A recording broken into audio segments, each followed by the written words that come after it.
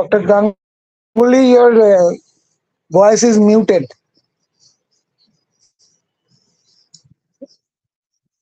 Your voice is not audible. Your voice is muted. Dr. Ganguly, your microphone is on mute.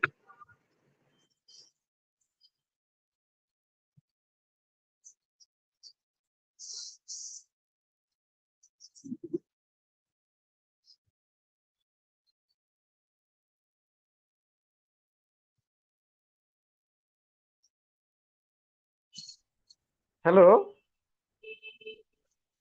Yeah, it is audible now. Yeah. So these things happen very common as well as quietly. So now we have to work together with whole. So we have to bring these farmers in the main arena to thrive them as well as with the sustainability concept. Without sustainability, the things will not possible.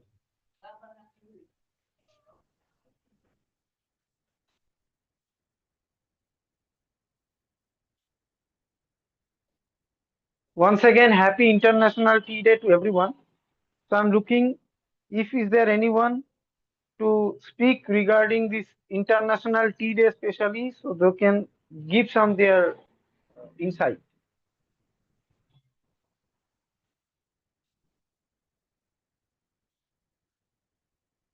Hello.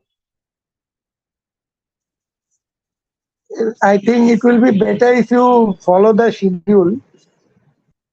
So I think who is the next?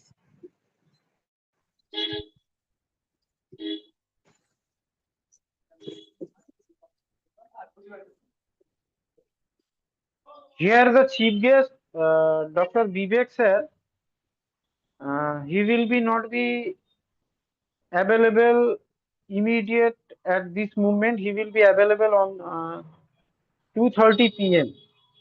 So I request Mr. KD, if you could say about this International Tea Day. Will you can speak regarding this? Sorry, doctor. Hello. What did you say again? Can you repeat, please? Yes, of course. I'm requesting you to say few words about this International Tea Day.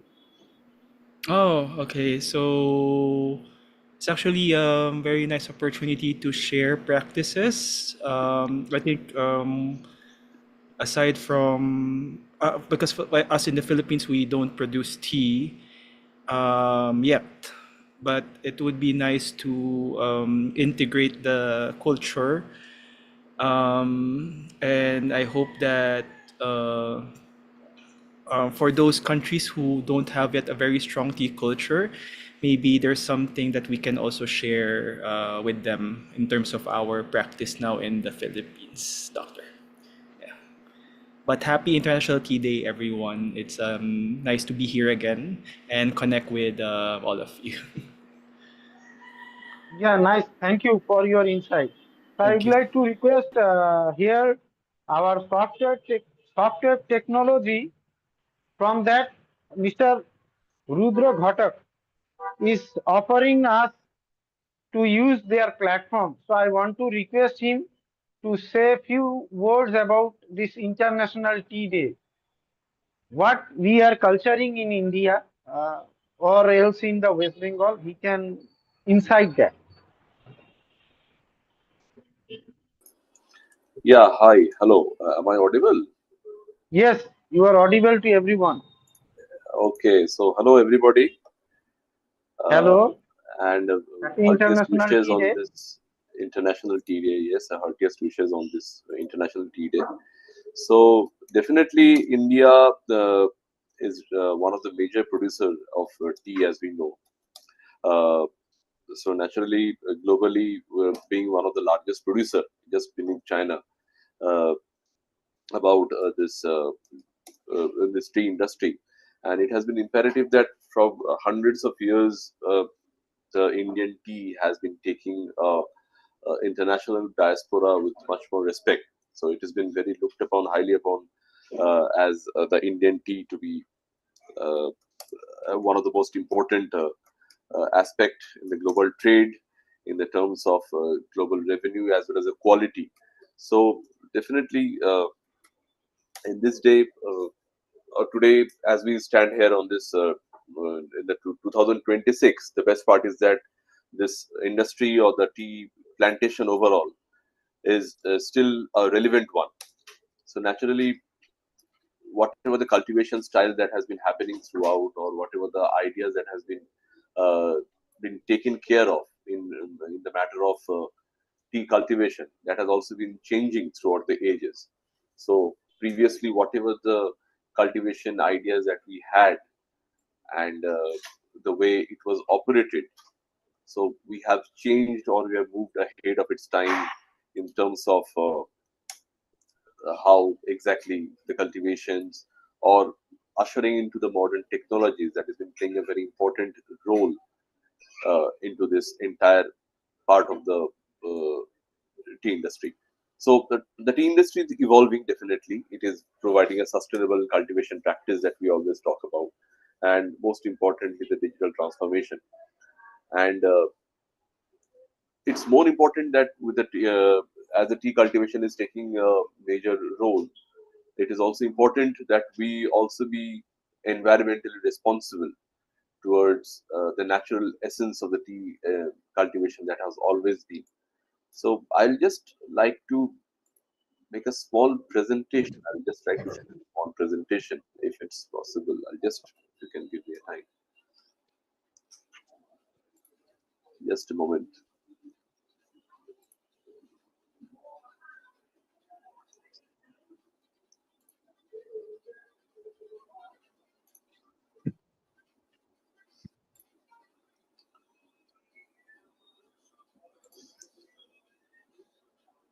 So I would like to share my screen. Is it possible?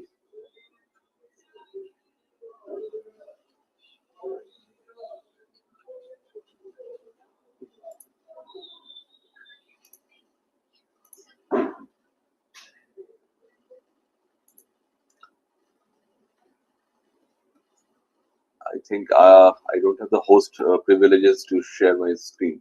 So, anyways, I'll just keep it short into this aspect. That how obviously the topic that we are talking about is mostly smart and sustainable tea practices, and it's one of the most nutrition-driven plantation of the data-driven ecosystem that we are having. And smarter cultivation is also definitely is a required. And as we are always talking about the environmental friendliness, as EUDI compliances are becoming more important in keeping up with the global norms, so technology and IoT devices are playing a very vital role into this arena of tea cultivation. So our organization, Softweb Technologies, for last 25 years, we have been into this part of how exactly to bring in the modern day technology that involving IoT or the digital transformation, the digital twins that we always talk about throughout the manufacturing industry and others, that could be inculcated into this tea industry altogether. How exactly the labor management, because we all know that tea industry involves a huge amount of labor on field, off the field, during the various seasons. So how accurately we can make this labor management plausible, so that every organization is able to garner profit out of their entire operations, because tea industry is end of the day is a very highly controlled industry as well globally. So in these areas, technologies do plays a very prominent part, and we as an organization has been also been playing been trying consistently to be to make the industry much more tech friendly, so that they can accept the technology in a much more better way or a friendly way. And not only into this level of cultivation, but other ancillary practices of tea, including the pest management that we talk about, or even the weather management.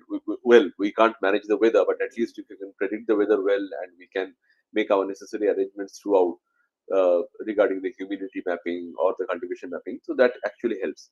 So this is how in the coming days, I believe the sustainability into the tea cultivation will be a prominent and major aspect to think about. And IoT and technology will be the major role player to make this happen throughout. So with this, I would like to end my point. Thank you so much. Yeah, thank you, Mr. Rudra, for your valuable insights. And you, as well as your company, has given us this opportunity to use this platform to have such a wonderful event for whole day here.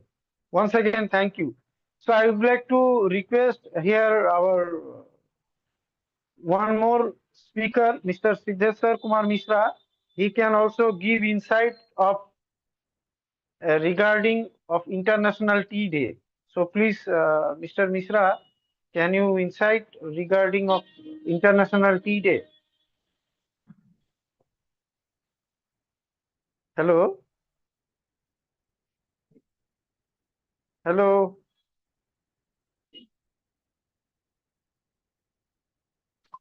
hello. Good afternoon, everyone. Yeah, very good afternoon. I am audible probably. Yes, yes.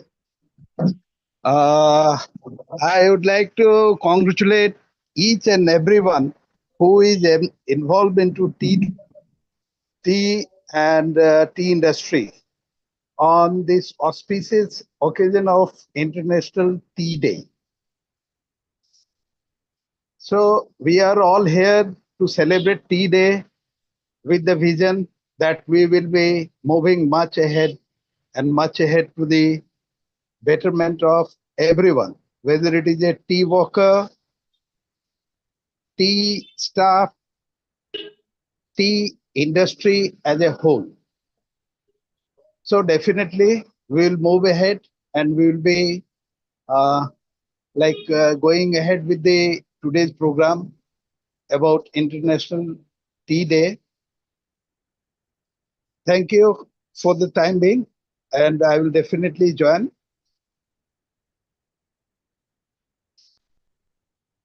So here another, we are having Mr. Obhijit Kumar Roy. Please, sir, give your some valuable insights regarding of this tea as well as tea industry. Happy International Tea Day.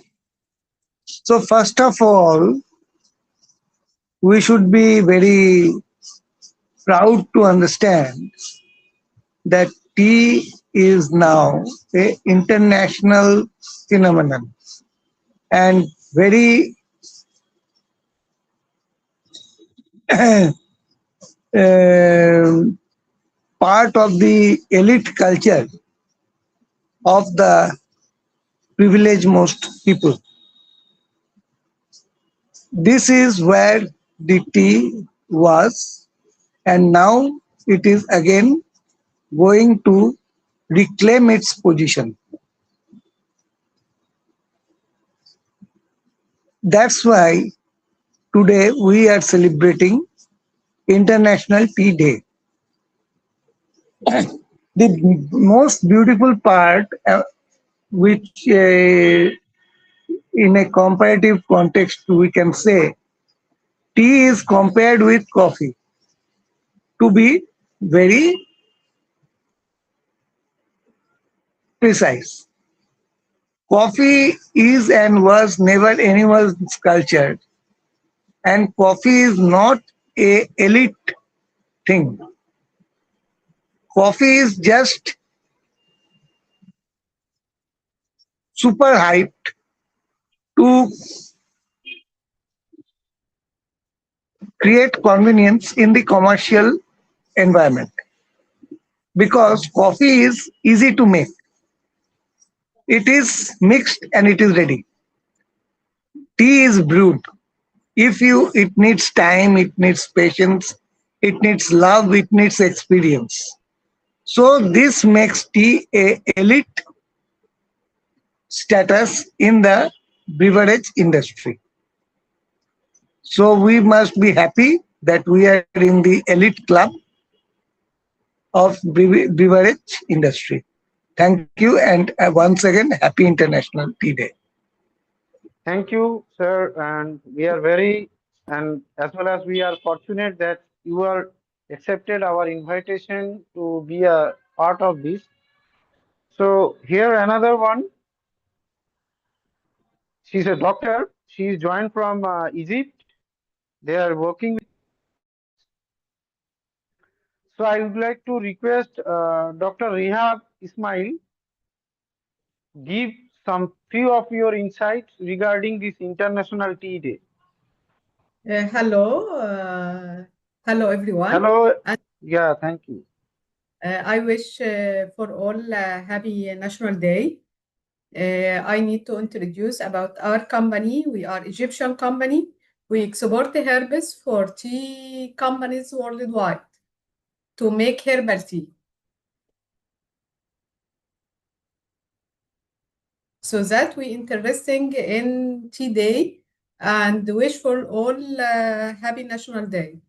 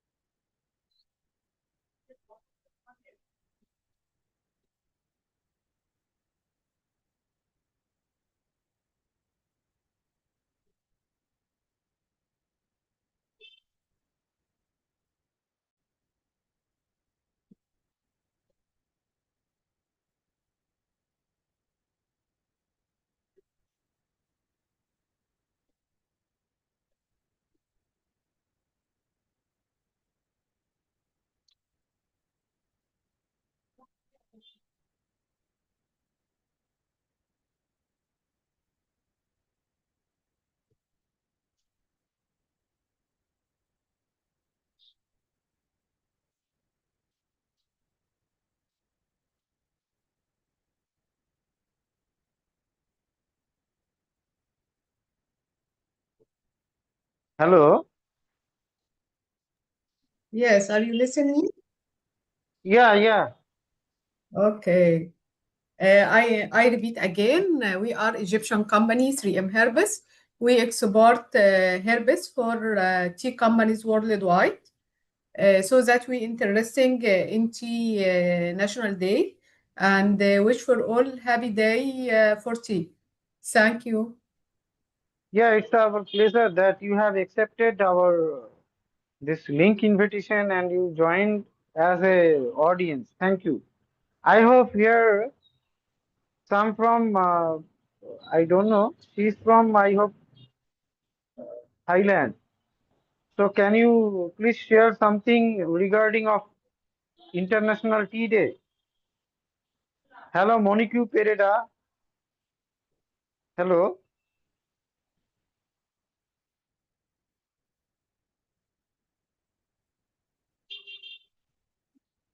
I think she is mute on mute. Madam Monique, can you unmute and share some of your valuable insight to the audience?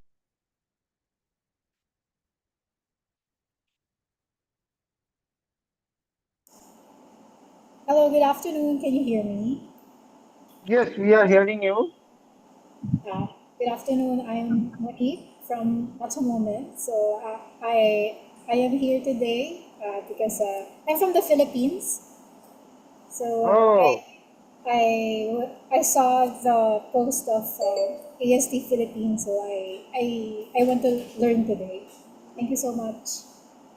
yeah, it's our pleasure that you have joined in our this program and you want to learn something. You also want to learn so many things from Philippines tea industry. Thank you once again. Welcome, welcome. So I Welcome, think Madam Pereira. Thank you so uh, much. actually I want to request Mr. Rudra to make Mr. Mishra as a host of this event. Can you make him as a host? Will it is possible? Dr. Ganguly, you are host now, so I think you can make him host, something like that. Just yeah, but Okay, he is Mr. Mishra is host now. That's right. Now, Thank you. I mm, can see that I am being promoted as host. I do not know how to go about it, but definitely I would love to interact in between. And definitely tea tourism will move ahead with all of us here. Thank you. thank you. Just a minute. I want to yeah. So I think Mr. KD, you can start your presentation of your talk. Oh, thank you, Doctor. Yeah, it's I think if it's okay, I can share my presentation. Maybe yes, of course. the host can enable the screen sharing, please. Hello, Rudra. Hello.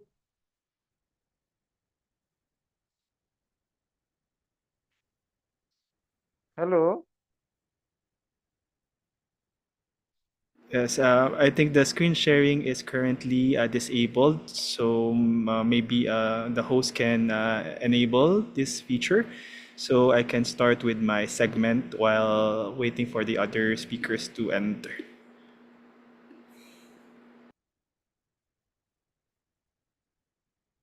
One minute, Katie. Abhijit sir. Sure, sure. Thank you. Abhijit sir. yes, yes, tell me. Sir, can you connect to Mr. Rudra? We can make him Mr. Mishra as a host, so it will be I am very already, nice. hello, am I audible? Dr. Yes, Ganguly? now you audible. You Yes, try yes. to So make. Mr. Mishra has already been made the host, so he will be able to Oh, provide this admin panels to every people, whoever wants okay, to. okay, Okay, okay. Thank you, thank you, thank you. thank you. Yeah, Mr. KD, you can please start your presentation. Yes, but the doctor, the screen sharing is still disabled. So I need the host to enable this feature to so that Mr. the Dominic, sorry to disturb you, Mr. Dominic. Probably you have to on the system. On the system means you have to share your screen. It comes when you go to the the feature, sir, is disabled. So when I click on the share, it says here that host disabled participant screen sharing. So the organizer of the Zoom link should change the feature to enable the participants. Otherwise, none of the speakers can share their slides. you see, whenever I am going in host tools, it shows that share. That sharing will be from my angle only. Same thing will be, just let me see if the share is working or not. Mm-mm. Okay, image from share camera documents. Okay, let me share my camera first. Yes. It's Yeah. coming, sir. So you have to try from your end, sir. It I cannot. I don't have the authority to do that. Can you just give me a moment, please, Mr. Mishra and Mr. Kendrick? So I'll just reclaim the host from you, Mr. Mishra. I'll just give it a try of allowing the host to make the changes, and then I'll pass it over to you. If you just give me a moment time, please. Thank you. Okay, Thank you. I'll just take the reclaim the host from Mr. Mishra. Thank you.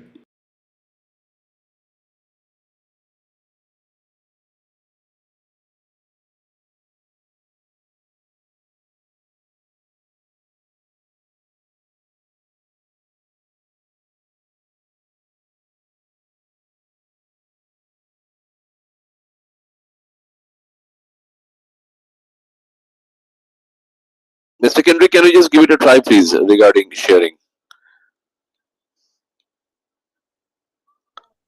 Hello? Okay, Hello. sir. Working already. I can now share my. Already? Yeah. Yes. Okay. Thank you so much.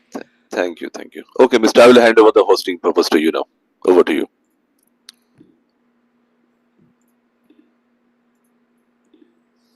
Let me just share my screen, and I will start.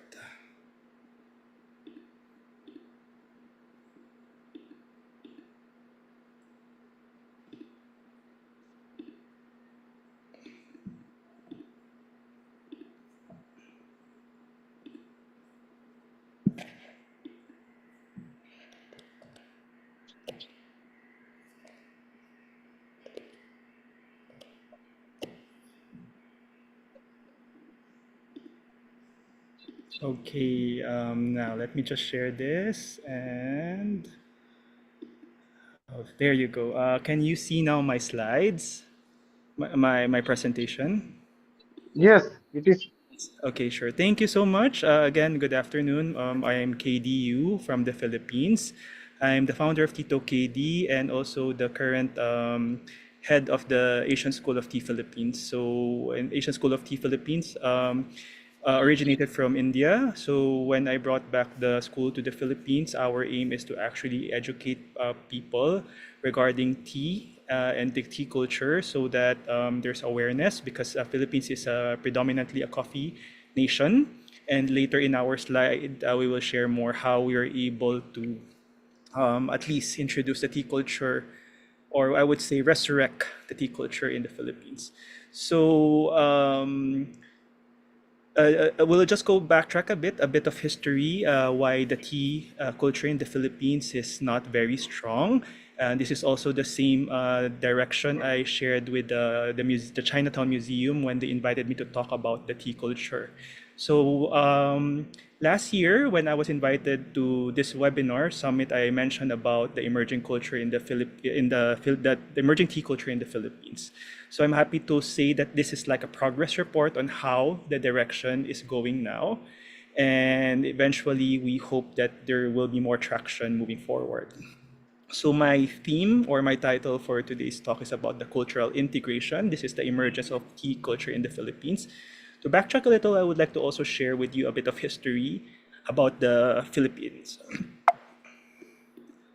So that's just a trivia. So did you know that the Philippines has the oldest Chinatown in the world? And as mentioned a while ago by some of our speakers, that China is the one of the top producing tea, which is still accurate in terms of the production in tons. So the Philippines has the oldest Chinatown in the world, and even we before the colonization happens by Spain, the Chinese were already doing trading as early as the 10th century.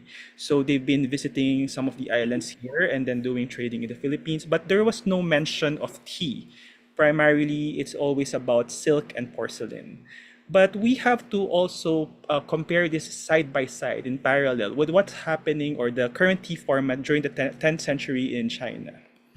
So during that time, the Tang Dynasty in the 618 to 907, the tea format was already in bricks. So this is for actually to ease transport, trade, and then for trading. And this is also what they use to do the powdered tea, in which is what we now know as the matcha in Japan. So this is the current format during that time. And during that time, this format has already reached the Fujianese and the Guangdong people, which is the main,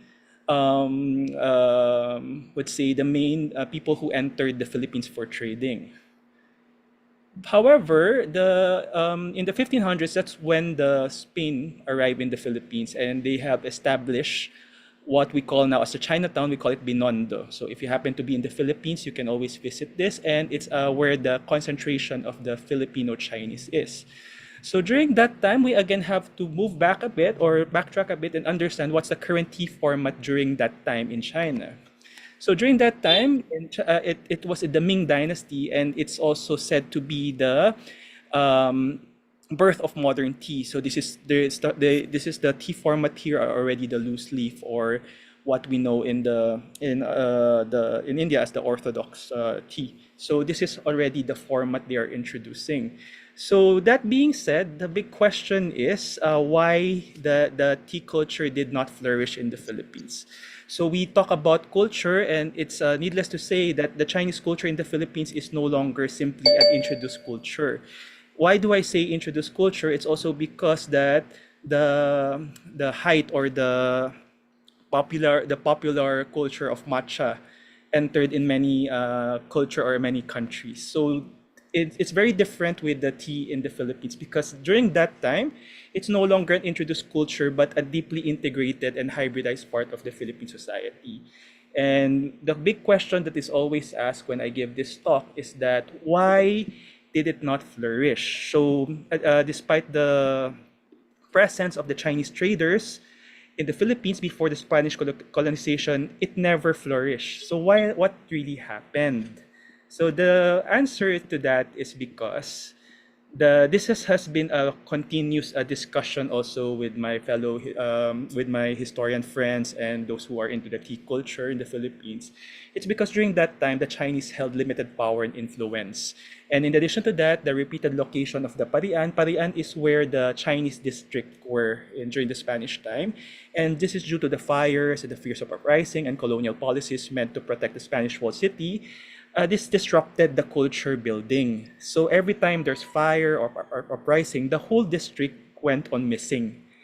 And it will take a very long time before they come back to the Philippines and do the trading. And the tea culture remained within a small niche or within the niche, which is the Chinese Filipino community, and that is where actually I grew, in that culture because I'm Fujianese by descent. I'm the fourth generation of Fujianese in the Philippines, and tea was introduced to us in that community alone, but never to the bigger group.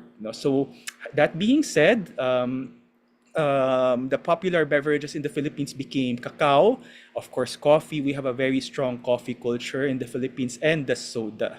So that was the reason why the tea culture did not really flourish. However, because of the matcha, matcha became very popular, and it also is a popular beverage in the Philippines. No, it's in parallel with the coffee culture.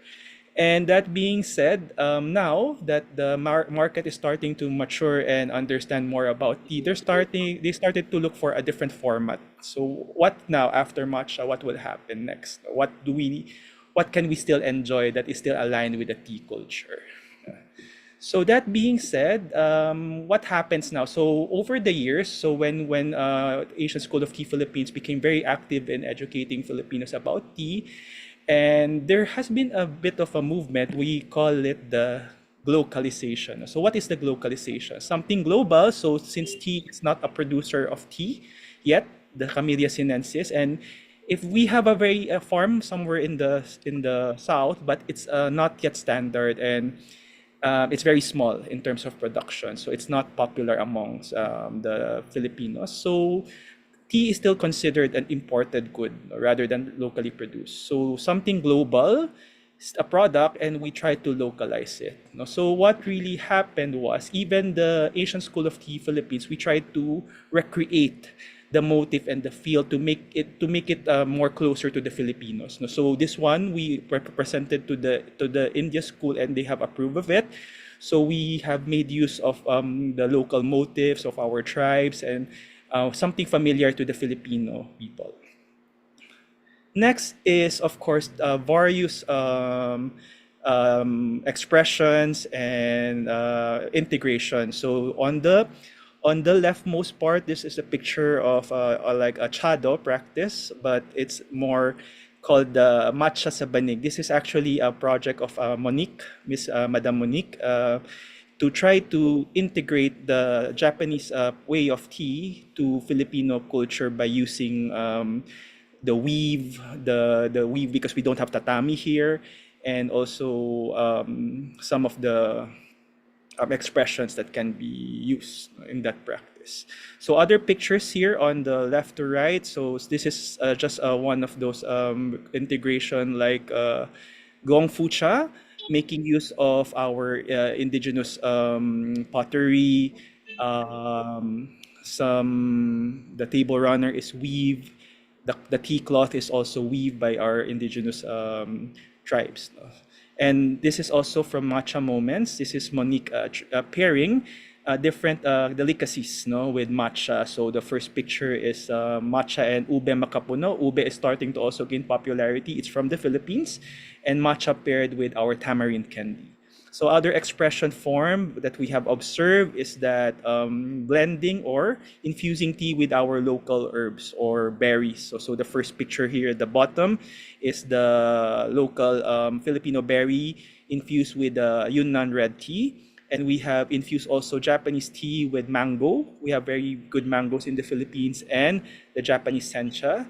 And other format would be chai. The chai, we blended it with cacao and put our native chili into it.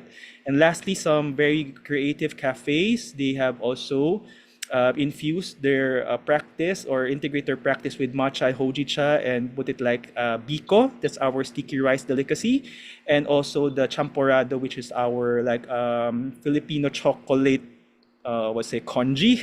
I don't know the proper English term for that.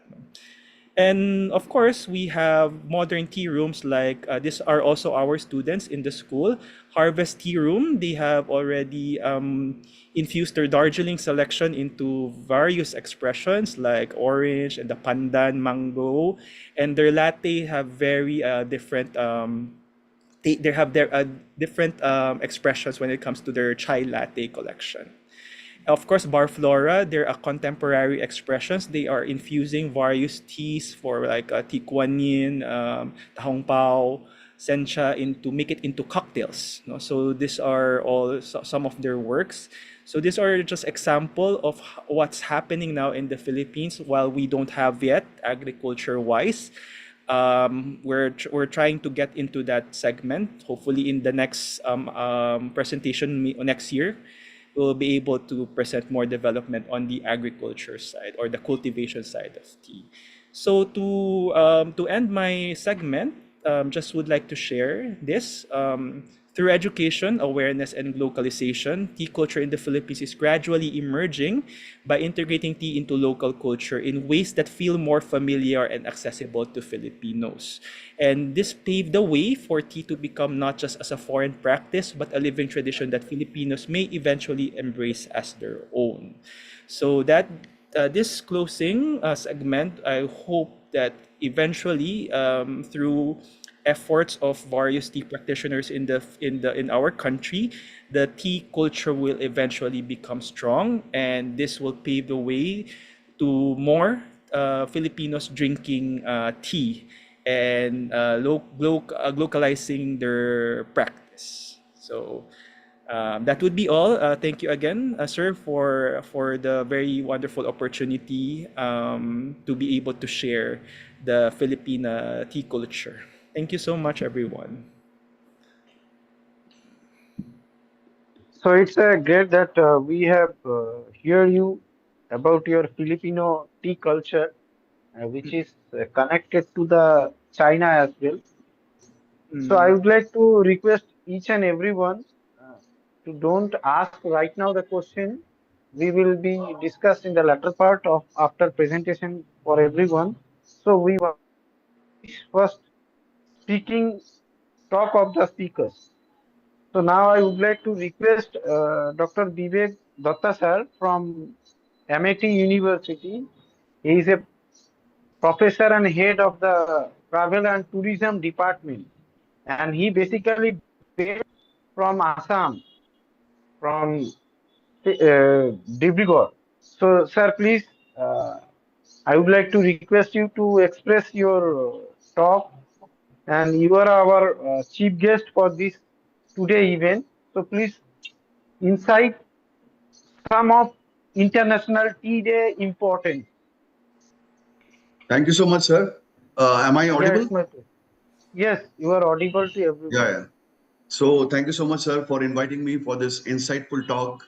So I want to wish everyone happy International Tea Day for today, and I will share my screen with all of you. So my topic will be mainly I'll be talking about some aspects of research how research has actually helped to know more about tea tourism in general. So, sir, just kindly let me know if my the screen is visible.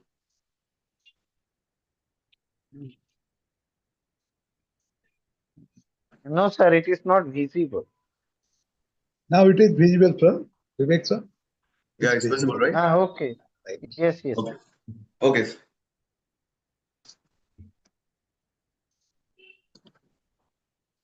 So at the outset, I would like to thank Dr. Ganguly for giving me this opportunity to speak on this very important day of International Tea Day.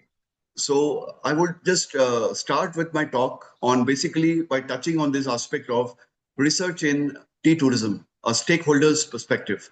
I am Dr. Vivek Datta, presently working as a professor and head of the institute at Amity Institute of Travel and Tourism, Amity University, Mumbai. Basically, we are based in Panvel, which is around 50 kilometers from the city of Mumbai.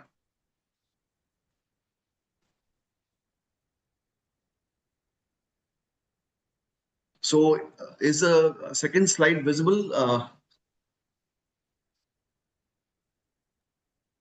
Yes. Okay. Why research matters? Yeah. So why? So I want to bring this for as a food of thought that why research matters.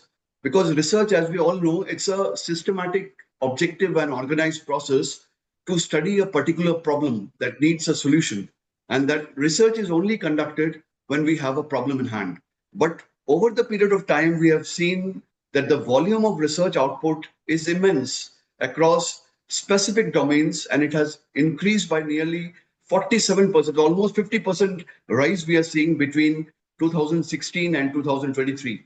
Despite only modest growth we are seeing in the number of academics and researchers. But this rise, we have to understand this, the rise in research output is partly driven by predatory publishing. So we are seeing a lot of journals which are publishing different aspects of research. But nowadays, we need to be very careful what research we are seeing, whether we are, when we are seeing a research, it comes from a credible source or not. And we have to be very much careful about these predatory publishing. And even higher education systems, they emphasize, the emphasis is on research quantity. So higher education systems, they are mainly focusing on the quantity part, whereas prime focus should be on the quality aspect. Why research matters? Even this rapid growth we are seeing in tourism research has made it difficult to keep up with the expanding literature, as per McArcher and Dollikar's study conducted in 2022. This growth is reducing the research quality. This is a very important aspect we should delve upon, making it harder to identify innovative and reliable studies. Since now we are seeing that anything is publishable because of the abundance of the outlets. We are seeing a lot of publication outlets nowadays, which is actually tarnishing the quality of the research. Even we are seeing this higher education institutions are increasingly focusing on real world impact of research. That has to be seen, that has to be carefully taken a note of. The tourism industry has often overlooked the value of academic research, although such knowledge was often critical to industry practices. Because we know, majorly when we talk about any research problem might be anything that is community is facing, a problem which a society is facing. That is why we conduct a particular research, and it should be directed towards specifically towards the problem which is there in the industry, which is being majorly overlooked by the academia over a large period of time. But the things are changing. This is a good sign for all of us. Jafar Jafri, 2023, also conducted a study where he noted that many researchers still struggle to present their findings in a way decision makers value. As such, knowledge is often critical to industry practices. That is why we are seeing a big gap between the industry and the academia. But this scenario, but the good thing is this scenario is changing also, as research institutions are now valuing more on the research impact, and they are encouraging more on collaborations with the industry. Even in our university also, our major focus is on collaboration with the industry, where society and the community can be eventually benefited. So another major question, I have raised many questions on the basis of the publications which are happening around the world. Are we publishing too many articles?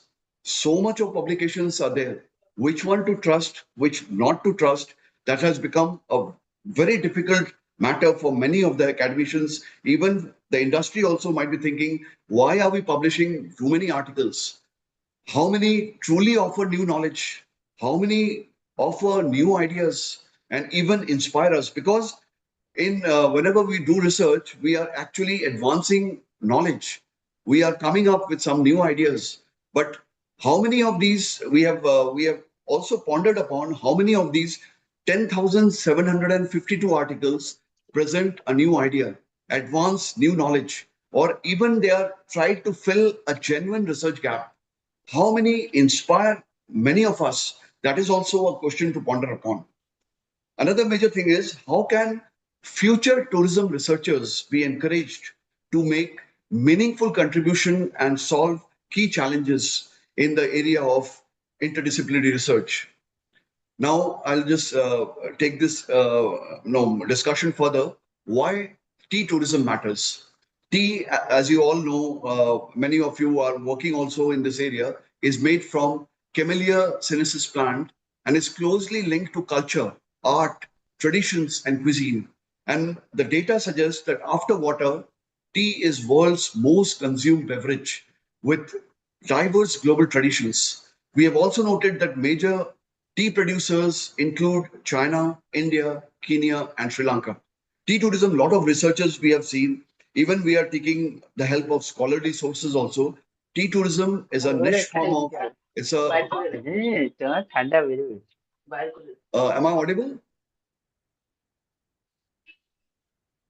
Yeah, Dr. Hello. Ganguly, am I audible? Yes, yes, you are Okay. audible. Okay.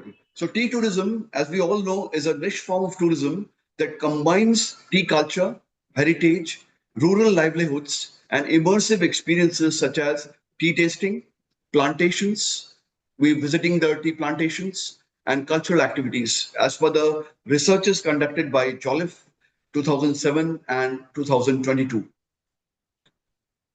Tea tourism can also, researchers indicate that tea tourism can also support sustainable livelihoods and rural development, although challenges are there, such as the remoteness of the area, seasonality, limited infrastructure, and climate impacts. And these remain significant as per a lot of publications, a lot of researches being conducted, not only in India, but across the world.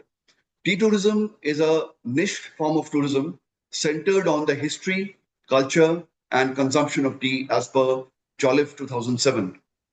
Jolliffe has also defines tea tourism as travel which is motivated by interest in history, traditions, and consumption of tea. Tea tourism also includes a number of activities such as visiting tea plantations, tea tasting, tea ceremonies, museums, cultural events, and enjoying even the tea-based cuisine accommodations as well.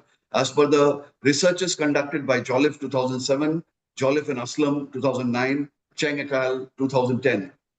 Tea tourism also creates a lot of income opportunities, supports the tea industry, and helps to preserve the local culture and the rural identity. Jolliffe Aslam 2009. But a lot of research is still to be conducted, as a lot of areas are there which needs urgent attention by the researchers. Tea tourism also offers activities like tea tasting, plantation visits, tea ceremonies, cultural events, and even tea-based cuisines and the homestays as well, as per the latest of the researchers. Tea tourism also may support rural livelihoods by creating income and employment opportunities for tea growing communities, as per the research conducted by Su et al. In 2019. Small scale, we are also seeing, majorly we know, whenever we talk about tourism at large, it is majorly comprising of the MSMEs, that is micro, small, and medium enterprises. 80% of the tourism industry comprises of the MSMEs as per the report published by UNWTO. And we also see the human resource majorly. Who are the one who are manning the tourism industry are majorly the women. Women comprises of almost 54% of the total human resource who are working in the tourism industry.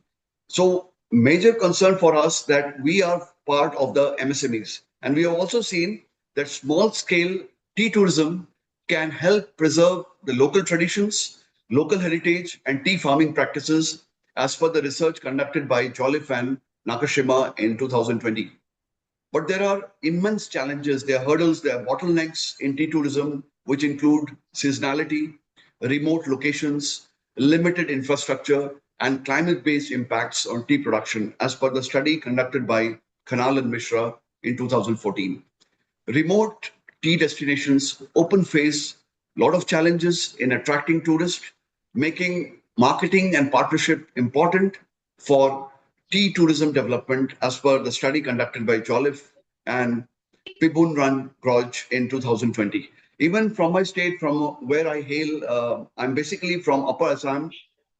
My grandfather has worked in different tea estates in Dumduma, you all might have heard about. And I have, from my childhood also, I have special fascination of visiting the tea factories. But now I think that there is a lot of scope of we can conduct researches, especially for the betterment of the society and the community at large. Tea farmers, local communities, and tea operators can act as cultural entrepreneurs by promoting tea-based experiences. As per a study conducted in Turkey in 2022, tourists may also experience authentic tea culture, heritage, landscapes, and wellness through immersive activities through such as the tea ceremonies and plantation stays.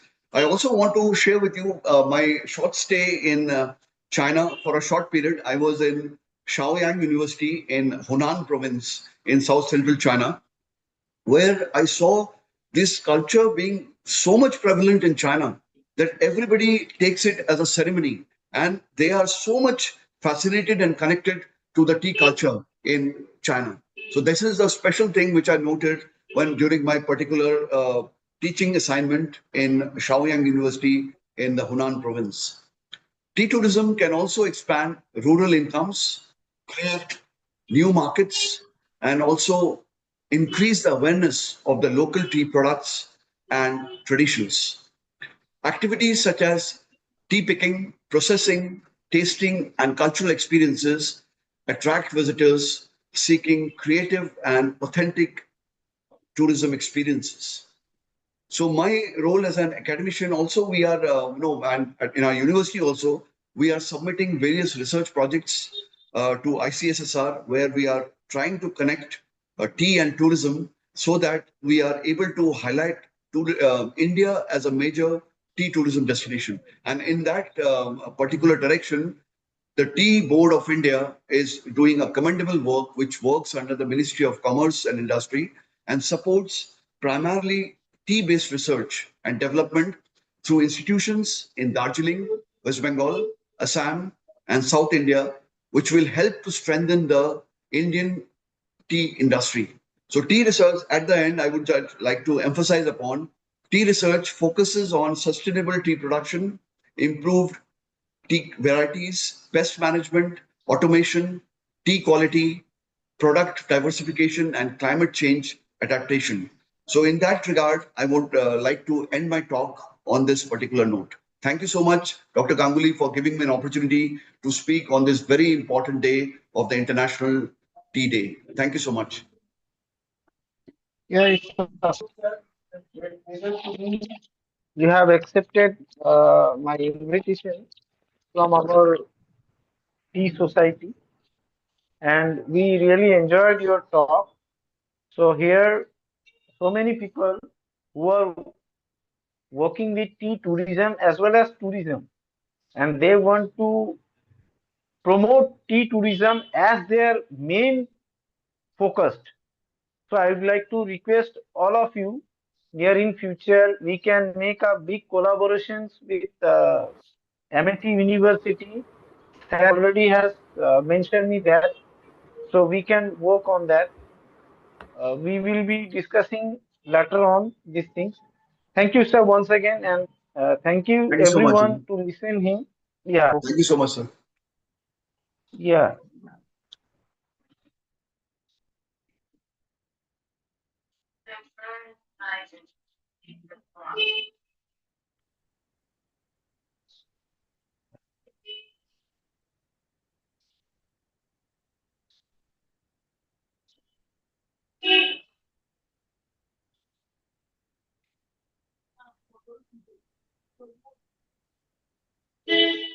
Hello.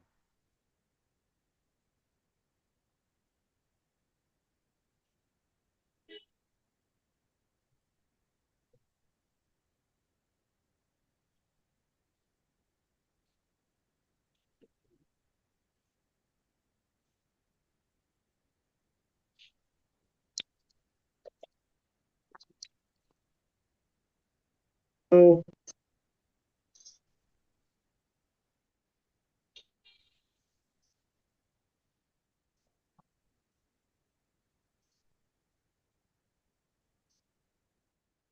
yeah, Mr. Miss Murli, can you start your presentation? Good afternoon, everybody. It's good to speak to everyone. I'll be starting my presentation. Let me just share my screen. Yeah, this is one thing I request to every speaker. So please let inside this International Tea Day, not whole, but about few words. Why this International Tea Day is very important to human being. Great, thank you so much. So I titled my talk From Leaf to Luxury. So for context and for those who don't know me, my name is Wangu Marethi. I'm the founder and CEO of Maison Chai, and we are a luxury tea brand based in Kenya and also in the UK. I'm in London right now at the moment on business. And I'm a farmer by nature. My grandfather was a tea farmer. Like most people who are in the tea business, it's something that they've picked up just, through their families. And so when I inherited my tea bushes, I noticed that there was nobody who was my age, who was around me, who had an idea on the challenges of, inheriting tea bushes that you haven't necessarily grown up around. And so I set up something called the Young Tea Growers Association. And right now we have over 140 members from different parts of Kenya delivering to various tea factories. And in setting up that association, it was a really impactful moment because one of the things that we want to do with our association is economic empowerment of the farmer, of the young farmer in particular. We're not just the leaders of tomorrow, we're the leaders of today. And so it's important that we do something now. I'm also the co-chair of an association called the Women in Tea Value Chain. And so we work with women across the entire tea value chain to really sort of support them in various different ways. So, I've titled my talk From Leaf to Luxury, but what I want to do is I want to tell a story about one of our pluckers. So she's actually our supervisor. We call her Mama Mukami. And she came to us at her most vulnerable when she needed a fresh start with her two daughters.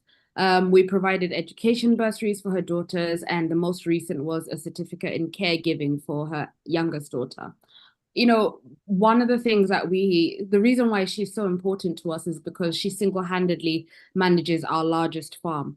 And, going back to the earlier message of empowering women across the entire tea value chain, it's critical that, women like Mama Mukami, who are coming to an estate like ours during their most vulnerable moment, they have the opportunity to be able to buy cows and to supplement their livelihood that they earn from tea plucking with other farming. So the other lady that I want to talk to you about today is a lady called Mama Rachel. She is our senior tea plucker, and she plucks our white tea at Maison Chai, our silver needle. And she has been with us since 2016, and we've been able to support her in various ways over that time.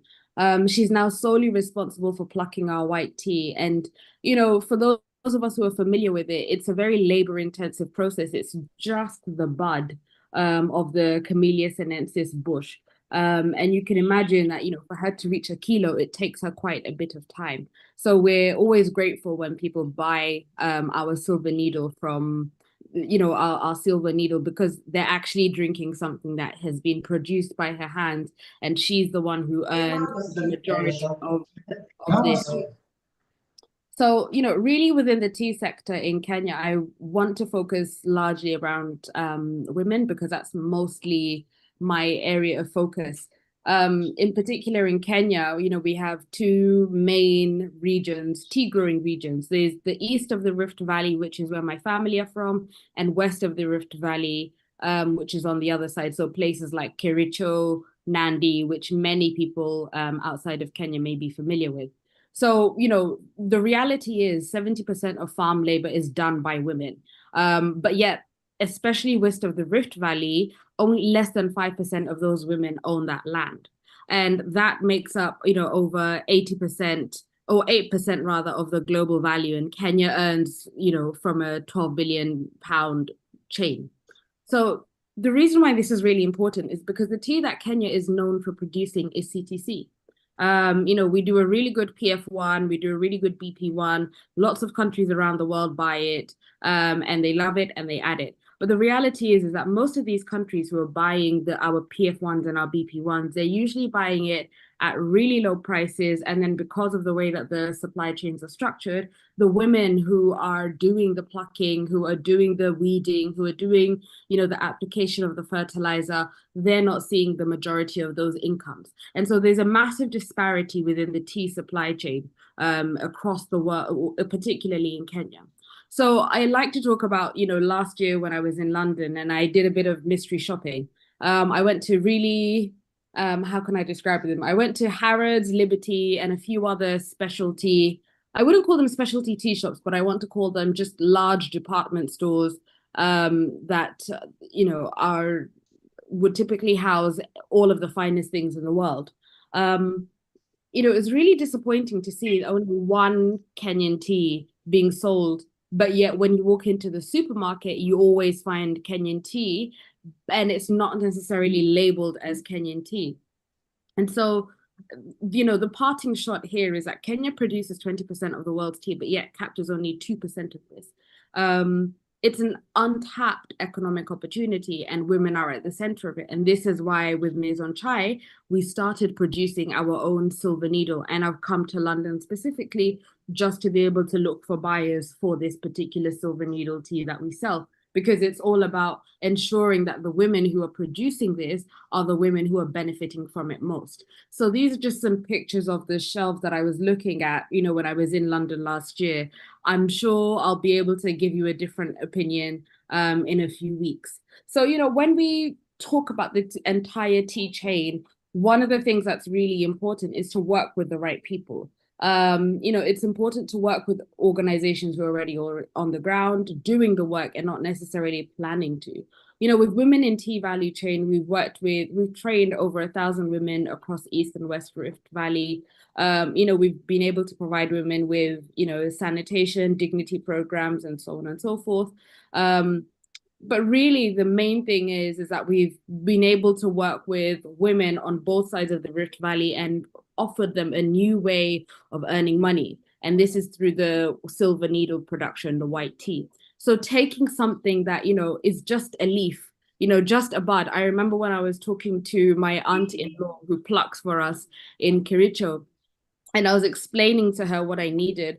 She was asking me, you just need the bud and you're going to pay me $120 just for the bud? I said, yes, I'll pay you that, because I understand the value of it. And so do my customers, also do the customers for Maison Chai.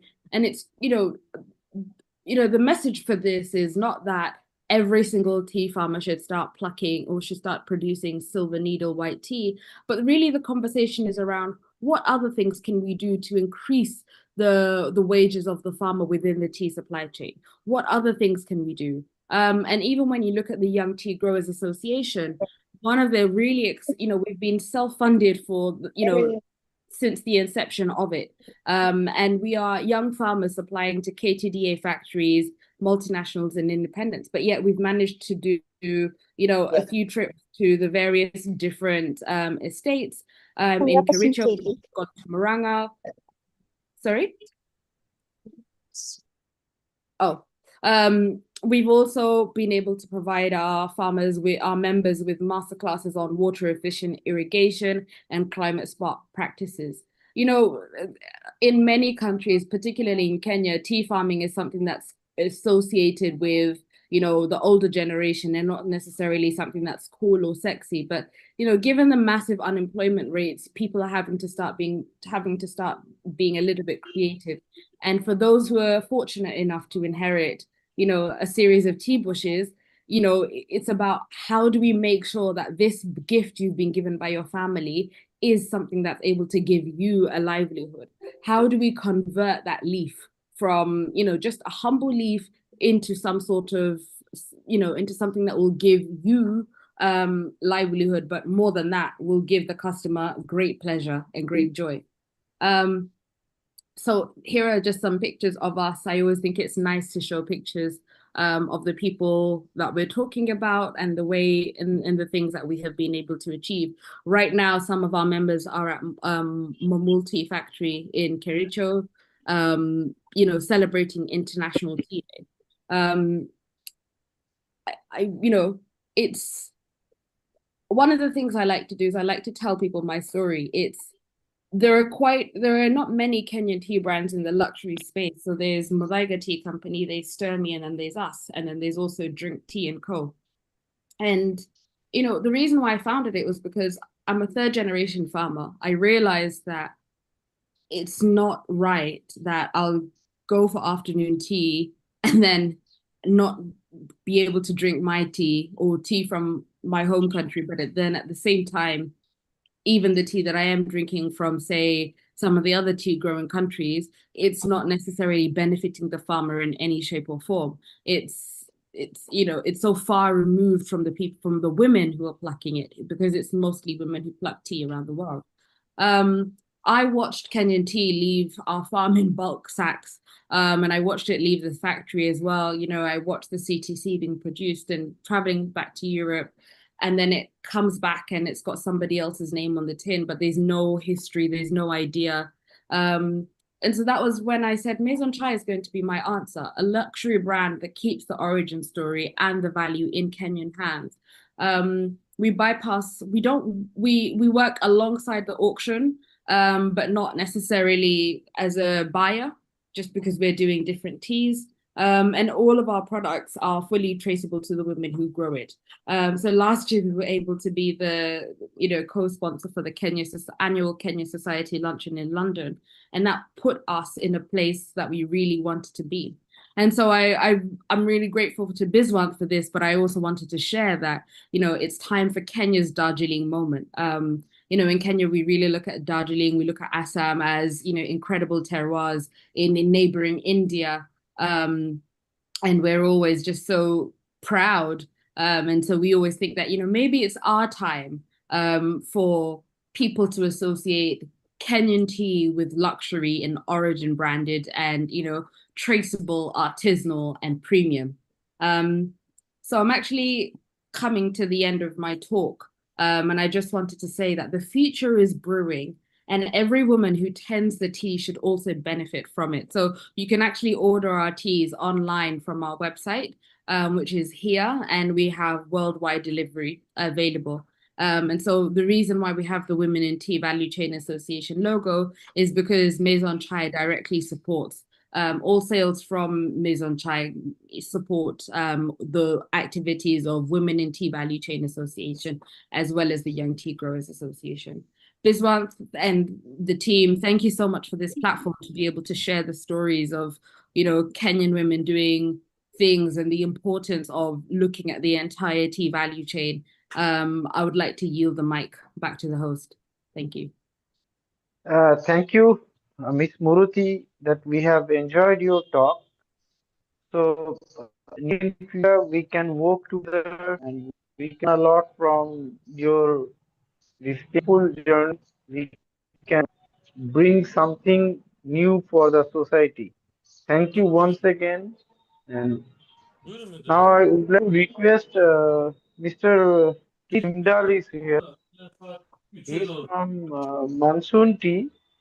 So, Dr. Forrest, can you speak about your talk?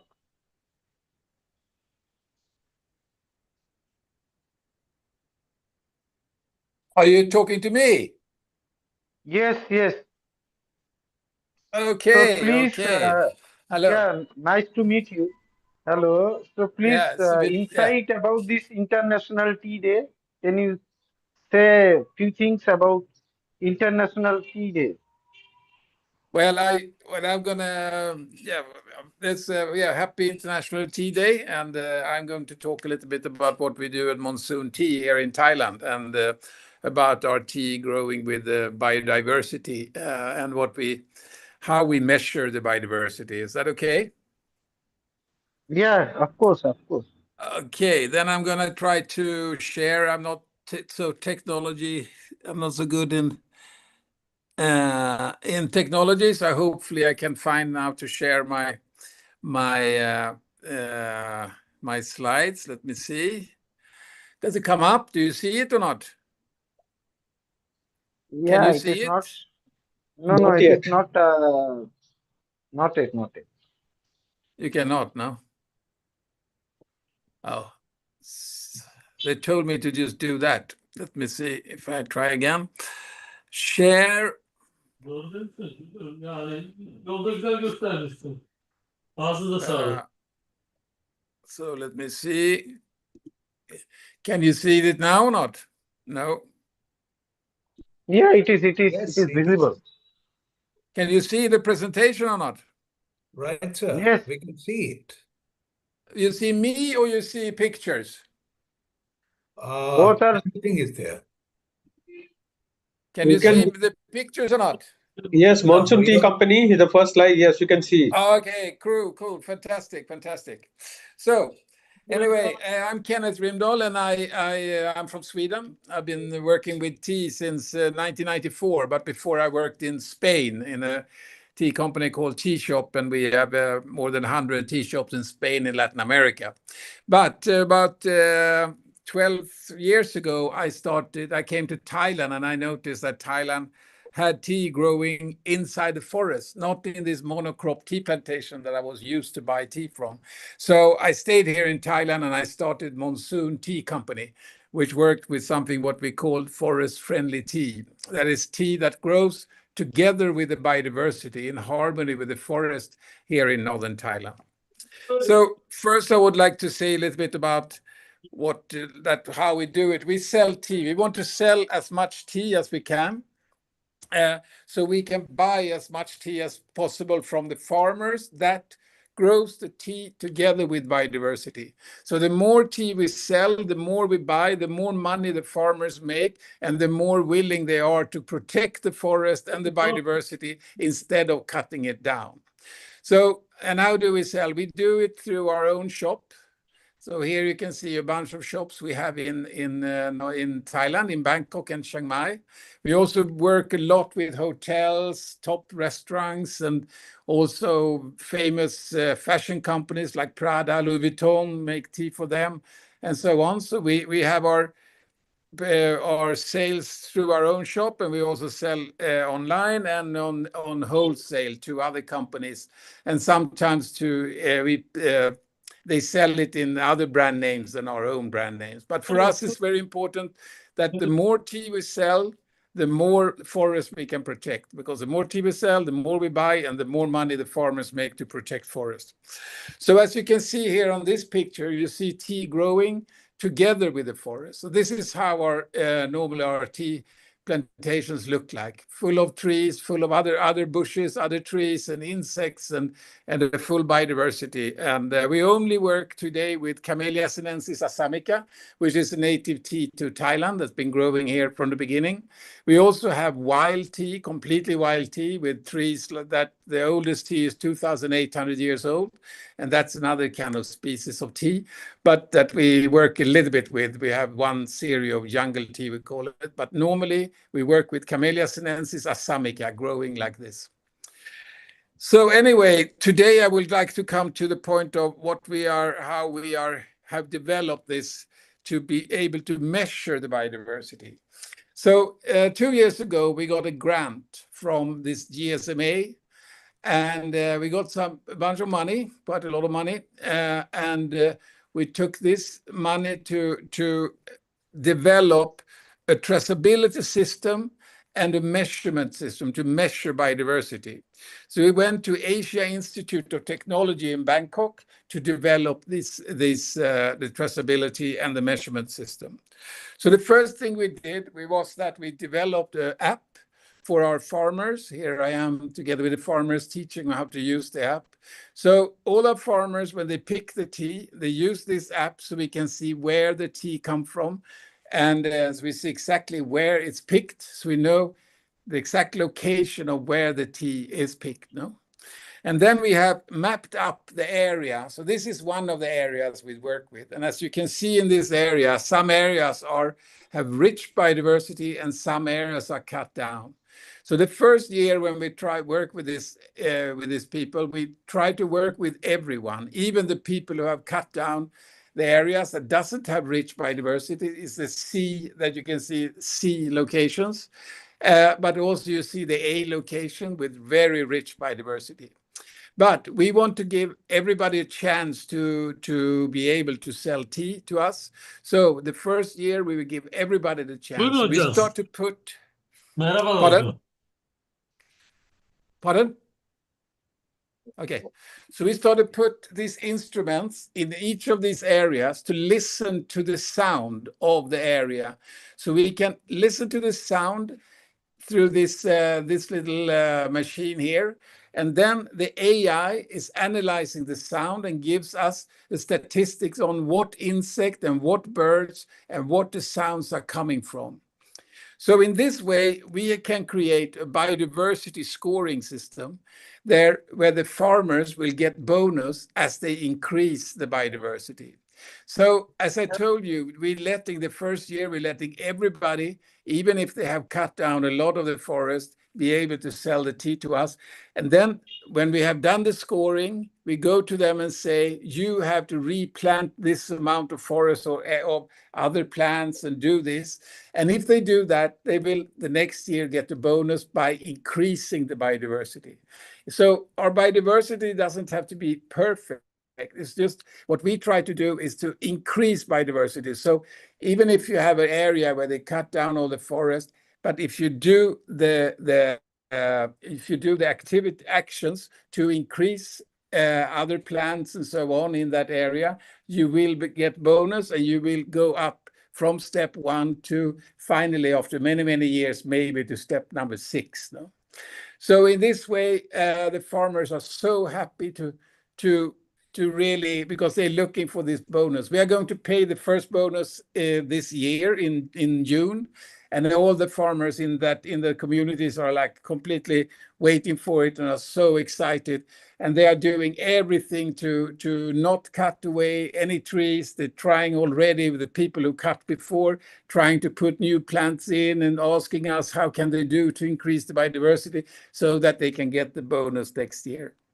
So this is what we do here in Thailand to use the tea as a tool to protect the biodiversity of the mountains of northern Thailand. Any questions?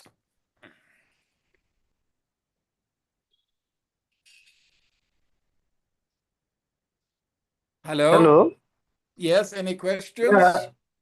Yeah. First of all, I'm very thankful to you that you have accepted our invitation last years to specially for this day.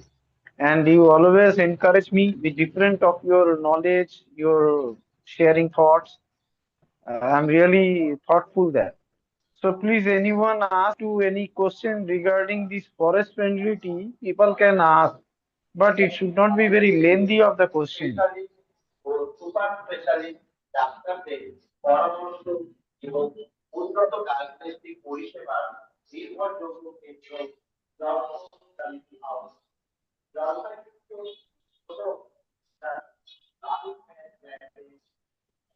I think no one is here to ask you. I didn't hear that.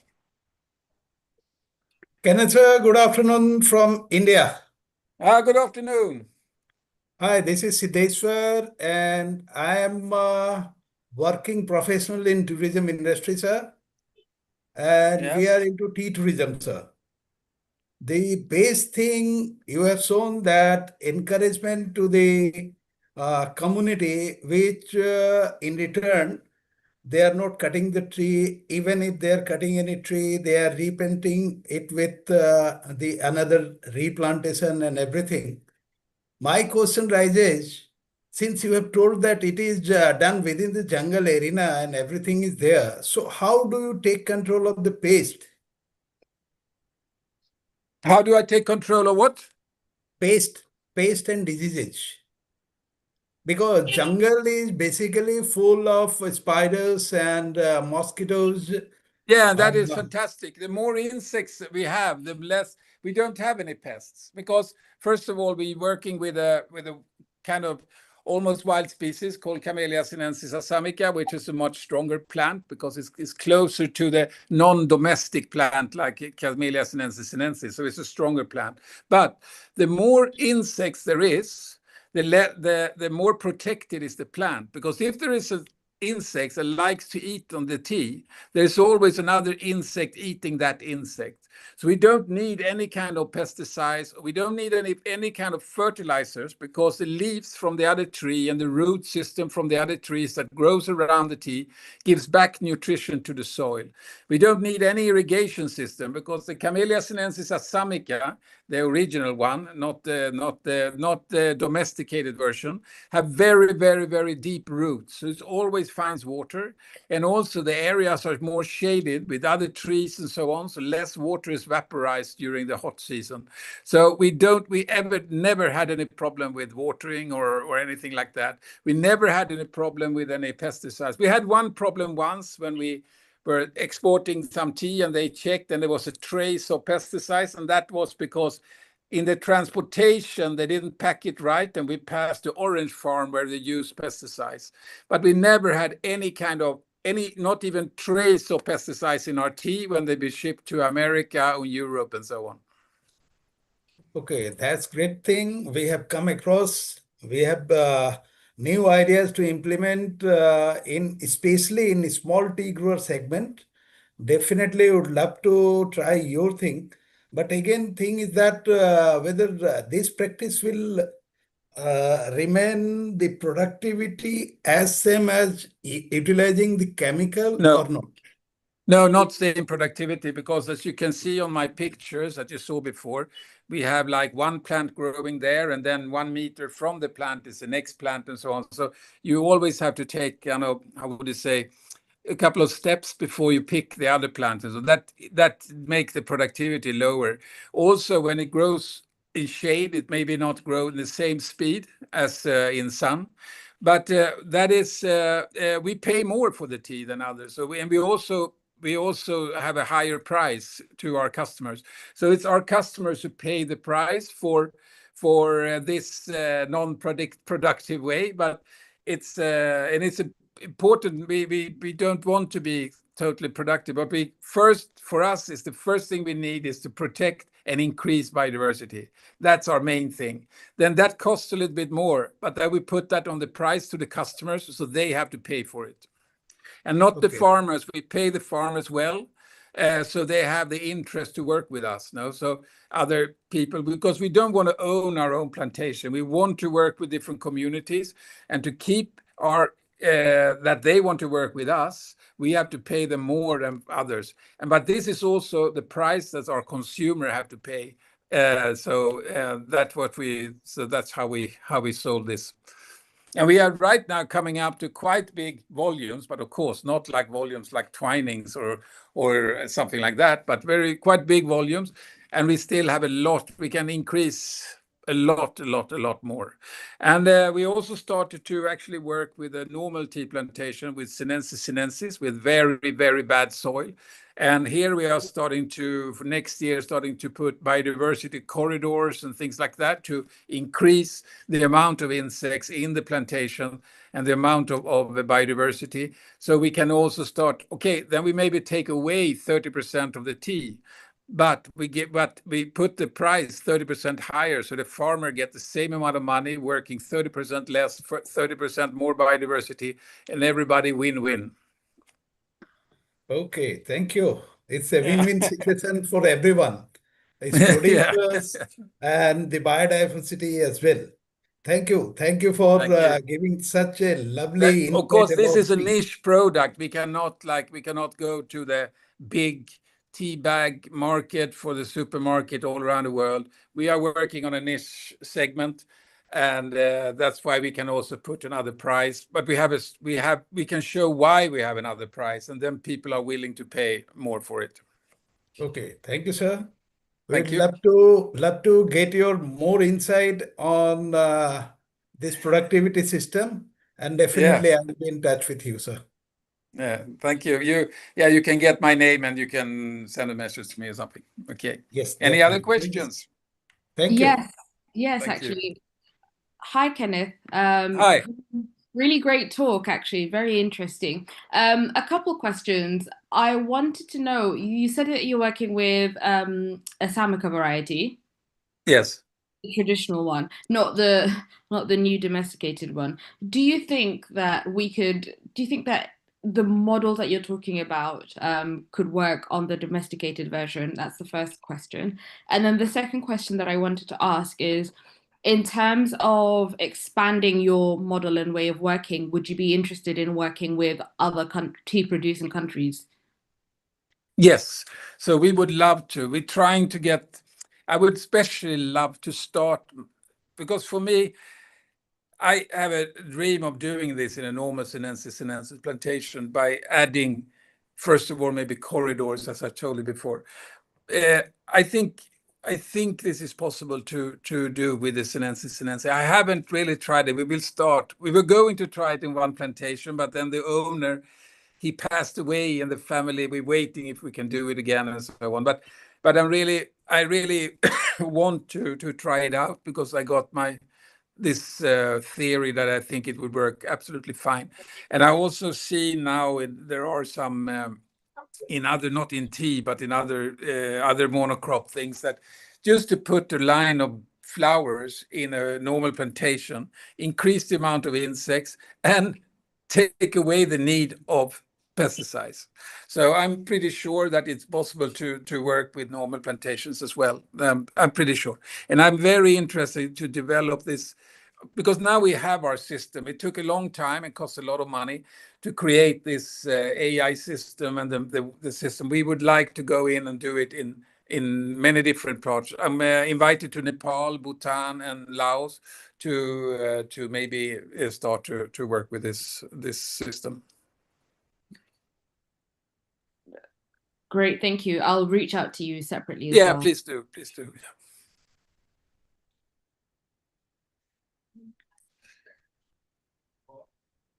Any other questions? Okay, so thank you very much, everybody, and very interesting to hear for you from Kenya as well about the women's things and so on. Very, very, very interesting. Very interesting.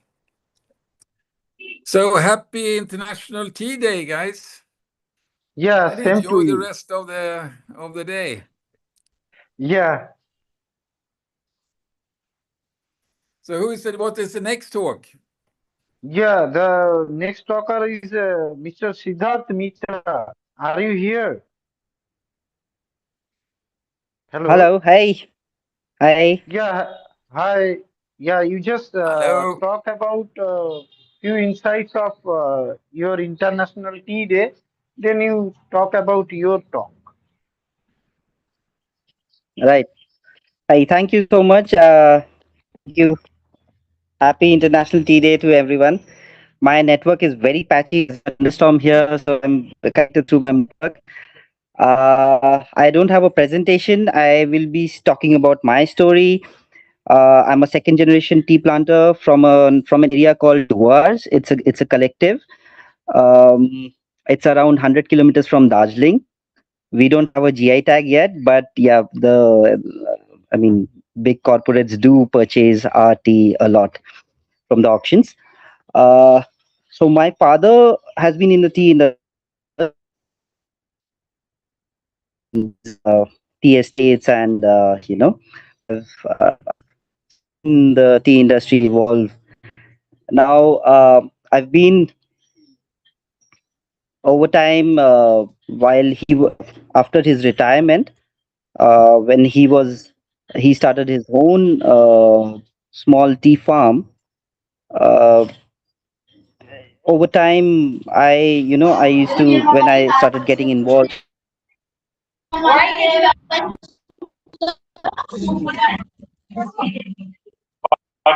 Hello, sorry. Maybe those who are in unmute, please mute yourself. Jagannath Seva Samiti, please mute.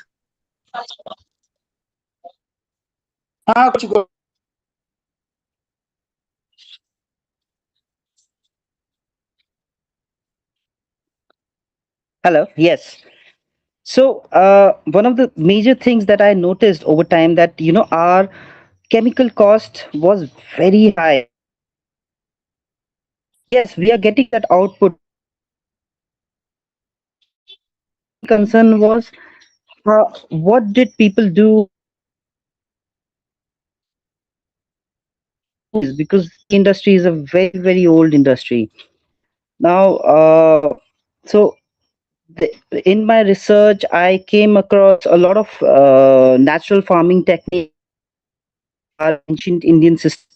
Then I also came across this French scientist. Uh,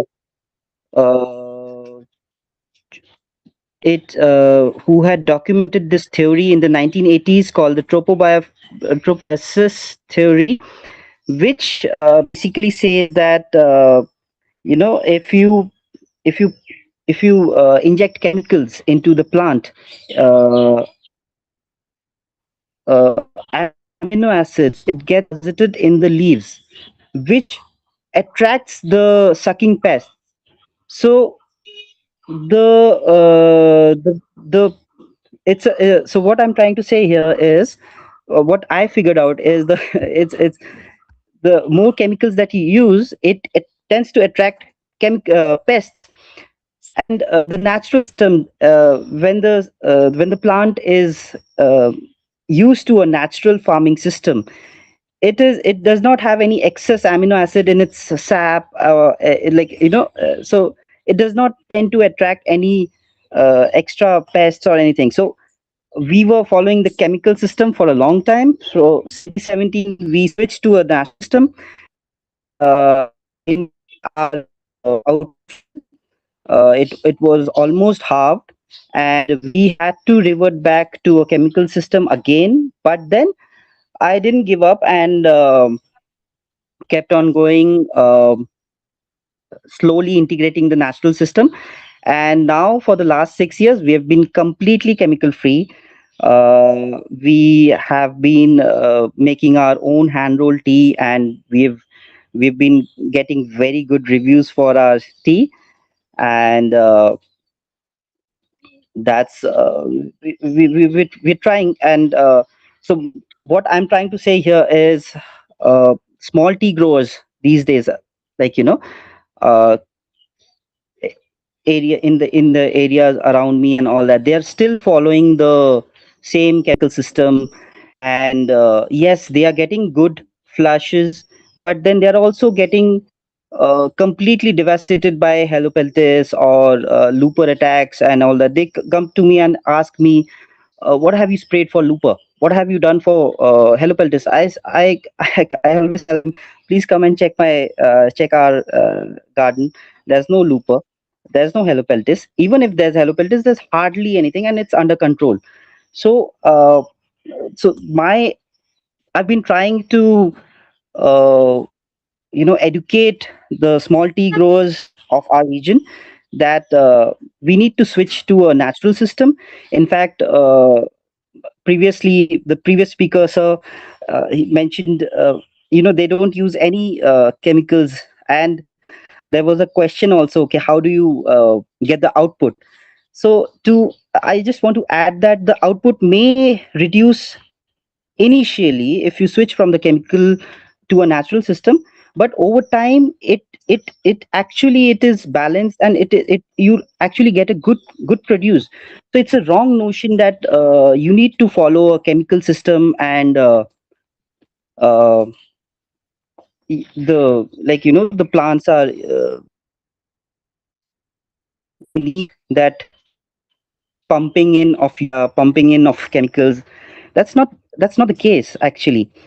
To I'll give you another example. For instance, there's a 600 hectare tea estate near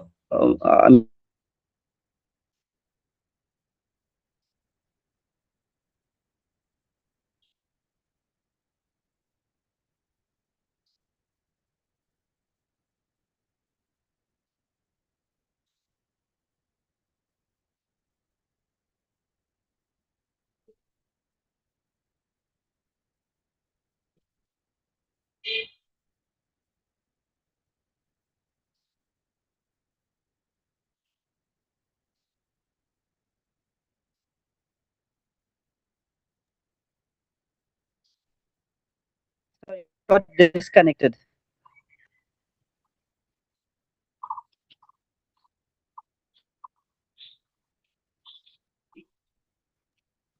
Hello, Mr. Mitra, please am go I audible? ahead. Audible, and your Yeah, sorry, video I is got also coming. yeah, sorry. So what I tea estate Maybe here. So their annual chemical input cost per hectare is 50,000. So and they are 600 hectare garden. So just like approximately they are spending almost 3 crores annually just on chemicals. How is that sustainable? Is my question. So what I'm trying to say is people need to switch to natural systems. They need to understand that chemicals are not the way, and it's the moment you're putting in chemicals, the soil structure is going for a toss, because soil. So how what is what there's a the soil structure is, there is a substance called glomalin which is present in the soil. Now in the natural system there is mycorrhiza in the soil, which is mycelium. Now that interacts as an extension of the roots that helps the plant regulate the chemical the input. Now when you uh, the plant tells mycorrhiza, okay, we don't need you anymore, so the mycorrhiza they recede. The moment the mycorrhiza they recede from the soil structure, it collapses. The glomalin it collapses. Now the soil becomes hard. It is not no more, it's porous. You need to, so that's the reason, like our Indian system, if you look at it, like what's happened in Punjab, it's collapsed because the soil structure is almost it's close to dead. And that's what happening in a lot of areas here also. So I believe like it's about time that there's a proper movement that people start to understand that chemicals are not the way. They were they were started during the green revolution, which was a now we are starting to understand that it was a very major big mistake. Yes, it did help during that time, but times have changed. There's research, there's proper research. You can check Charles Tropo. uh, I don't get the name, but his name was Charles something, and the it was documented in 1980s, and that's what I'm trying to say. And that's I guess that's about it. uh, yeah, please, any questions?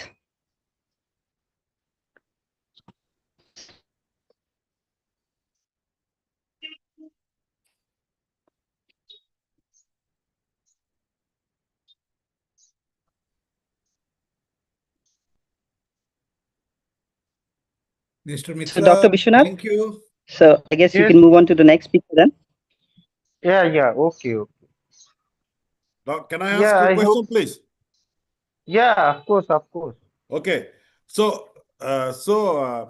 Mr. Siddhartha, so do you think that, commercial plantation, tea plantation can continue the agriculture practices without any chemicals?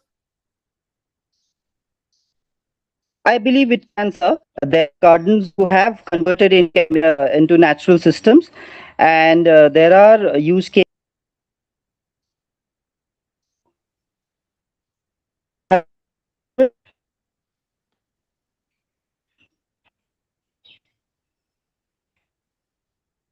Hello. Yeah, I'm listening. I'm listening. Yes, so I believe yes, it is very much possible, and there are use cases of gardens who have successfully converted from a chemical system to a natural system. Yes, it does take time. Any form of madness. That's what I believe. Yeah, the Uh, my only concern, my only concern is that, you know, now say one of in now, I mean, right now in Indonesia, so we have 7 plantations with us. So each plantation is about 700 hectares, right? And right. we are also not really, we are really short of labor also. So we do, you know, mechanical harvesting because shortage of labor. So if we don't use chemicals, right, in the sense, you know, not just use chemicals, but use the chemicals, you know, justifiably, we cannot control our weeds, number one, right? Yeah, I agree. With pest control, you can do the pest control with even with regular harvesting, right? So if you harvest regularly, you can control the pest also, right? But also my problem is the nitrogen replacement in tea, the NPK ratios. Because you see our plantations are very old, like, okay, maybe like over 50, 60, 70 years. So there is a certain amount of soil leaching. So topsoils are not very good, right? Because of pruning and exposure, right? So as a result, our carbon contents are low in the soil. So then if you go organic, like, so chemicals, without chemicals means you have to go without like organic cultivation, the crops may come down drastically because of the NPK, the nitrogen especially. Because like in Sri Lanka, we use a method 10 to 1 ratio.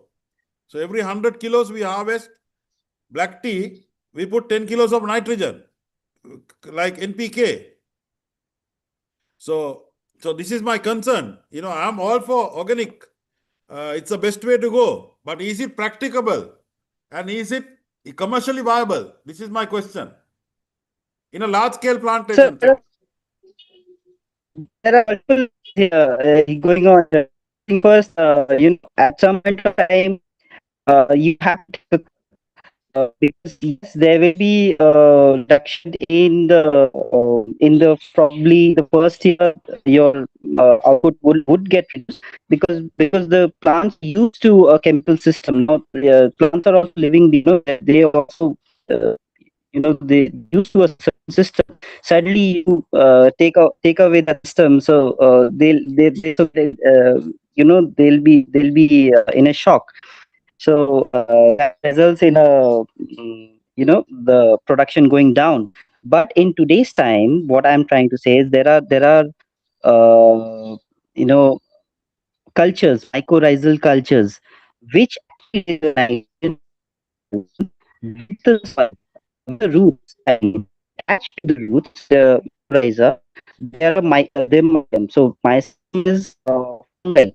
So mycelial network, uh, they are introduced into the soil, they to the roots, and they act as extensions. So they regulate. So they help the plant to regulate all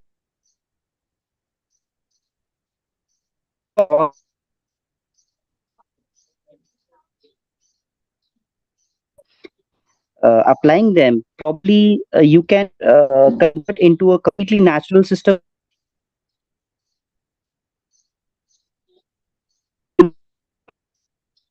and easily heal the virus.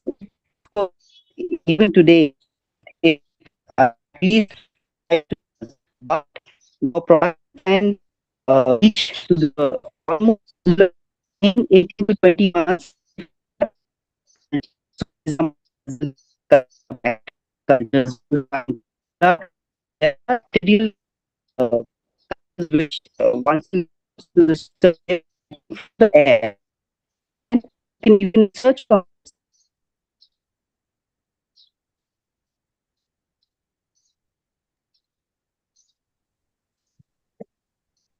We are not able to hear you. Maybe because of your network, you may switch off the video so that your audio become clear.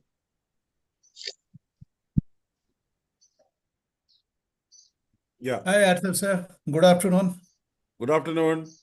This is Siddheshwar, and I'm calling from Assam, sir. How are you? Yes. Yeah, I'm good. I'm good. Sir, I was just listening to your question whether the productivity will decrease or not. Yes, that was my concern as well. But as Mr. Kenneth said, that they are having something like 20 or 30% loss in terms of productivity. They are gaining on terms of getting higher prices because of biodiversity effect, first thing. And second thing, if it goes down, it will not be going furthermore after a certain period. Say after 3 years or 4 years, it will remain stable for another 2 or 3 years. And thereafter, it will definitely regenerate its own biosystem. Like, just for example, I'm telling you, ladybug, beetle jitu, that is there when you are utilizing any kind of chemical, the first disappearance happens of the ladybug, not others.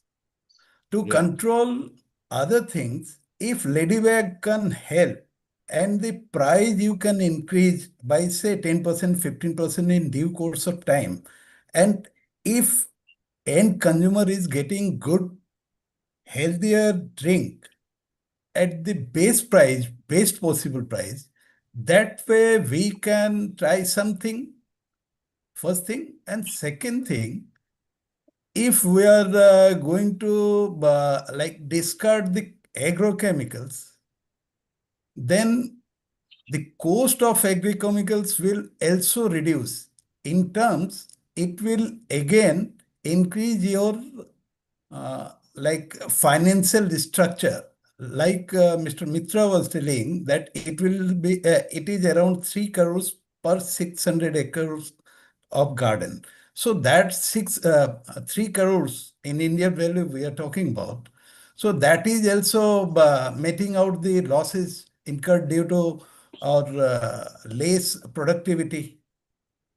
And up to 3 years, there will be a less productivity, but after 3 years, there would not be. I know certain 2, 3 gardens in Assam who has started like 10 years before.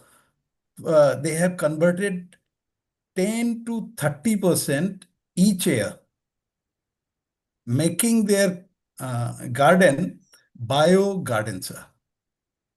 And after around 6 or 7 years, they are at par with the when they had discarded their agrochemical use. So in other terms, if they are getting the same productivity after like 5, 6, or maybe 7 years, it won't be making any impact. Yes, definitely. For sustainability of 5 to 6 years, one has to be there. So you can also try, in your garden 10% or 20% conversion from agrochemical to bio fertilizer. Yeah, thank you. Thank you for your input. Definitely, I would try a portion and check out how it will work. Okay, sir. Thank you, sir. Thank you very much for your input. So just to add to what's Ladybird, what he mentioned is responsible for this. Ladybug. Yes, Ladybug. They, Hello, Siddharth. Hello. You just switch off your video. Then it will be very audible to everyone because your network is very poor. Hello. You just speak. You Is it speak now. It will be. You speak. It will be very good. Hello. right? Am I audible now? Yes, Yeah, yes, yeah, yes. I can hear you. Yes, perfect.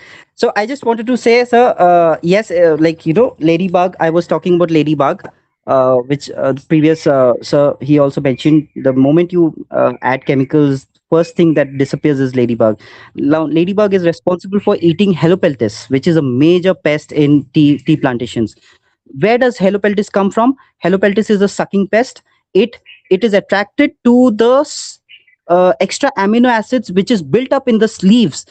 How does that happen? When you spray synthetic chemicals on the leaves, extra amino acids they deposit in the leaves. So uh, please understand that you're building that system by spraying the chemicals. You're actually attracting the pests.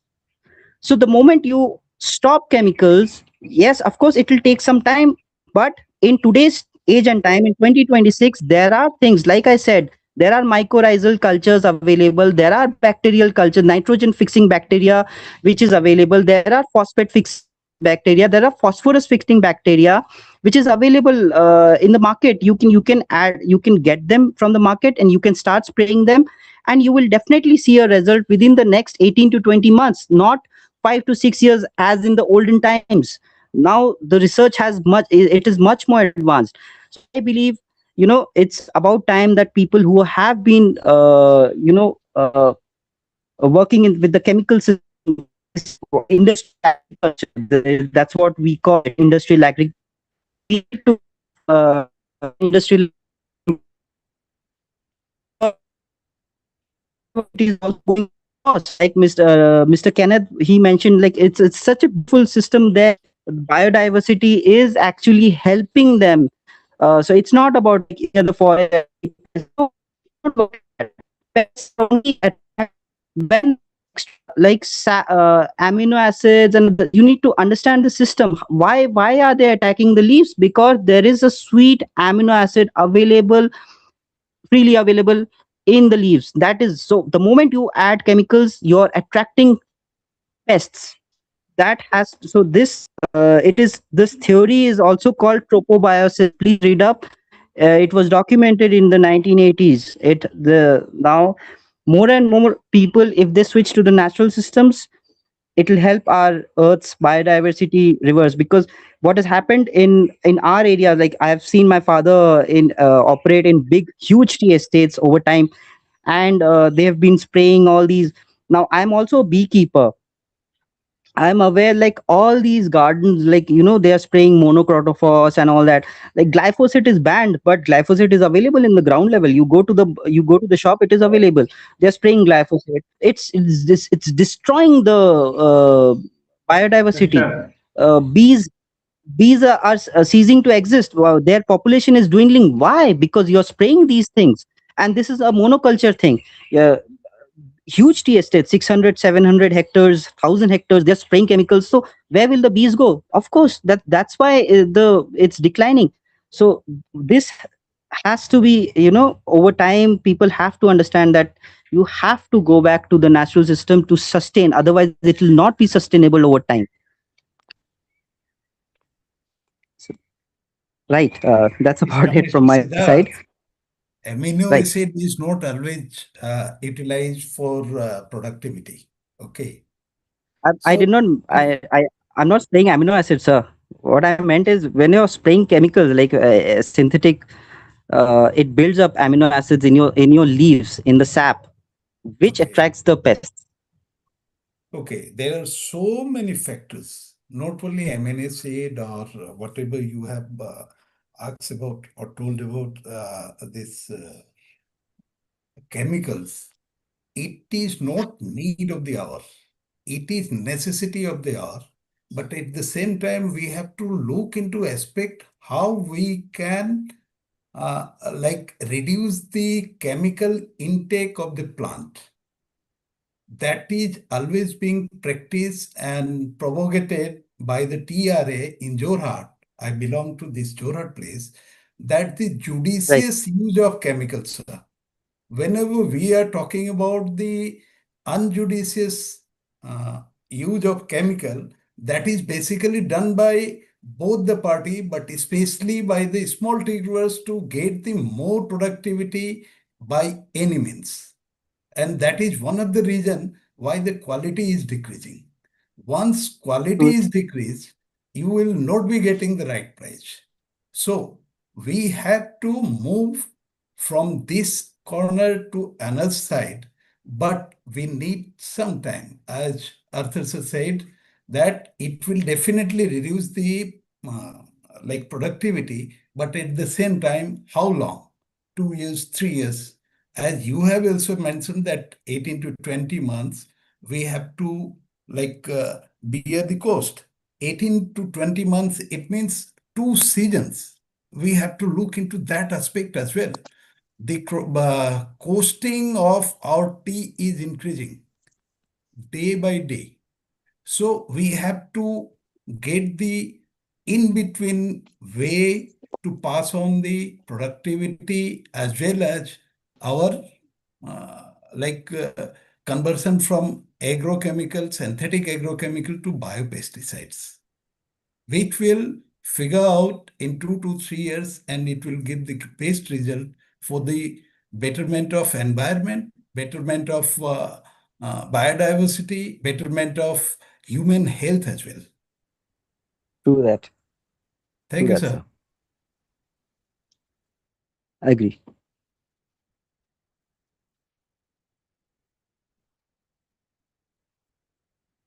Hello. Yes. Yeah, now I would like to request Mr. Arthur Chula D. Alis. He is basically a Sri Lankanese, and now he shifted to Indonesia to contribute his tea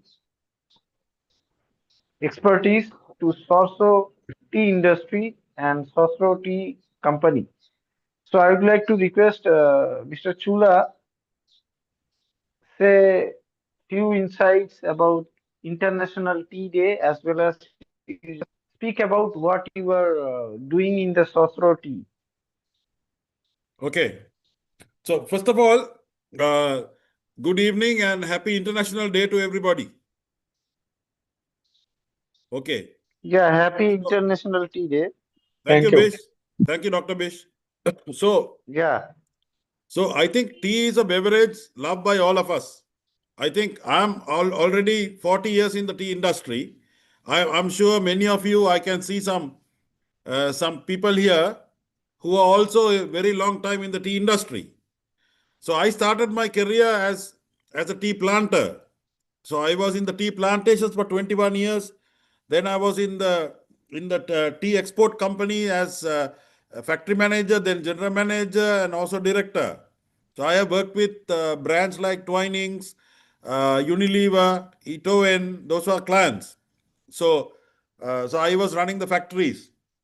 Then I also have my small little plantation in Sri Lanka. We make the handmade teas or the high-end teas, and we export to China. So there's a continuous order we do to China. It's premium qualities, like very small production a day, less than for a day, like 25 kilos maximum. Basically 100 kilos green leaf, black and green, both, all leafy, long leaf tea. So I developed my own brand and we export now. So this company in Indonesia is called Sosro. It's the leading company in Indonesia. So they actually headhunted me and asked me whether I like to help them to grow the tea business in Indonesia, because we have 70 plantations in Indonesia, and also we have our ready to drink tea production around 400 million liters a year. We have 13 factories. You must be knowing Indonesia is a very large country. So, and the population is between 280 to 290 million people. So it's a fourth largest country in the world. So there's a huge market, huge domestic market. So what we do, so the company, the owner, the current owner's father, his name is Sugiarto Sosrojoyo. He's the one who started the first tea bottle in the world in 1969. You can research and see. Even Japan started in the 70s, but he started early. So the tea drinking culture in Indonesia turned into RTD, ready to drink tea in a bottle. So that's our main product. And So as I told you, we produce about roughly 400 million liters per annum serving in Indonesia. Okay. So the owner's son is the current CEO and the owner. There is not only tea, we have many other businesses also like property, then also water. Water is Prima. Then we have MacD franchises ours. So it's a big conglomerate of companies. It's a large company. So my role here is I'm the head of Sosroti Institute and I'm the head of tea development in Indonesia for the company. So what we do is, because the owner wants everybody in this company to know all the steps of tea. That is starting from the tea plantation up to how you brew the tea and everything in the products. He wants everybody. That means up to the board of directors has to know about this, about the tea. So we started 2-day certification course. We started in September last year, covering all aspects of tea. Like we start with the history of tea, then we go into types of tea. We discuss 4 types of tea because that's the most common in the world. White tea, green tea, black tea, and oolong tea. We cover those 4. And types of tea, then we also go on to show the production, the world production and consumption in the world. So Indonesia, 49% people in Indonesia drink RTD. That is iced tea, ready to drink tea in a bottle. It's the highest in Southeast Asia. Southeast Asia, it's only 30%. If you take India, it's only 5%. If you talk about Middle East, it's only 10%. So Indonesia has different culture for tea drinking. So what we do is educate the people and talk about the plantations around the world, how the plantations are managed, Japan, Sri Lanka, India, then Indonesia, many countries. Like then also the chemical components of tea. Now, we tell the people, do not try to sell a pack of tea. You try to sell what is inside this pack. What is the health benefit it's going to give you? What are the chemical components in tea? Right? Because tea, as you know, it's a lot of antioxidants in tea.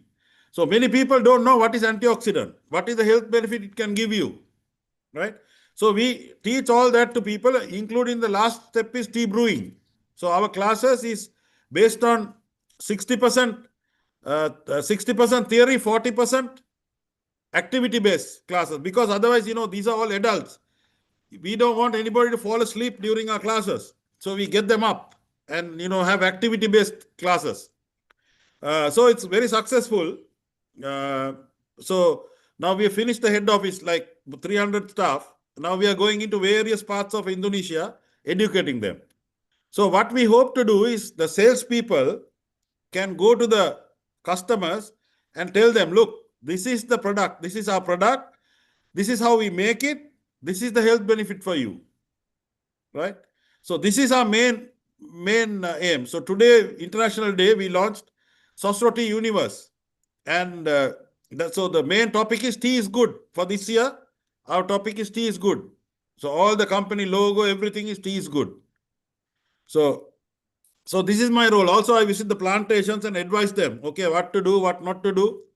So this is my role in Indonesia. So I really enjoy Indonesia. Indonesia is a good country and everything is available. People are nice, good to work. But only thing, the level of tea, knowledge, then also the conditions of the tea plantation is far, far below Sri Lanka and in India. India, some parts. I won't say everywhere, like the Nilgiris, the Darjeelings are well maintained. But here it's not. So people have no real knowledge about, they just make tea. They just bring any leaf to the factory, just make tea. So which is not the real case. The prices are very low. Prices are around, say about like $1.50 a kilo in the market. Whereas in Sri Lanka, our export price is 5.90 USD per kilo, FOB, black tea. So I'm trying to basically change this industry. So I'm trying my best to do that. But through education and basically through education. So also we are still not gone public, but this year, hopefully, we will start going public as well. About about teaching people what really tea is. So many people actually in the world, I think many people don't really know what tea is. It's very traditional. So my grandfather drink tea, my mother drink tea, my father drink tea, so I also drink tea. But I really don't know what is the goodness of the tea brings you. It's good for your hydration, right? Good for your antioxidant, your free radicals in your body. That kind of thing, many people don't know. They just drink chai, tea, or whatever tea, right? Because my grandfather, my mother, everybody drank tea. I'm also drinking tea. So we are trying to change that culture, right? To tell people, okay, tea has much more health benefits than just a cup of tea. So that is my goal here. And I know my good friend Dr. Vishwanath Ganguly for some time now, and I like his haircut, new haircut, real funky haircut. And so that is my story. So, and I have also traveled to many countries in tea because I was in a company called Tea Tank. So I used to go to Italy, Switzerland to buy machines, all the tea bag machines. Then I used to go to trade fairs for Japan. I used to visit the tea gardens in Japan. I used to go to Rwanda, Kenya for tea related. So I've been very fortunate in the tea industry. I really love the tea industry. So part of my body is blood and part of it is tea. Not full blood. Part of it is tea. So, and I'm highly passionate about tea. So if you are anybody who's really passionate about tea, they will learn about tea. That is my message. I can see a very lot of learned people here who are doctors and all that. And also some, who has tea boutiques, all that. So I think knowing about tea is a very good thing. Knowing your subject deeply. Thank you, Bush. That's all I have to say. Yeah, nice to listen you. If anyone wants to know about this ready to drink tea, how we can make, how should we do, and what the way should we follow, so people can ask you the things. And yeah, don't make it very lengthy of the question answer. That is what I ask people we should have in a latter part, but people are keep on dragging that. So I request everyone very short it, don't take very long, the question answer part. So if anyone wants, they can ask any question.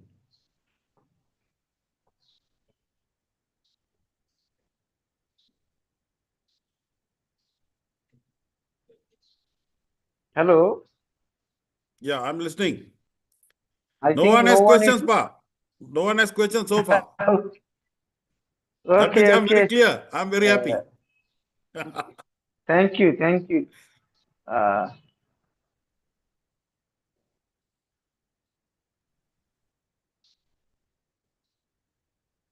so next, I want to request Miss Louis. She's a tea passionate, and she has established tea educational school.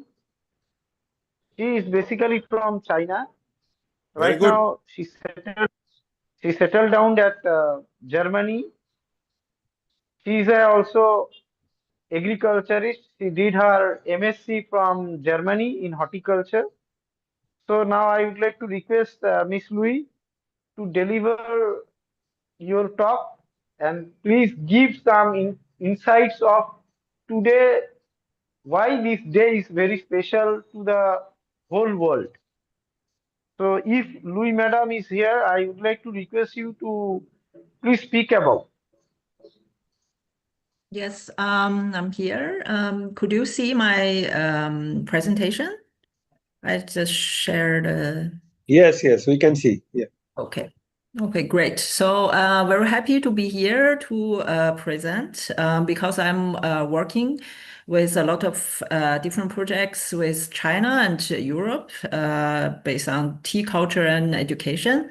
So I'm going to talk about tea heritage between China and also mentioning some what's happening in Europe. So that's my presentation. Hope it's interesting. So Okay, so I will first talk about tea heritage and the situation about the heritage, and most are concentrate on preservation and development about that.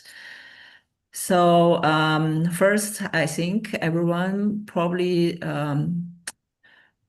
know about UNESCO, the World Intangible Cultural Heritage, which also have several country, well, a few country has tea culture and tea related, for example, processing technology are recognized as the world intangible cultural heritage. That's from my opinion and from my own um, observation, I think is definitely helping to future developed the tea culture.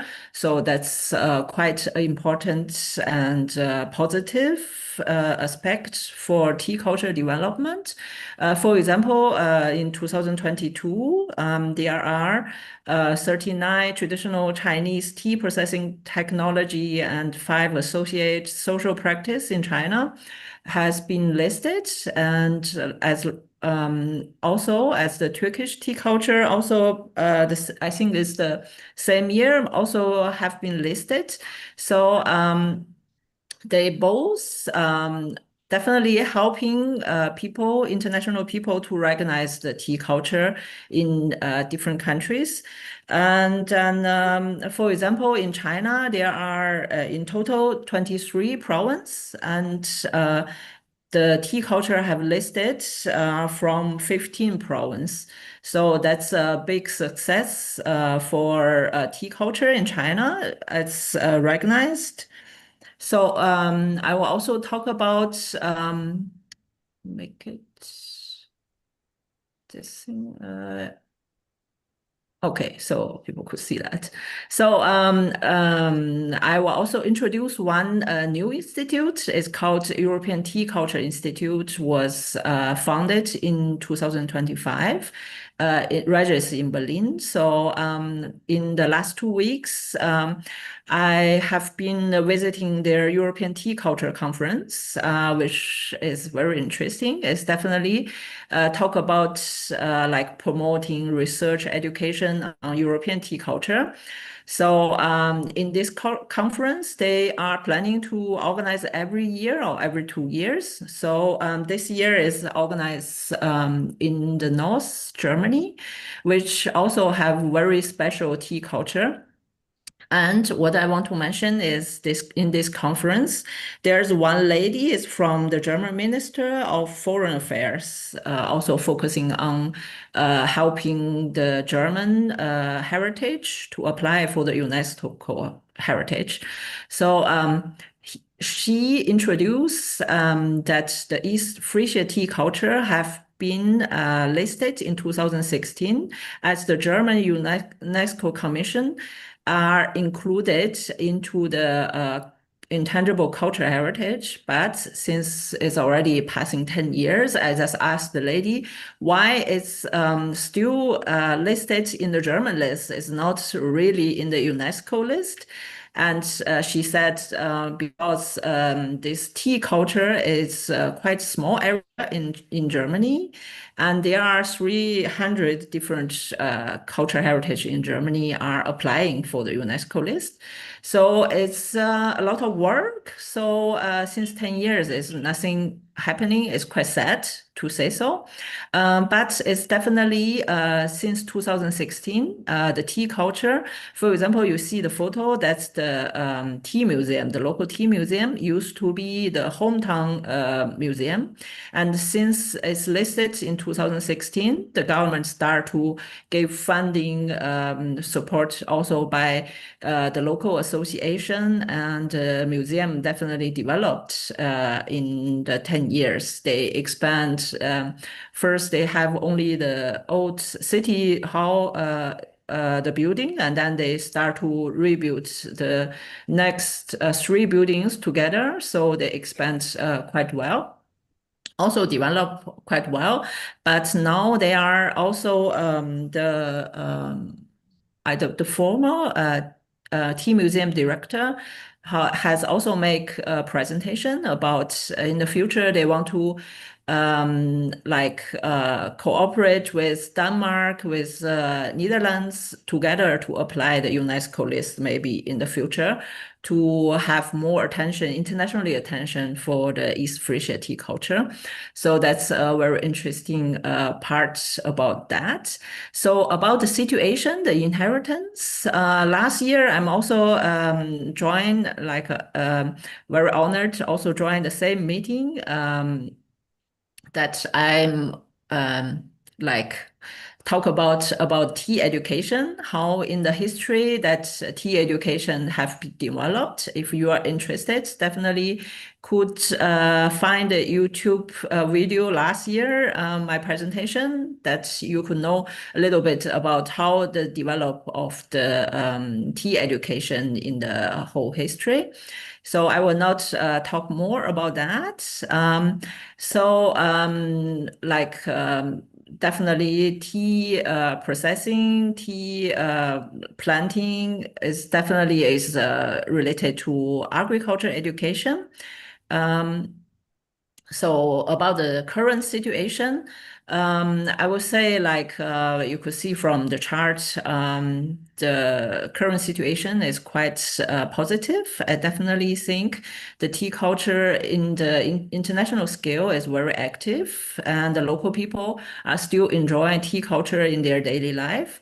And but there are still a small number of the tea culture but it's also actively recovering. So that's positive about the situation. And about the preservation, about tea culture, for example, I will take this as an example because we have a tea tour project. Last year was the first time. We bring also European tea experts to visit China to know what's the history about tea culture in China. Definitely also enjoy the tea culture and also visiting modern technology about tea processing and tea developments is our project. And last year we visited the Tang Dynasty Tribute Tea House. It was rebuilt in 2008, I think. So you see the first photo, you could see the building is rebuilt. Now it's using as a museum. So in this museum, you could definitely experience the Tang Dynasty tea ceremony and also experience the Tang Dynasty tea cake to enjoy the tea according to the Tang Dynasty tea ceremony. And you could also visit the ancient tea mountain. You could still walk on the stone road up to the mountain as the Tang Dynasty. And you could also see the stone curves on the stone, like records the Tang Dynasty tea harvesting, how the situation is, which is very good to hold the tea culture. And last year, there's a new tea documentary publishing. It's about Jingshan Mountain, Jing Mountain. It's separated into three different, according to history. First, Buddhist monk developed the area and then start cultivate there. And he was the first one who have cultivate tea and also combine tea with Zen together and to educate his students. So last year we are also visiting the tea temple, and there's one exhibiting room only about the tea culture in Jingshan area. That's very interesting. In this room, you could see the Song Dynasty tea wares and also the lineage. For example, which master teaching his disciple and which disciple, for example, several disciples also bring the tea culture from China, from this temple to Japan. So, and then which teacher in Japan teaching also tea ceremony and Zen ceremony. and combine this together. So about documentary, the second part is about crossing the river, is that about, and then the third part is about returns, which is also like documents the situation now in Jing Mountain area, how people start to develop and continue to the tea culture, which is very interesting thing to see. So about tea tourism, it's definitely in Jing mountain area. People could experience the tea temple and then drinking the tea powder, and then use the brush. Is very similar. Nowadays you could see like matcha. The traditional way to prepare matcha, and local definitely also develop their tea tourism. You could definitely eat tea as food, and also have festival, and also have other sports. It's definitely quite nice, and they are also have international program. For example, our visiting group, there's one photo. We are in the tea culture exhibiting room, and the monk also explain us about the history and introduce us all the storage. It's quite interesting parts about tea tourism and about development. So in Jing mountain area, the matcha production in the whole province and then the near province are nowadays very active. Last year, I think it's last year, China has become the world largest producer of matcha. So we are visiting the matcha farm and also the production line. And for example, we are visiting the tea garden around the area, which using the photovoltaic panels.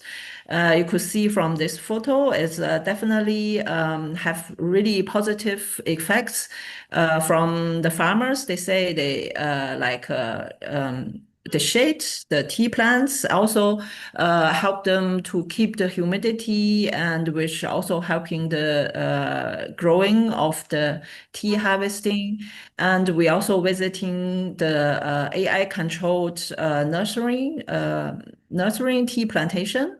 You see from the photo is quite interesting. Like nowadays you are in charge of the tea nurturing greenhouse. Definitely use a phone. You could definitely control everything, which is also interesting. That's the development parts.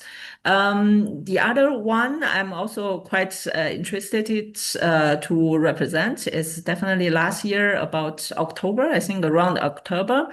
And there's one university in China. They developed the 1.0, the AI tea brain, which is the world's first tea industry model. So they have many I would say like this AI system definitely have a big data inputs, like 40,000 literature and 15,000 about text and all the identification. For example, this app you could use, take a photo of your tea plants, and this AI will tell you what's wrong with your plants, like diagnose about that. And then you could also ask many technique question about what's management of your tea plantation, which is very interesting. And they test the accuracy about technology parts is definitely 90% accuracy. And you could also ask question about tea tourism, like if I'm in China, where is the sightseeing to have a look? It's definitely the AI also answering you, like I recommend you to go which garden and experience workshops, tea tourism, and what's a good meal about tea, or maybe tea ice cream you could see from here. I think that's Da Hong Pao ice cream, which very delicious. So about this accuracy, I think it's 85% of the accurate about the answer. So very interesting.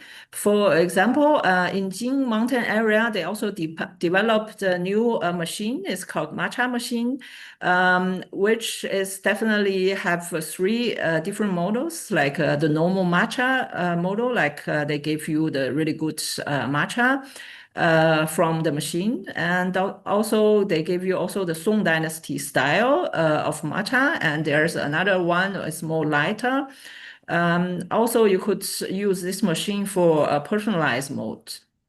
So we are also visiting the factory to produce this machine, and which also have a matcha printer, like you could see from the photo, like the tea ceremony nowadays developed. You don't need a human being to serve you. It's definitely a machine could do that. And one I'm thinking also quite interesting is about the AI tea drinks. For example, now in China, there are tea shops also have this kind of machine from the photo you could see, and you could diagnose symptom of your body, like blood pressure and heartbeat and something like sugar contents of your body. And the AI machine will tell you like what tea drink are good for you, like herbal tea drinks or maybe black tea, green tea, and could suggest you. And surprisingly, the young generation, the young people are really like this kind of diagnose. At the beginning, the designers think maybe older people would like to do something because they are more care about health, but the young generation definitely find it's really cool. And they could get their tea drinks. That's also a big development. Okay. In China, last year was also the 10th of China Tea Olympics, which I'm also want you to see. The photo is quite interesting. There are tea heritage, definitely are people wearing traditional clothes, and then beside that is definitely a tea bar kind of technology. So I think it's quite a good development since 10 years. This Olympics games is quite interesting to develop the tea culture. And last year there was also a new contest. It's called Tea Song Contest.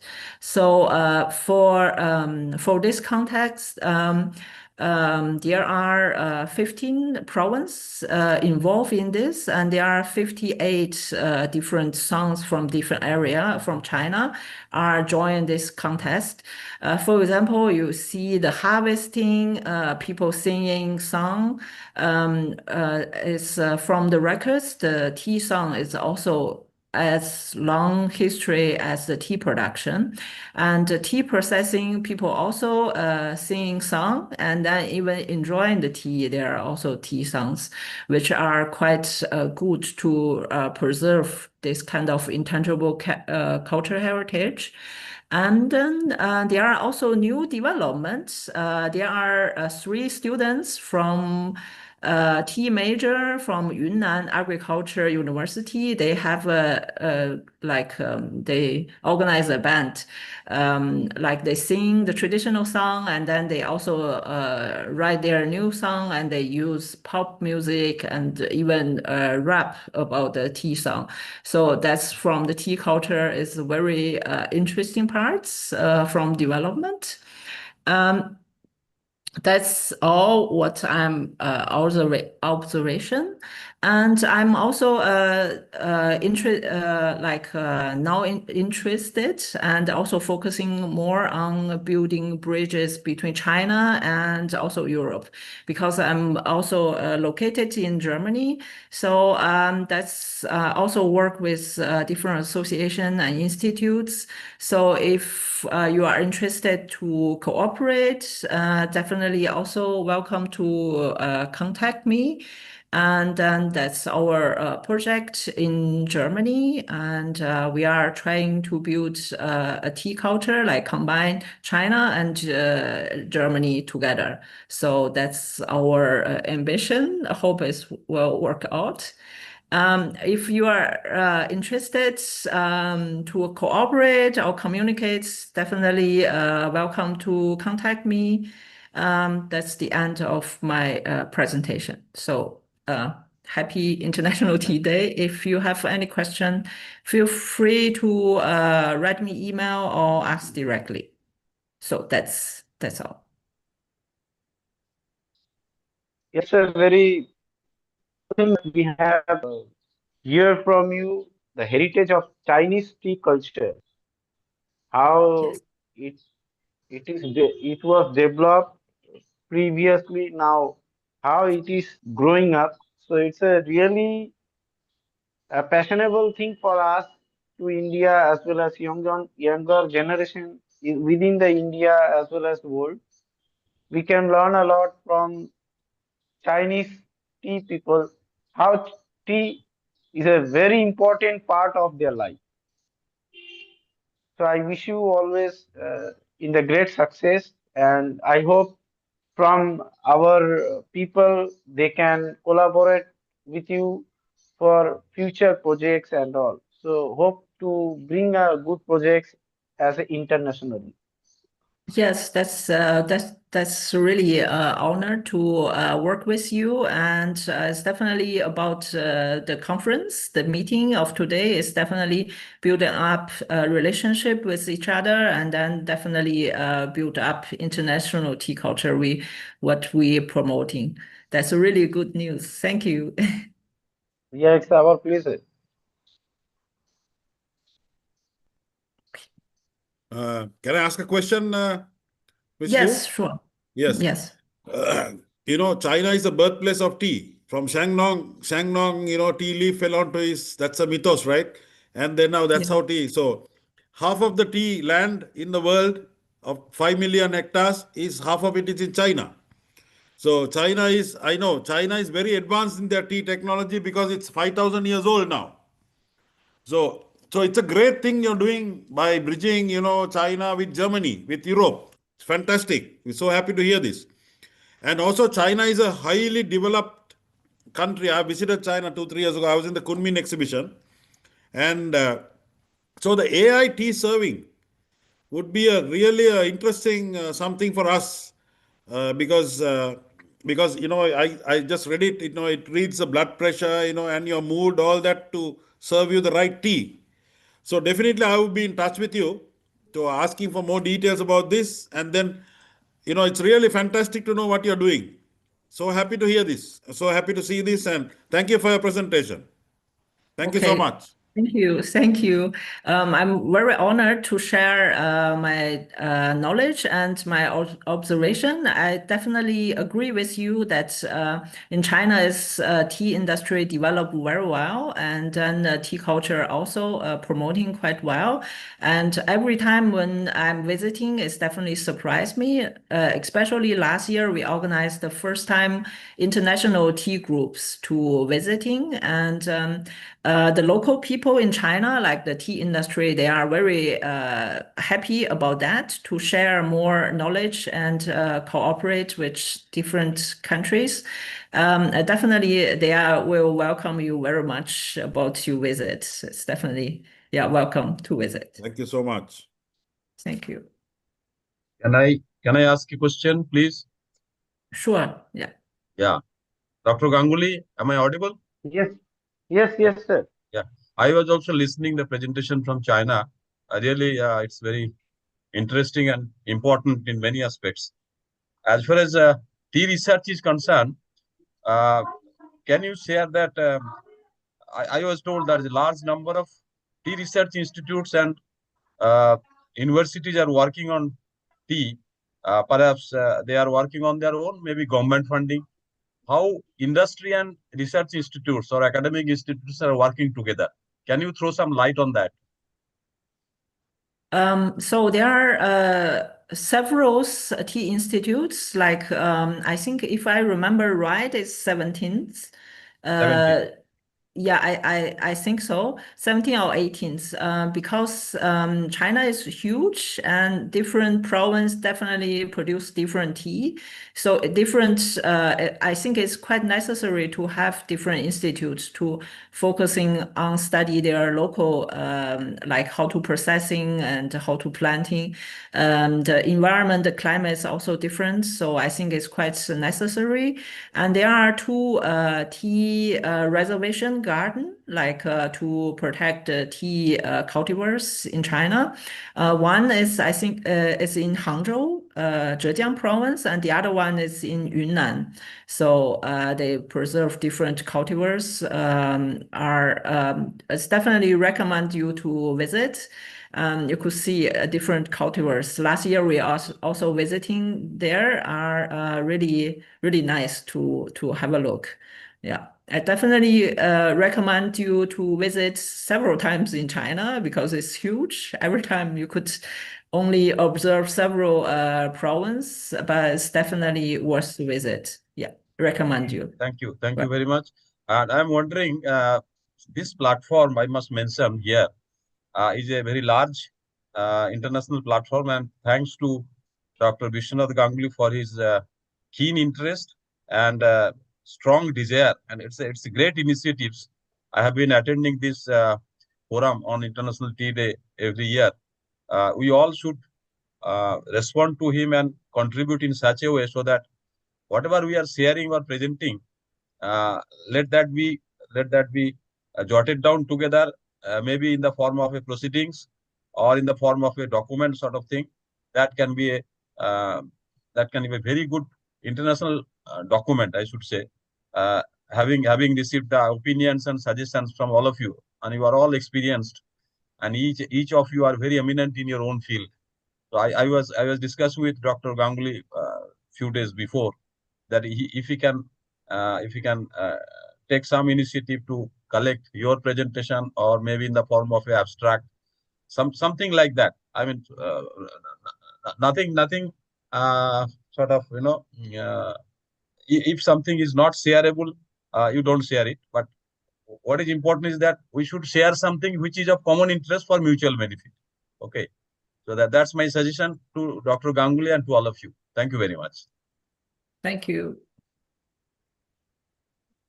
So, first of all, thank you, Miss Louis. You have been delivering a very interesting talk for heritage of tea in China, and you always enthusiast of your own culture because you are belongs from that particular country. So I learned a lot from your even tea institution, even your tea talks, and even your tea podcast, whatever. Yeah, it's really great that you have always accepting my invitation, and whenever I used to get time to talk to you, you never used to hesitate and you always used to give a proper response. Once again, thank you and have a nice day, nice time. So Okay, I would thank you. like We're to, very honored to be here. Thank yeah, you. yeah, always, yeah. So now I would like to request Dr. Biswajit Bera. He is well versed with tea, and tea is not only his passion; it is his blood too. Like formerly Mr. Chula, what he mentioned, he worked in our tea board as well as TRA, long 30 years. So I would like to request Bera sir to say a few insights of International Tea Day, and then he can speak about his talk. Yeah, thank you, Dr. Ganguly, for your brief introduction. A nice introduction, I should say. Happy International Tea Day to all of you.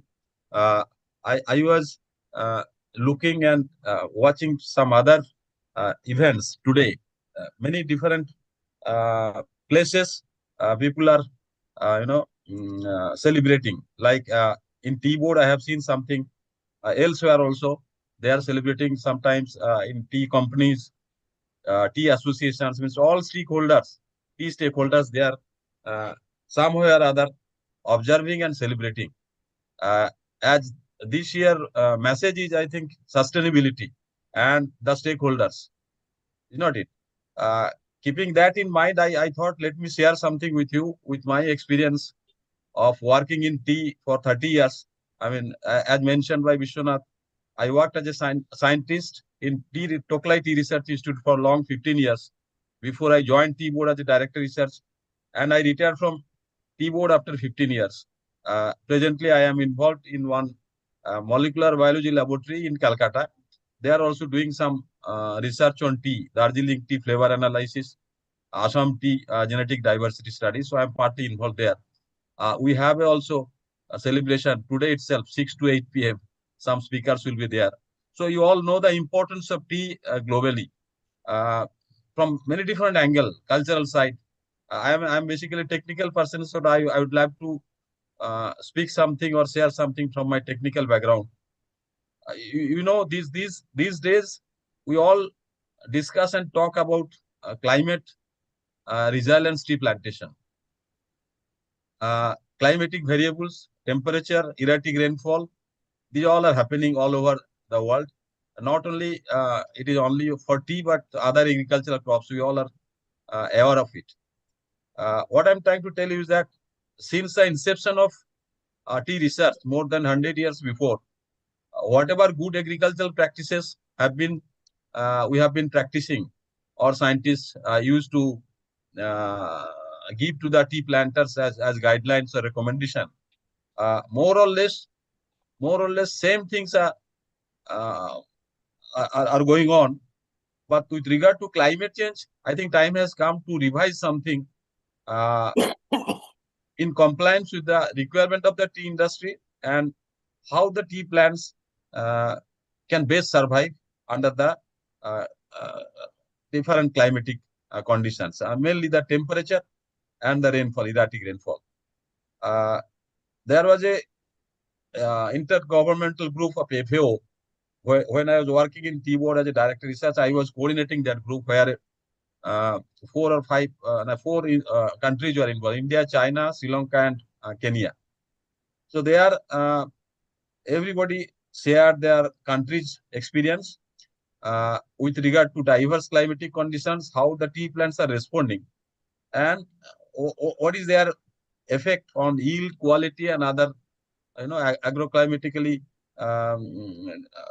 diverse type of parameters. Like uh, you know, as you all know, that tea plants, they do differ differently in different climatic conditions.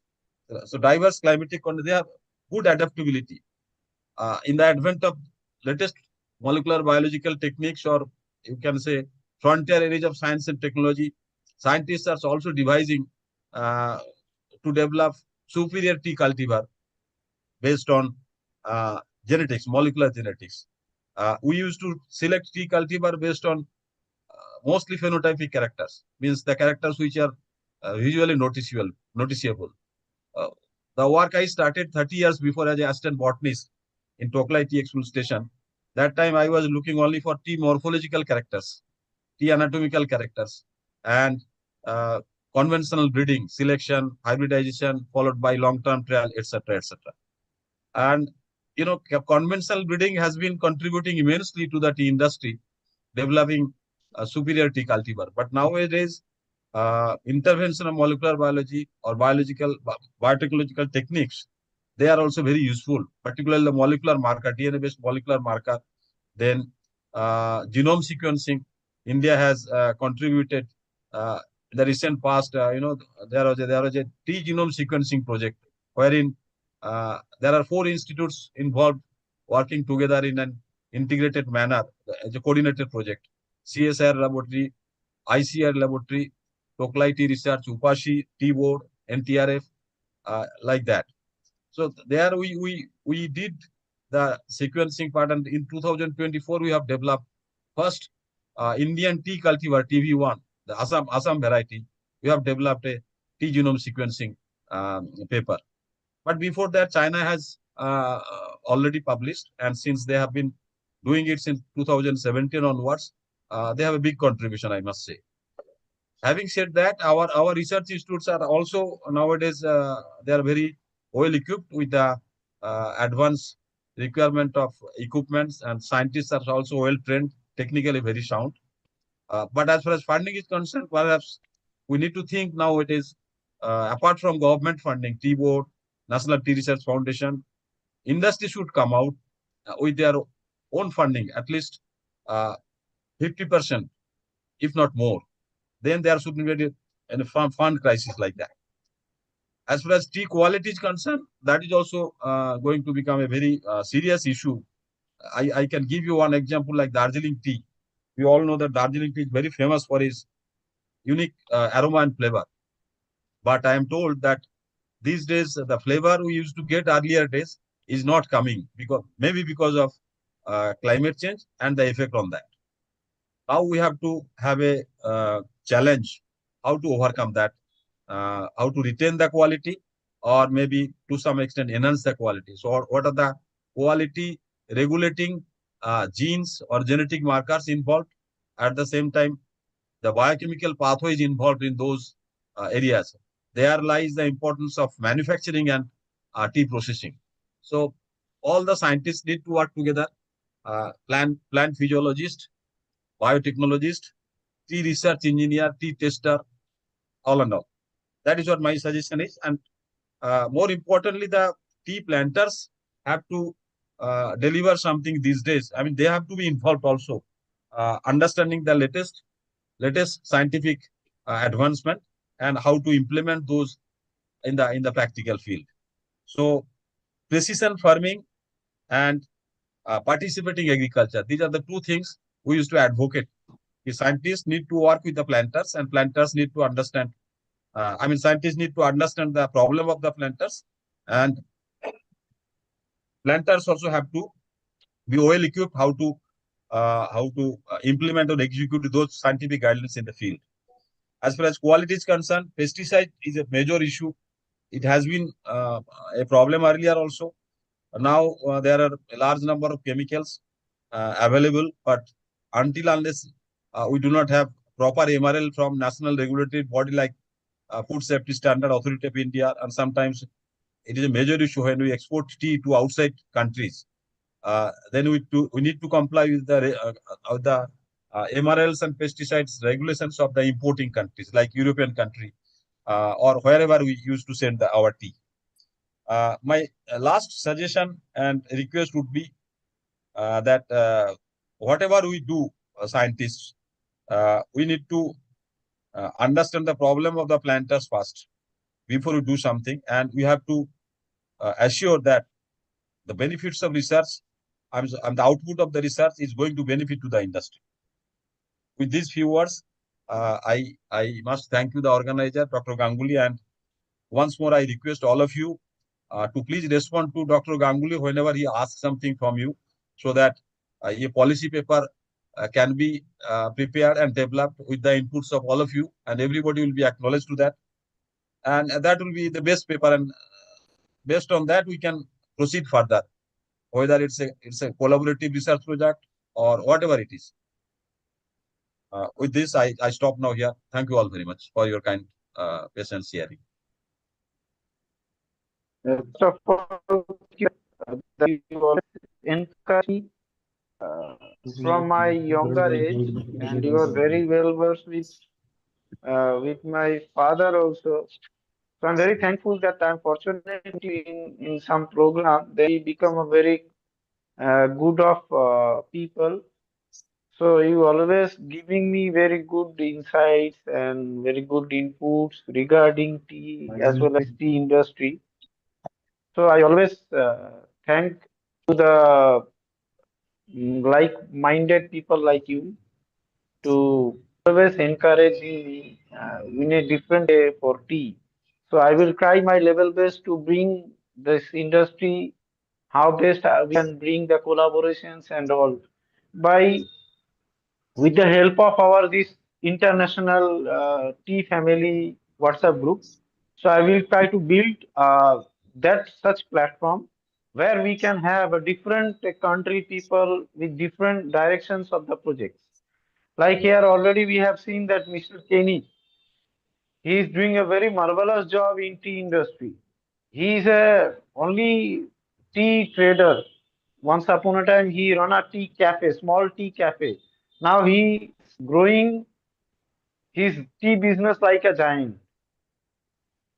Without using anything, the tea is giving a very good production even. So this I can say it is a very good platform for me that in people always supporting me by my word and always giving me encourage to feel a better for this society. Thank you, sir, once again. Thank you very much. And I would like to request here Mr. Aloy Kumar Bora sir, he's here. So please say insight about this International Tea Day, and then you can give your talk. Okay, thank you, Dr. Ganguly. Can you see my screen? No, sir, it is visible your screen. Not visible? No, no. Now?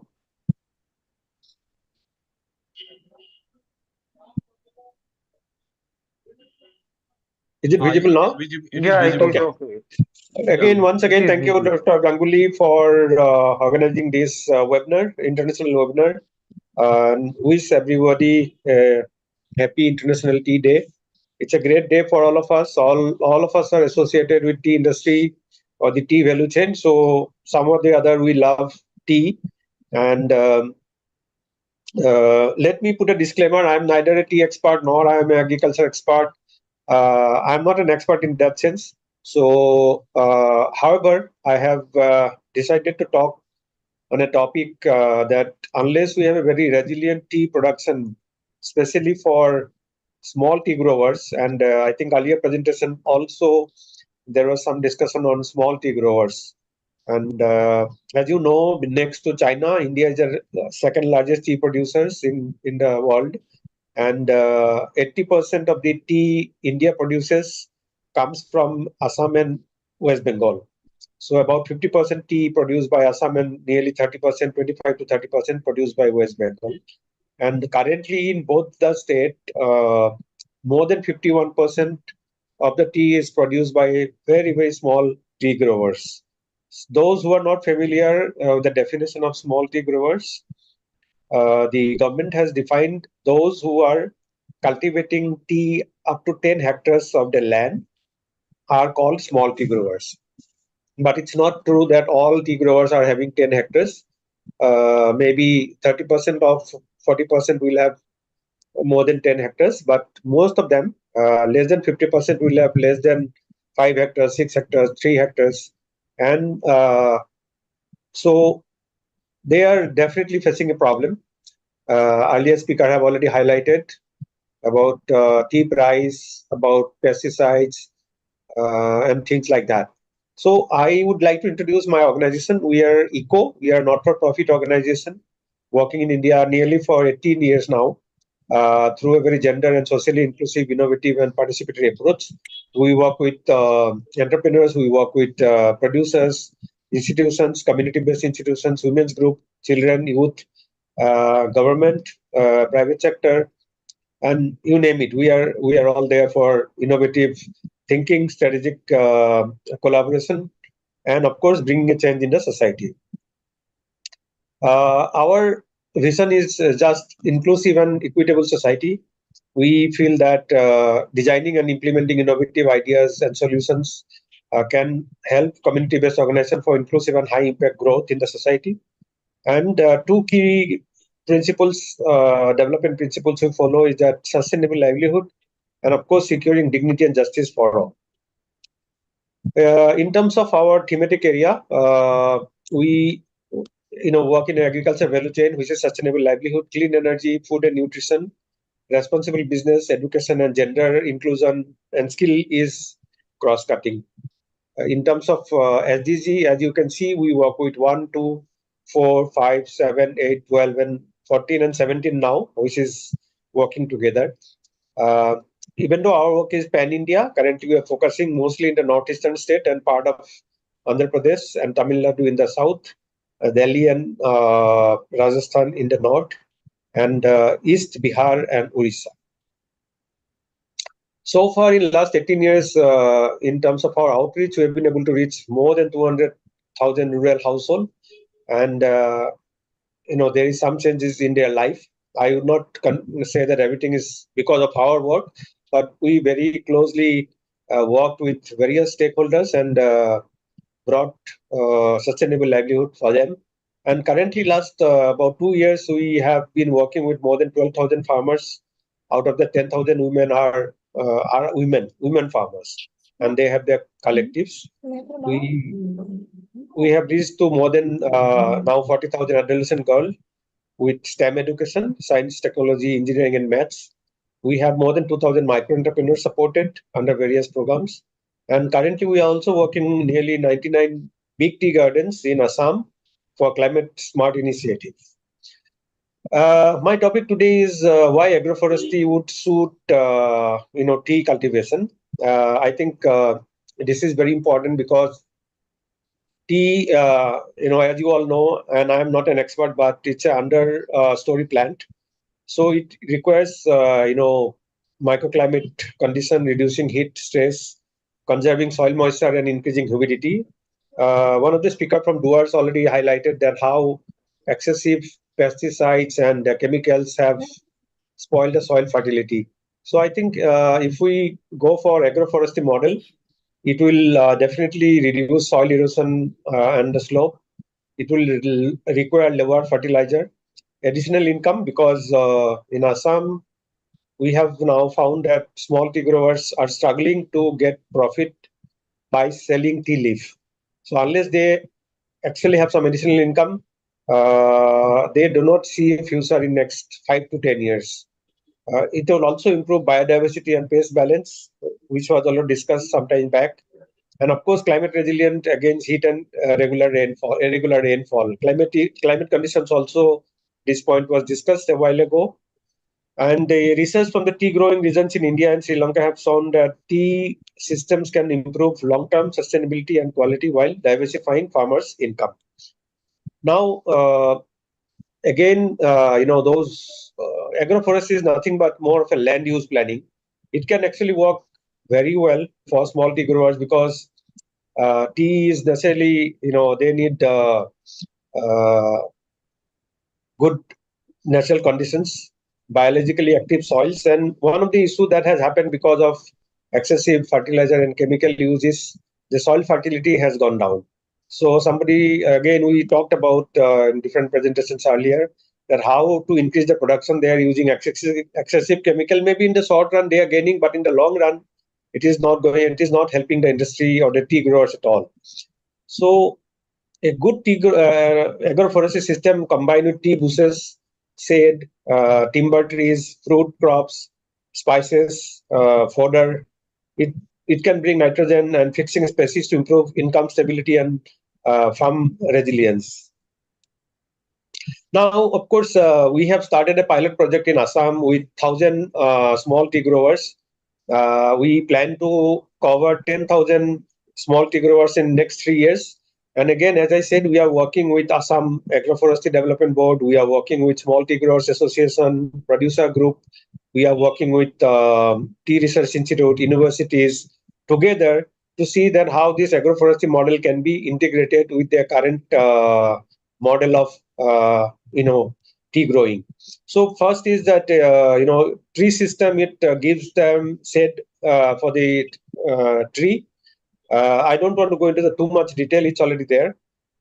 Tea also can be integrated with spice intercrop. Many big companies, some of them, not many, Tata Group has experimented with black pepper, and they have seen much of a success in many tea gardens. Then tea and fruit trees, especially jackfruit, citrus, banana, can also be incorporated with the tea garden so that there is extra income for farmers. And of course, nitrogen fixing species. These also can increase biomass, reduce fertilizer cost, because if we are talking about natural farming, then we need those biopesticides and biofertilizer, and this can be grown in and around tea garden itself.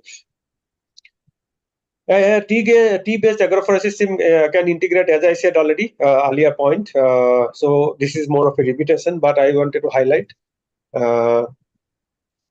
So if we analyze, we can see the different kind of income stream from the tea garden. You have income from tea leaves, from timber, spices, fruits, fuel wood, and fodder. And we also reduce three key risk, which is climate variability, because we are into a climate change now, pest outbreak, and price fluctuations. And many studies have confirmed that diversified agroforestry system are economically more stable than monoculture of tea. So what we are currently doing is we are trying to convince and convene, and also through demonstration and pilot model to the small tea growers, yes, how they would actually integrate agroforestry model. Because first thing that comes to their mind is that, for example, somebody asked that if they use less fertilizer, how much time it will take to do natural farming. So the same is the fear here, that if we go for agroforestry, if we focus too much on plantations, other plantations will not be able to much make profit. So there is a pressure, but many farmers now who are into second year now, second season, they feel that yes, this is the way forward. And our role is more of a facilitator, bringing different players, different models of agroforestry to different climatic conditions. So there are 5 layers which we would like to kind of do a pilot in Assam. First layer is timber and wind break trees. Then upper canopy you will have permanent shade trees. The mid canopy will have fruit and spices trees, and then shrub layer will have tea bushes, and then ground layer will have cover crops and herbs, which is a lot of medicinal plants are grown. Many plants which can be grown, medicinal plants both for human as well as for tea bushes are required. Insecticide or different uh, crops are damaged sometimes. And Thailand context, it was asked that whether there is crop insecticides and all that, and Mr. Kenneth was saying that it's very naturally treated. So something like this can actually happen through this model. Now, just to summarize, for all this, we would have to also do water management by rainwater harvesting, contour trenches, farm ponds, drip irrigation. Sometime when there is a dry month, we have to fertigation. The water has to be also preserved during heavy rain, because Assam also, when it rains very heavily. There is a lot of flood. It could also work as the pollinator corridors, because if we plant different flowers, somebody was also saying in Duar that they also do honeybee. I think this is something that is possible. Again, I am not recommending or not saying that it could be done everywhere. So within Assam, we have 6 different climatic conditions, and we have to have maybe more than 10 different agri forestry model for those 6 climatic conditions. Bird habitat, it could also work as a native trees and riparian vegetations.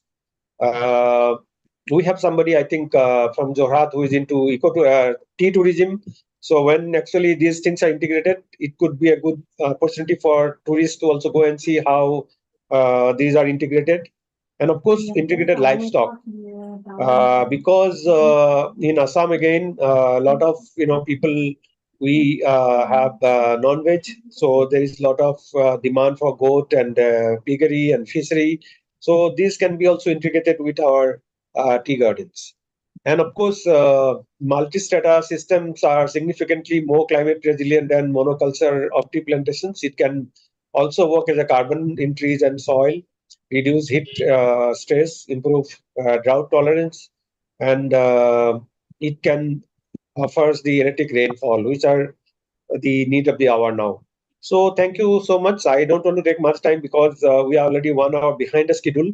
But thank you so much once again, Mr. Ganguly, for this opportunity, and we'll be happy to connect with many experts who were here, who presented. I think I have learned a lot, and there is a lot to learn and cooperate between all of us, so that we kind of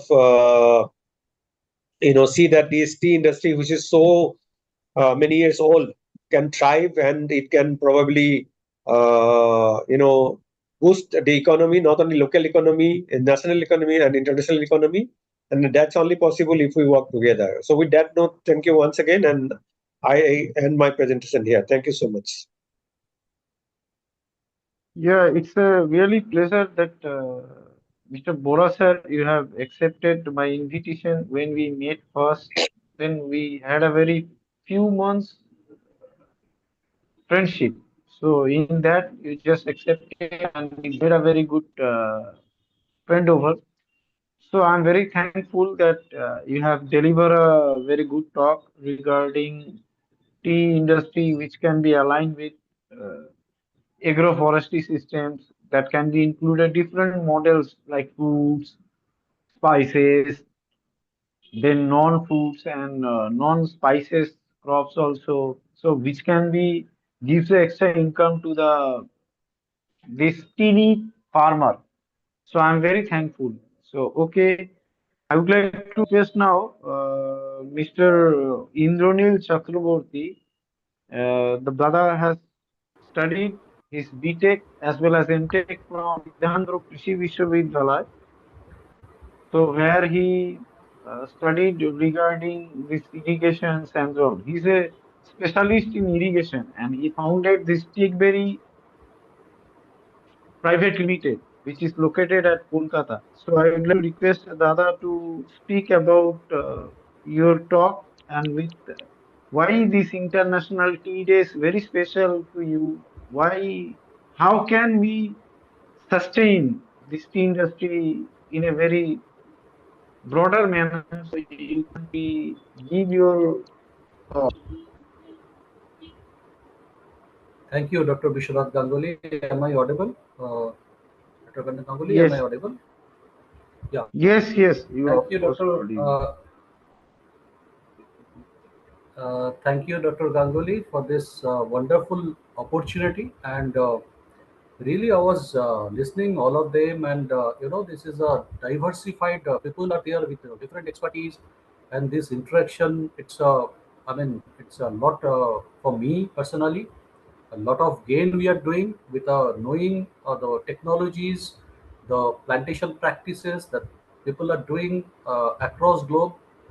First of all, wishing you all a happy International Tea Day. Uh, I guess this has been started from year 2020 by UN, and Four. you have started from Ah, 2024. yeah. Yeah, right. So it's my pleasure to be here with you all. And as you are giving a brief, so I'd like to give you a brief about my expertise. So I'm basically into water management. Water is a big part, and since we are talking about sustainability, sustainable practices, so we are working on sustainable water practices, and we are working in the verticals of irrigation, rainwater harvesting, groundwater recharging, water conservation ways, that then distribution, water distribution planning and designing.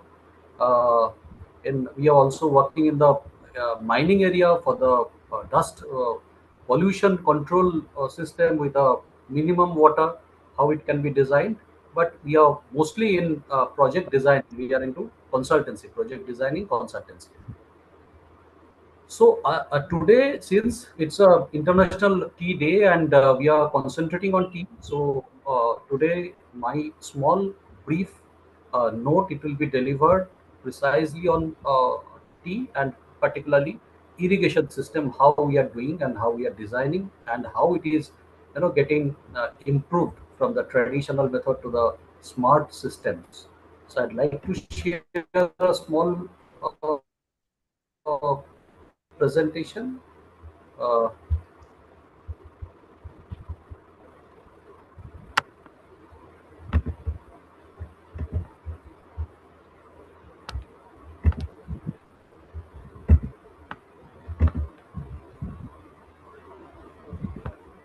yeah, I guess this is visible to you. Uh, Dr. Ganguly, is it visible? Yes, yes, it is visible. Visible. Okay, yeah. So traditionally, in tea industry, particularly, see, like in irrigation, we are working in many areas. Like in we are working in India, we are working in Nepal, Bangladesh, and in Africa, we are designing irrigation system. We have done in Rwanda, and at present we are working in a big farm in Malawi. Though we are not working right now in, I mean, in Malawi with the plantation we are working with, that is for coffee and macadamia. And Mr. Bara, you are like mentioning about intercropping, and in coffee we have seen a lot of intercropping, particularly the black pepper. Even now we are doing a lot of project in Koraput, where the Koraput, and in South India like in Coorg, in Chikmagaluru, where intercropping are there, and particularly the water management solution we are providing in those area. It is for coffee we are providing sprinkler system, and for that intercropping they are doing with the black pepper in silver oak tree, and there we are doing with drip irrigation system, absolutely precise water application to the root zone. So in tea, traditionally people use sprinkler irrigation system. You know that like in India, if we take the scenario of India, the average rainfall in Assam and Duars it's quite high, and the irrigation system it normally we irrigate that in the month of November to March or April, where there is a constant dry period for 5, 6 or 4, 5 months. And normally we do irrigation to make the that deficit evapotranspiration requirement, to fill up that, and also to apply soluble fertilizer, that also we are applying. And that definitely in like India, what kind of irrigation we are applying, it is about 50 millimeter of rainfall per month, but it definitely varies based on the soil condition, soil type. And we design the irrigation system in a such a way that based on your requirement the system should be designed.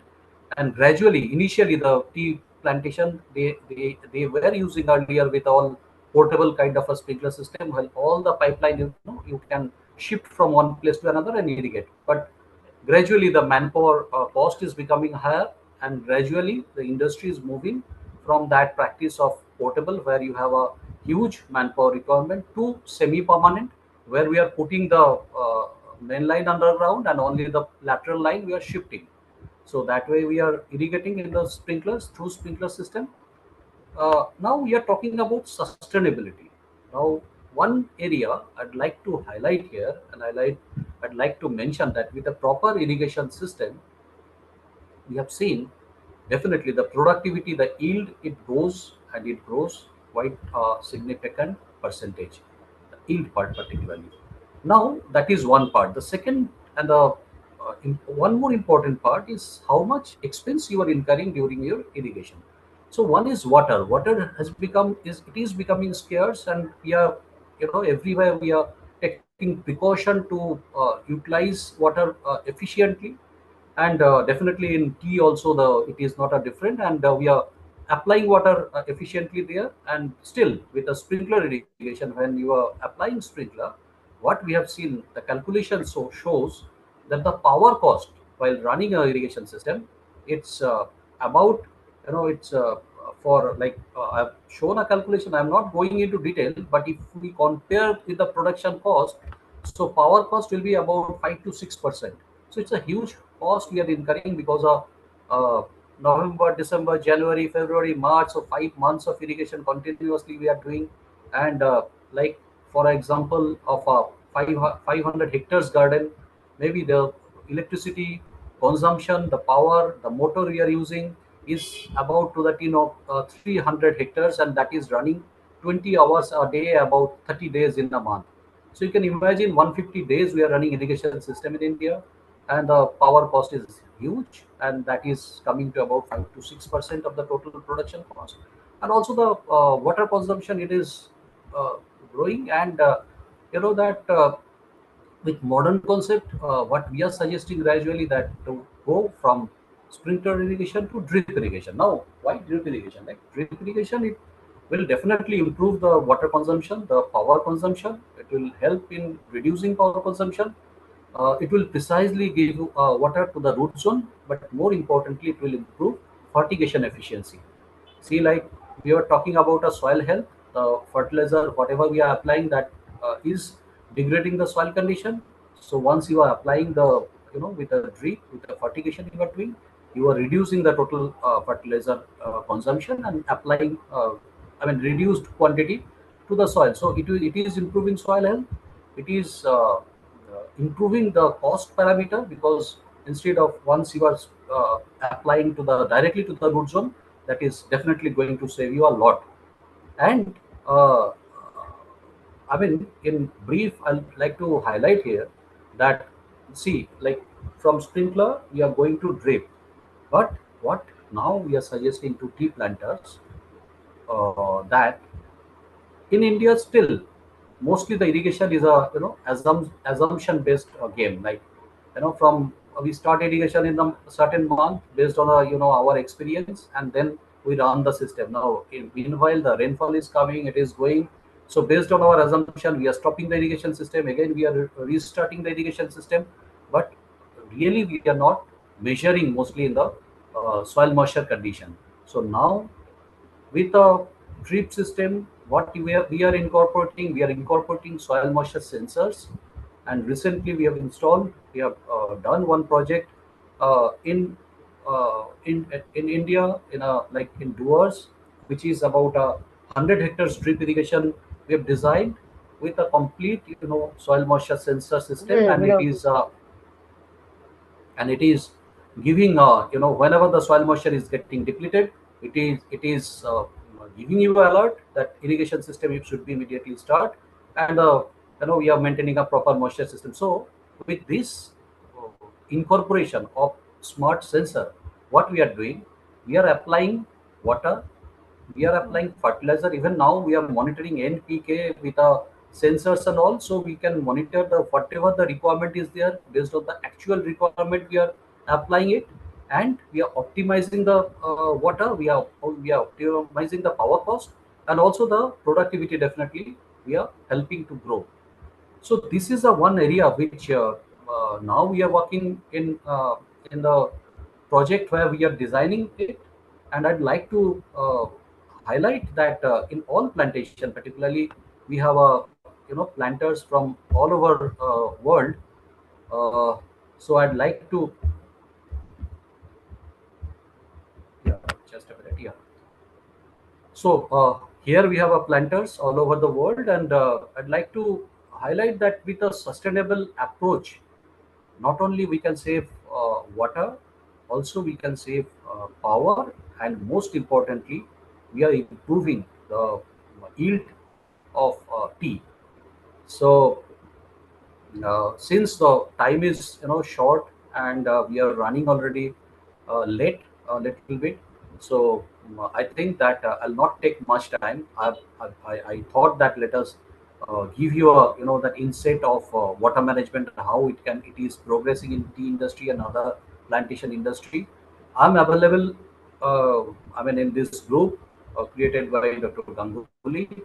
And for any suggestion on water management, since we are doing this, we are designing the irrigation system. So any system, any water management system or rainwater harvesting, your drainage system, if you want to improve, we can always have a one-to-one chat, or in the group you can post. I'm there available very much, and we can take up from there. Like any help, if anybody needs from this platform, please reach us. We are available, and we are there to help you with all whatever you have learned in this the water management and irrigation. Thank you, Dr. Ganguly, and thank you everyone for your patient hearing. If you have any questions, you can ask. I'll try to give you an answer in as short as possible because of paucity of time.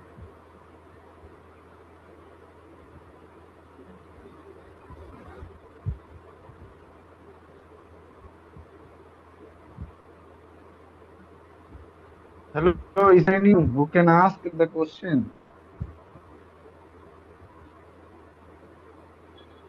Hello, Murati.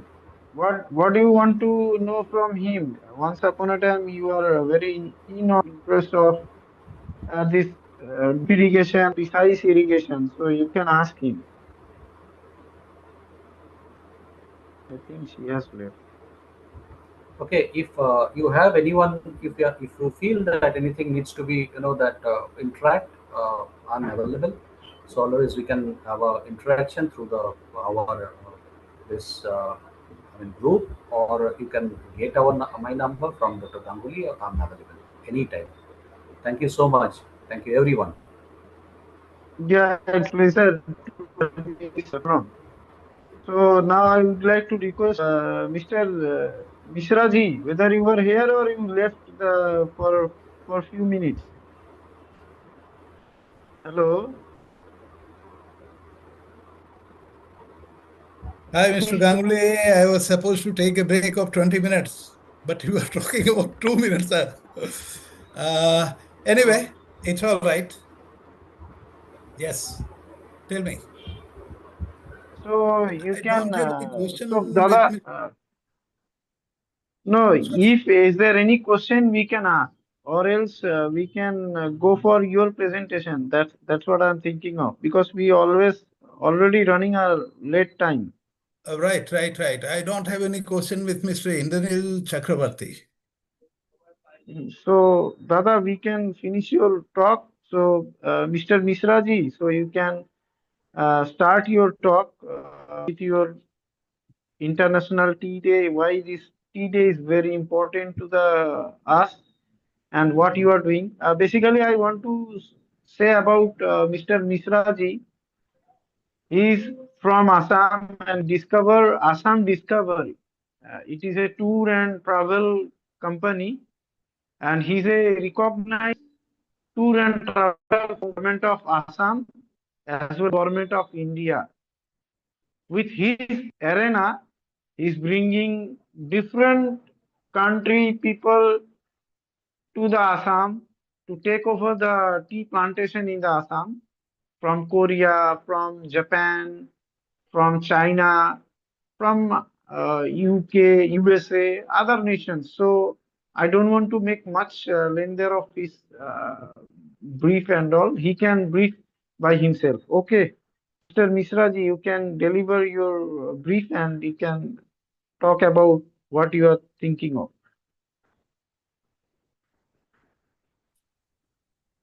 Thank you, Mr. Ganguly. Thank you Yeah, it's pleasure. for introducing me in such a lovely way. I may not be of that caliber, but yes, I try to be betterment of tourism industry in Assam, more specifically for India tourism. I try to gather more of like tea tourist visit in Assam and Northeast India. My company is Assam Discovery, and we are into this practice of tourism since 2015, means around 11 years old company. And I think I'm audible and visible both. Yes, you are audible and visible. Okay. So we are registered under Ministry of Tourism, Government of India, as well as Ministry of Tourism, India, Assam Tourism as well, Government of Assam. And our recognition has not been done only by the Government of India and Government of Assam. It has been done by other platforms as well, like TTF, SATE, OTM in Mumbai. These are all big events handling throughout India, Mumbai, Bangalore, Kolkata, Delhi, and so on. So this is introduction of my company that Assam Discovery is doing this kind of job.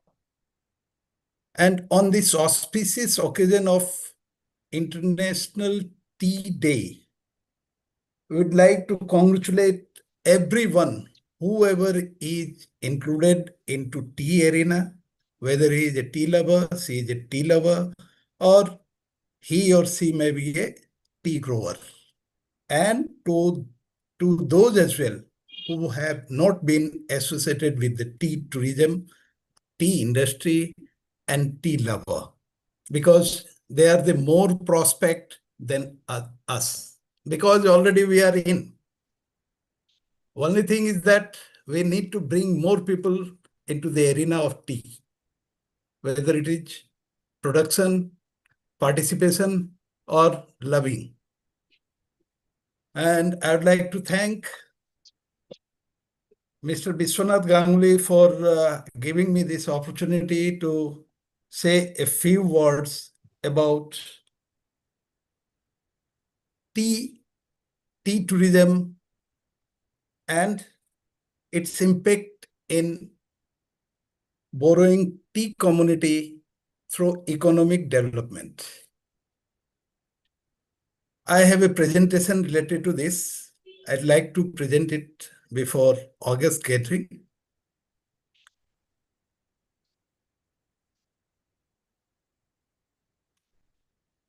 Just hold on.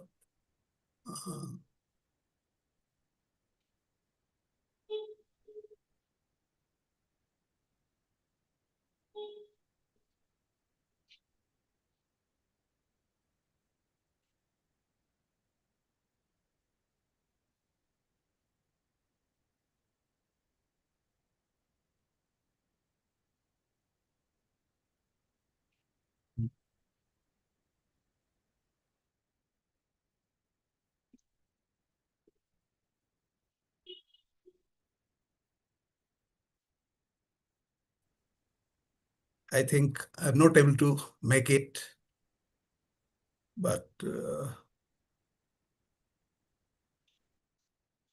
We can presentation. We could see your presentation. Please come again. Mr. Mishra, we saw your presentation.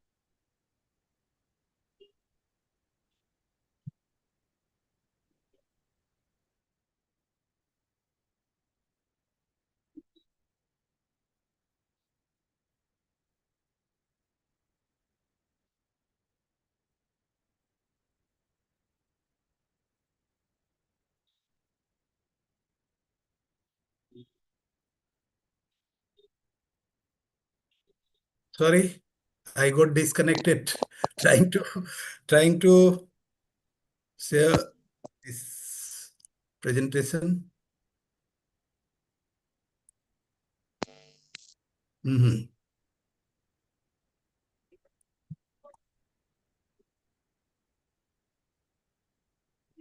Yeah, we could see now. No, but the thing is not moving. No? Problem Oh. is that. Maybe you can put in the PPT mode. Now it's moving. Yes.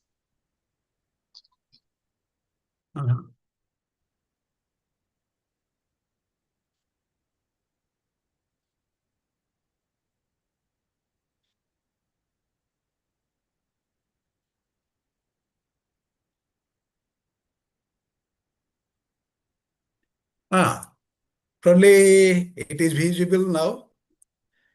Brewing livelihoods, transforming Assam tea communities through tourism.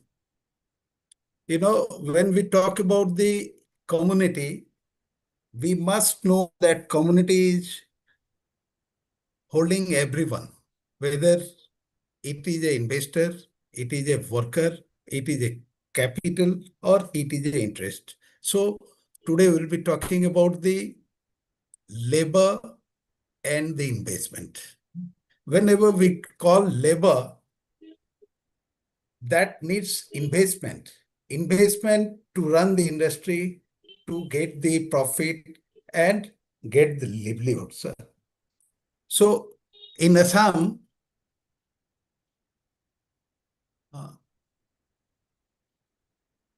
Assam is, as you all know, that Assam is famous for Assam tea and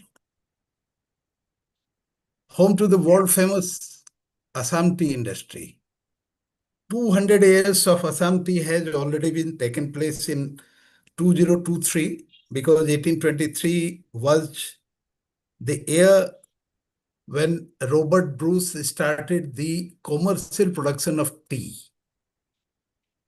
So more than 200 years of Assam tea has passed by, and Assam tea produces some of the strongest and finest black tea globally. Tea industry support lakhs of livelihood directly and indirectly. Means labor, the producer, the dealer, and the chaiwala as well, sitting anywhere in your town, in railway stations, and many places. Tea gardens are not only economic hub but also cultural landscape. How come? Because tea is having a culture of 200 years old. So under tea tourism, these things are being shown. Tea stage, tea tasting experiences, cultural interactions, heritage exploration, nature and wellness tourism.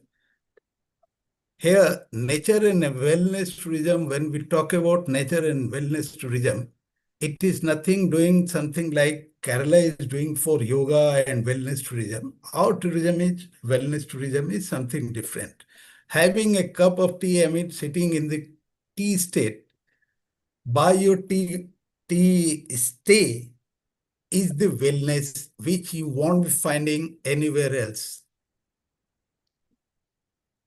So why Assam has competitive advantage? Because it is having natural assets, cultural assets, and tourism assets. So natural estates is vast lush tea estates, biodiversity and wildlife, scenic river landscapes.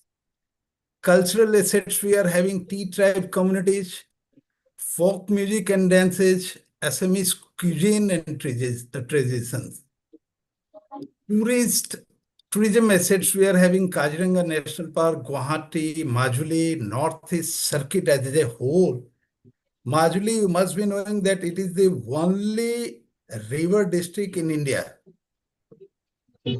And it is the largest river island in the world. It is the nerve center of Vaishnavite culture. Vaishnavite culture was established by Gurujana Shankardev. So commutative transition through our tourism is limited. Why we need that? Challenges, limited livelihood diversification. Whenever labor is working, somebody is working in tea state, they have to work only 6 to 8 months. And rest, they do not have any extra income. So this is one of the limited livelihood diversification. Seasonal economic dependency. It's all seasonal. Tea is basically seasonal because whenever it is a season time, productivity increases, so labor requirement is more. But when there is no productivity, cold practices takes place, so there is less requirement of labor. So the balancing in between more labor requirement and less labor requirement is there. So dependency, seasonal dependency is there. Migration of youth. Whenever there is less of work, less of economy generation, youth migrate to other parts. In result, what happens?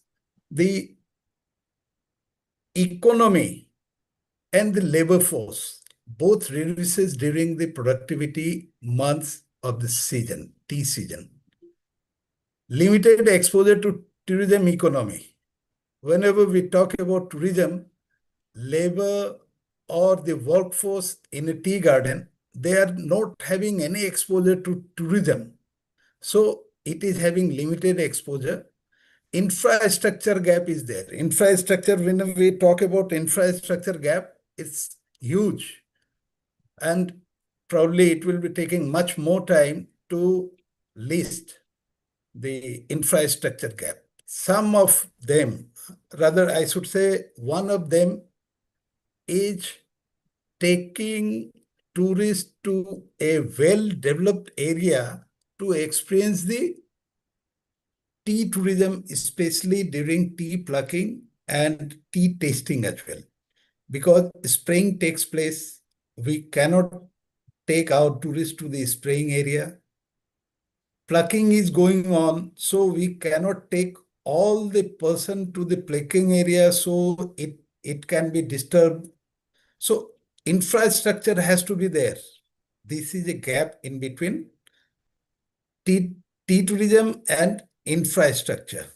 Need for skill development. Skill development is there, means whenever we talk about workforce, they are more into tea plucking and tea work. They are not having skill related to tourism. So how tourism creates livelihood? Direct employment, something like homestays, people who were supposed to live there or migrate can go for a local guide kind of thing. They can drive their vehicle, tourism vehicle, because the area which others do not know, the local people, the local workforce, the local youth, they know better driving conditions as well as driving areas where they can take. Hospitality staff, they can work as a hospitality staff. Cultural performers, Jumur and everything can be done with the direct employment. Indirect employment, handicrafts, local food supply, transportation, photography and media, event management.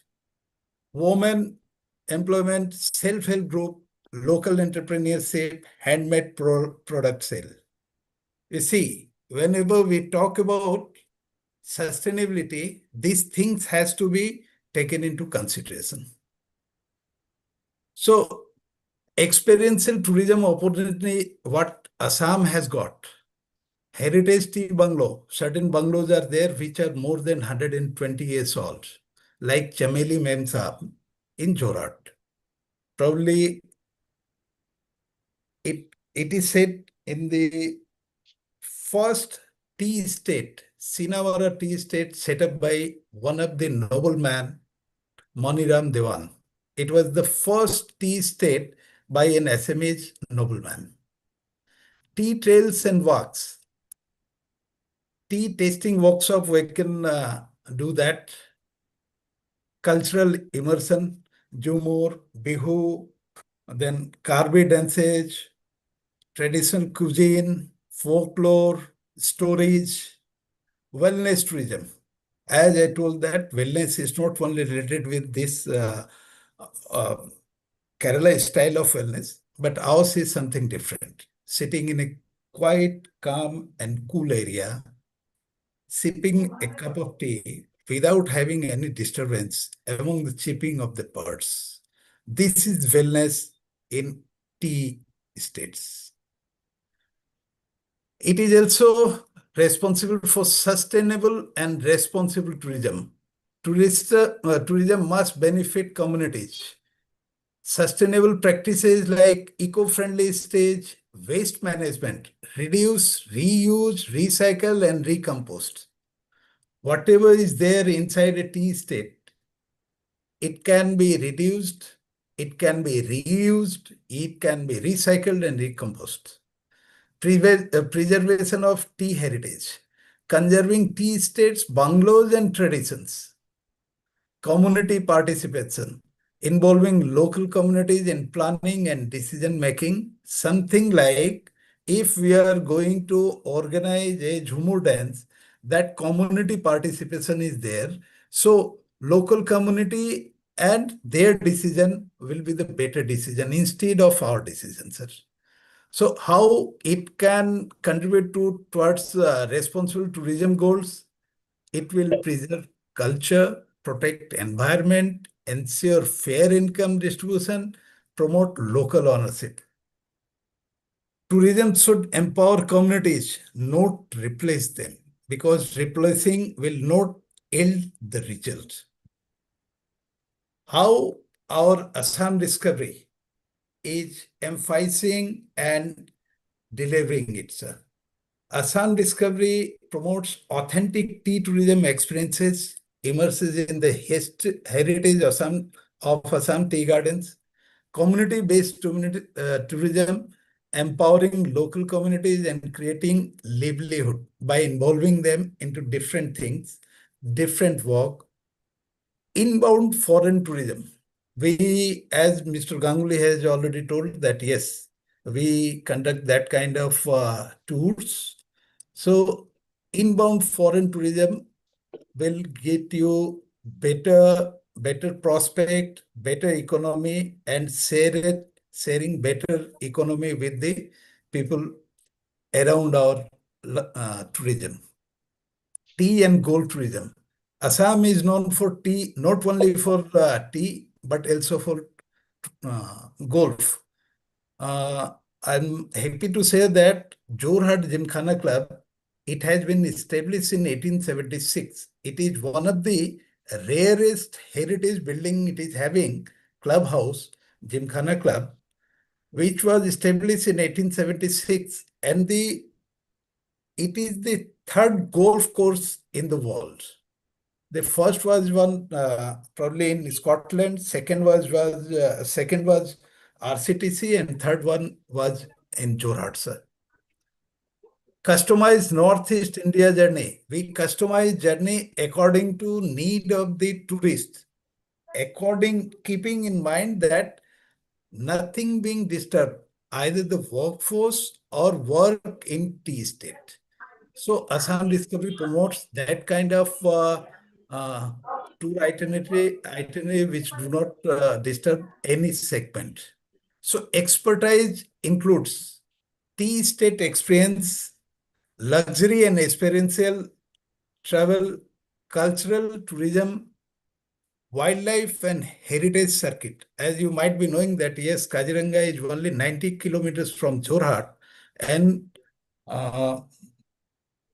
Dibru Saikwa National Park is only 180 kilometers from Jorhat. Both are national park in Northeast. So we are having heritage circuits as well. Kaziranga, you might be knowing that it was established during Lady Curzon's visit in 1904, sir. So it is one of the heritage national parks in India. This is the role of Assam Discovery in converting and percolating the economy role of tourism into the life of community. Then economy impact of tea tourism. Increased rural income when we call about the inbound tourism or the foreign tourist, definitely our income increases. Employment generation, our driver, guide, they can create round the year opportunities. Culture preservation and global branding. Position Assam globally beyond tea export. You know that, yes, we are 200 years old tea garden holder in Assam, but at the same time, our takes should not limit us as a tea exporter. We are having heritage and we must show it to the world. So vision for the future, Assam Discovery is having international tea tourism circuits, something like started from, say, India, then Sri Lanka, then Kenya, maybe Indonesia, maybe Philippines, maybe collaboration with different countries. So we can go with the international tea tourism circuit. Community-owned tourism enterprises. You see, we are sitting here in Assam, catering tourists for Assam, sometimes Nilgiri, and sometimes in Darjeeling. So when we talk about international tea tourism circuit, we need to have different enterprises at different countries.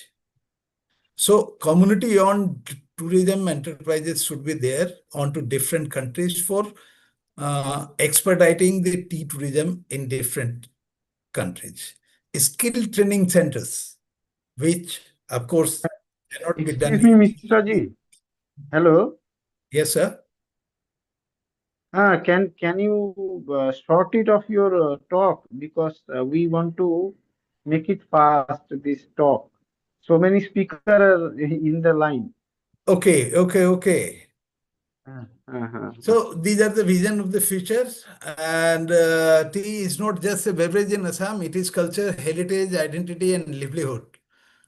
By integrating tea tourism with tea communities, rural economy can grow, youth can find opportunities, women can become entrepreneurs, heritage can be preserved sustainably.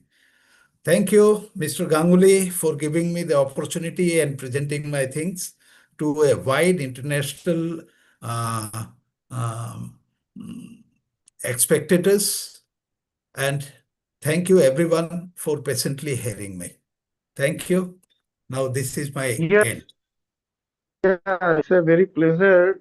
We have listened Mr. Misaji for his valuable talk regarding tea as well as tourism.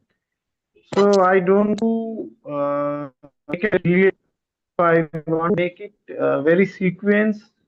So I want to request Dr. Arup Kumar Moitra to deliver your talk. Then after the sequence, I'm going to say who are the next speaker because we are running short of time. So please don't make it very lengthier of the talk. Thank you. Thank you, Dr. Ganguly. Thank you for giving me this opportunity. Respected participants, scientists, colleagues, ladies and gentlemen, unlike other speakers, I will not be sharing any PowerPoint, so that will definitely save some time. Now, I will make my talk a little bit structured. The title of my talk is Exploring Rhizobacterial Secondary Metabolites for Biological Disease Suppression and Sustainable Tea Production. As you know, organic tea is gaining importance because of the health benefit. But the basic question arises how much it is organic. And the research that we have done for the last 6-7 years, part of that particular research product has already been shared in Dr. Ganguly's garden, and we have got very good results. So I will just share some glimpse of it, and definitely some results have already been published in certain papers. Now, I have divided my talk into 5 major sections. Number 1, the rhizosphere organisms and their secondary metabolites. Number 2, their functions and induction of systemic acquired resistance. Or the number 3 is reduction of chemicals or chemical fertilizer and pesticide, and definitely progressing towards the maintenance of soil health. Number 4 is the factors determining the growth of these organisms and definitely the quality of tea. And I will conclude with the future prospect. So the first thing is definitely the tea rhizosphere. And I always say that the solution remains in the soil. So these organisms which we have applied belong to different species of bacillus and also pseudomonas and also some antibiotic producing bacterial strains. Now, what do they produce? Naturally, they produce antibiotics, they produce siderophores, and of course, they are helping in the growth of tea plants through NPK solubilization and fixation, production of hormone, mineral acquisition through siderophore, and of course, the story doesn't end here.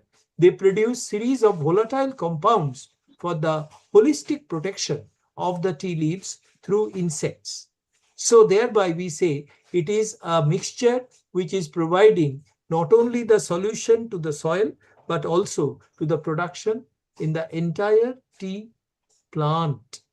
Now, this particular lipopeptides, which we also have seen that they are producing, they are definitely keeping away certain pathogen, which include some bacteria, some airborne fungi, and at the same time, they are also acting as insect repellents.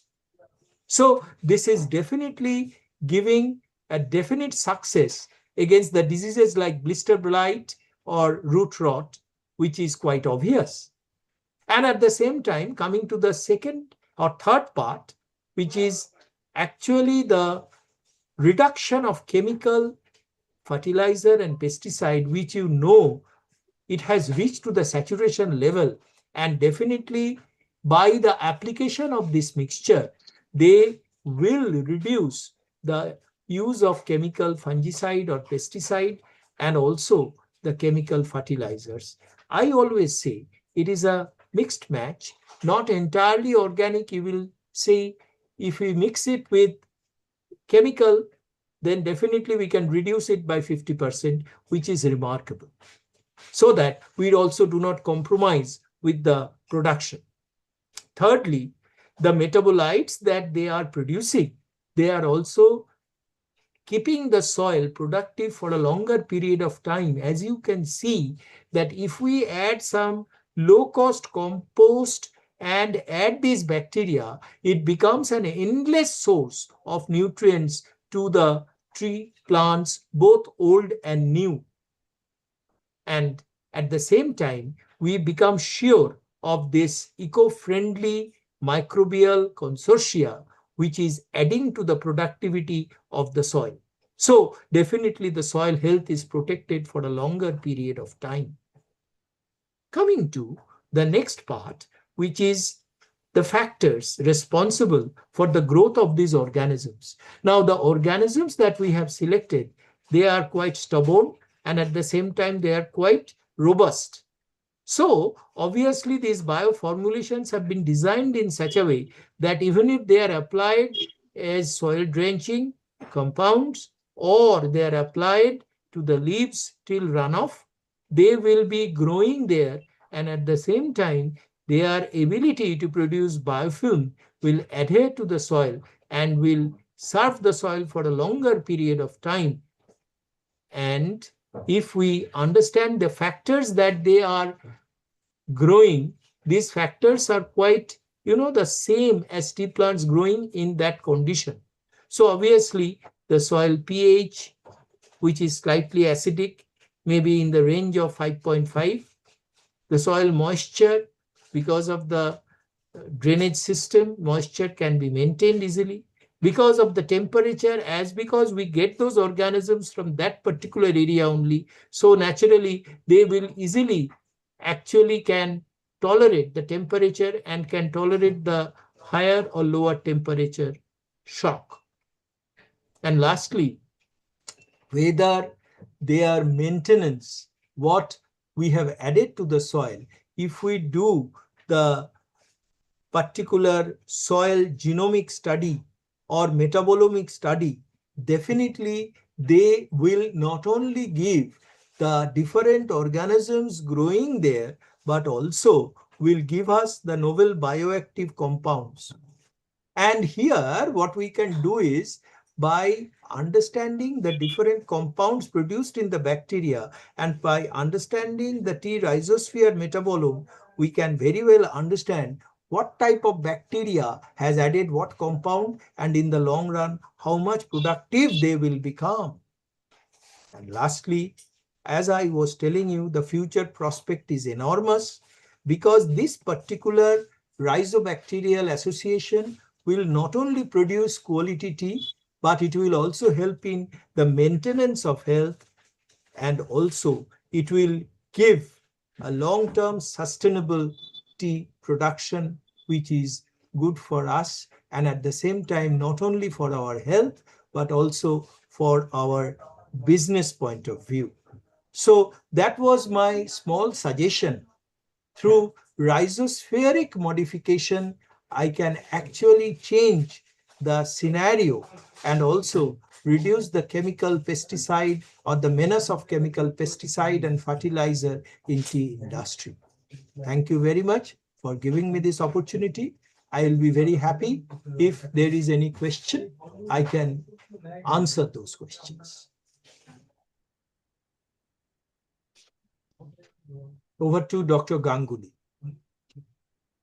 Yeah, thank you, sir. It's a great pleasure that you have been keeping your talk very short and giving a valuable deliberation. I'm very thankful that we have been collaborated for tea research project. So I want to request this forum if anyone wants to get back these tea projects, so they can contact to you personally and we can make a collaboration project. In So fact, I don't we have want a to. consortia developed. We have named it very aptly as T-BACT. So this T-BACT is ideal for all the nutrient addition NPK, and at the same time for the production of plant hormones like auxin and gibberellin, and at the same time nutrient acquisition. So this particular product has already been tested in Dr. Ganguly's garden and they have yielded very good results. So I would like to thank to share you again, and I don't want to make it a long, and I want to request another speaker, Miss Chandi Thank you. Thank you. Archachi. She is from Sri Lanka. So sorry for a delay. So you can please deliver your talk with your this why International Tea Day is very special for the society and all. Please deliver some points for that event. Hello, hello, hello, hello.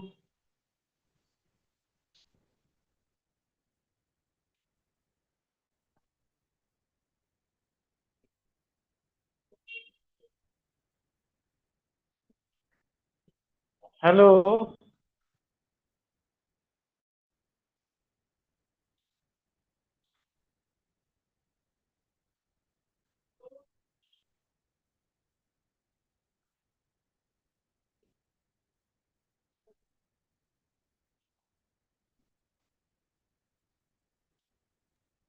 Hello, hi. Yeah, hi. Can you hear me? Yeah, we are hearing you. So please be continue of your talk and why International Tea Day is special for us. Please give some insights for that. But don't bring your presentation. I want to request to each and every individual now, the speaker, to please deliver by your own. Don't bring the slides. It's taking much time. So we want to finish in a time. So Okay, this give is my me humble 7. request to every. Yeah, give me 7 minutes. Yeah, yeah, of course, of course, of course. Hi, good evening, respected guests, tea professionals, tea lovers, and friends from around the world. I sincerely thank the organizers for giving me this opportunity for represent in Sri Lanka and speak about something very close to my heart. That is Ceylon specialty tea. Sri Lanka may be a small island, but our tea holds a very special place in the world. Our tea story began more than 150 years ago when James Taylor started the first commercial tea plantation in 1867. Since then, Ceylon tea has become one of the most respected teas in the world. It is known for its bright color, rich flavor, fresh aroma, and very good quality. Around the world, the lion logo has become a true symbol of quality and trust. What makes Ceylon tea so special? It is our climate, high mountains, rich soil, and traditional way of making tea. Sri Lanka has 7 tea growing regions, and each region gives a different taste and characters to the tea. One great thing about Ceylon tea is that it keeps its color and flavor even when brewed with water from almost any country in the world. This is one of the reasons why people all over the world love Ceylon tea. Today, the global tea industry is changing very fast. People are no longer looking for just a simple cup of tea. They want something real, something healthy, something good for the environment, and something that gives them a special experiences. This is exactly where specialty teas becomes very important. Specialty tea is not about making large amount of tea.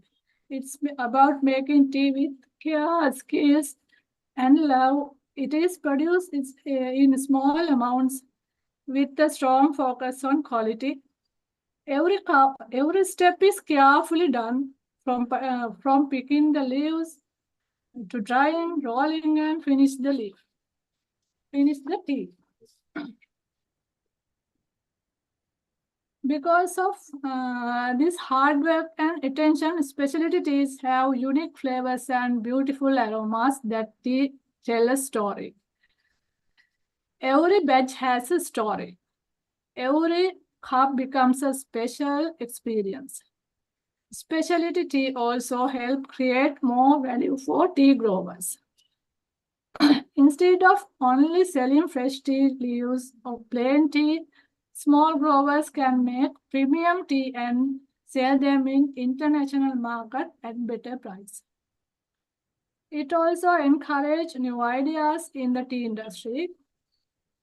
Today, specialty tea includes flavored tea, herbal teas, organic teas, walnut teas, iced tea, and many other new products.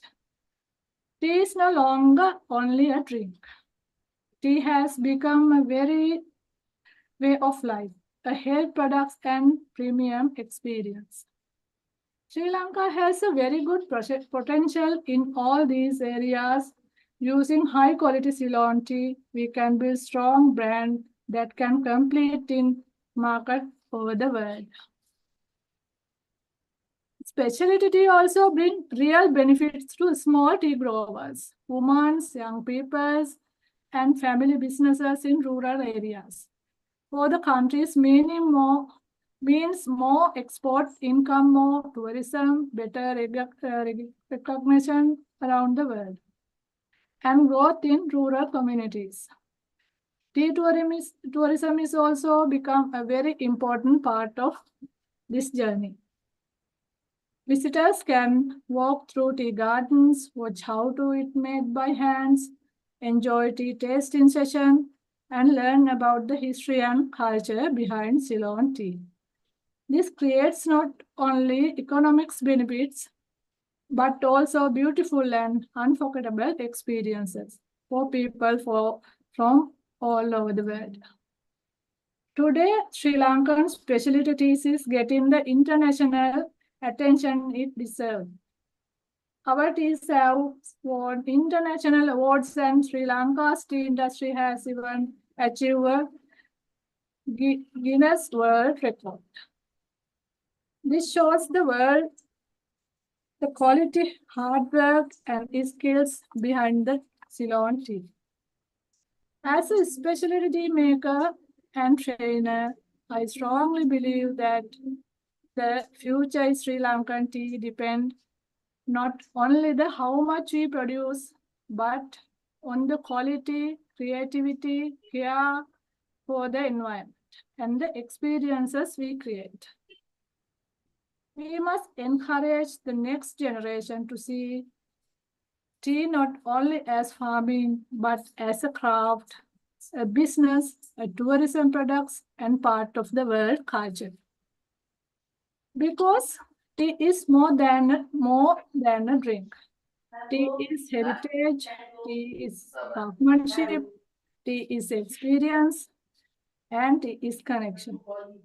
So today I invite the lovers, buyers, teachers, tourism partners, and industry leaders, the world support specialty tea movement that help small tea growers and protect tea heritage for the next generation. Together, let us protect the story of tea, celebrate the skill behind it, and build a better and more meaningful future for the global tea industry. Thank you very much. Thank you, Yeah, too. it's a pleasure. Nice to see you. Yeah, same here. So I don't want to make a lengthy of your finishing and all. So I want to move forward to next speaker. I would like to request, is there Silent is here?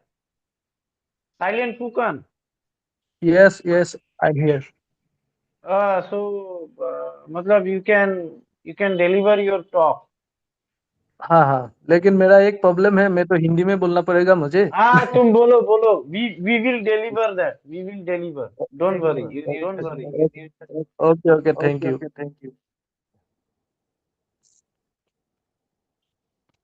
Hello. Yes, yes, you हाँ हाँ continue. हाँ हाँ, thank you. तो पहले तो मैं अपना परिचय दे देता हूँ ये, और एक बोलना भी चाहता हूँ कि हैप्पी सभी को, हैप्पी इंटरनेशनल टी डे। तो मुझे इस काबिल समझा विश्वनाथ जी ने कि मुझे भी ये इंटरनेशनल टी डे में वेबिनार में मुझे एक थोड़ा सा बोलने के लिए मुझे चांस दिया, इसीलिए विश्वनाथ जी को बहुत बहुत धन्यवाद। क्योंकि मैं 100% एक स्मॉल टी गोयर्स हूँ, तो मेरा कहानी बहुत इंटरेस्टिंग भी नहीं है। जो भी कहानी है 100% मेरा अपना जीवन चलाने के लिए जो अ, सभी करता है काम, तो उसी हिसाब से मैं भी एक स्मॉल टी गोयर्स हूँ। लेकिन मैं स्मॉल टी गोयर्स से मैं अभी टी प्रोड्यूसर में भी मैं स्टार्ट किया, तो उसका भी एक कारण है।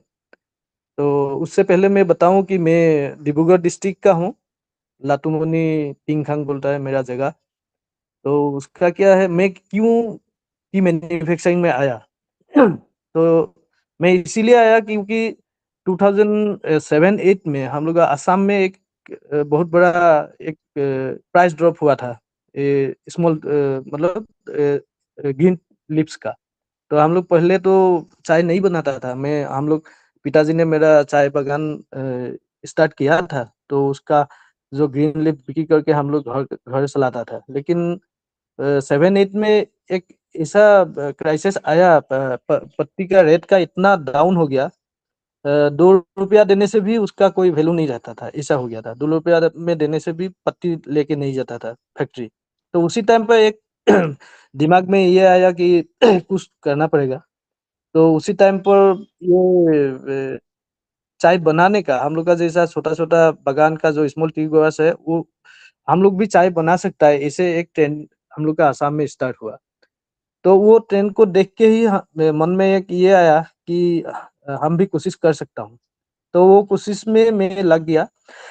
तो उस समय में बहुत सारे प्रॉब्लम था कि कुछ नॉलेज भी नहीं था पत्ती बनाने का।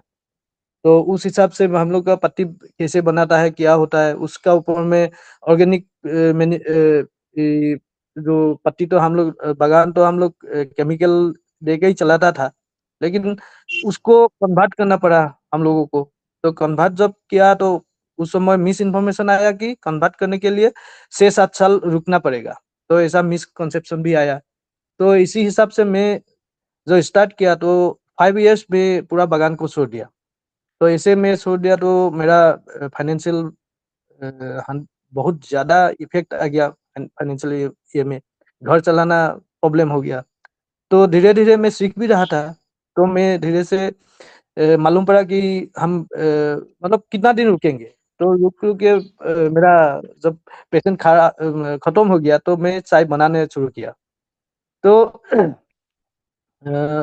बनाने शुरू किया तो उस समय में ही क्या हुआ, तो मैं जब पत्ती बनाया तो हमको मालूम भी नहीं था कि पत्ती कैसे बनाता है, क्या बनाता है, उसका भी कोई पता नहीं था।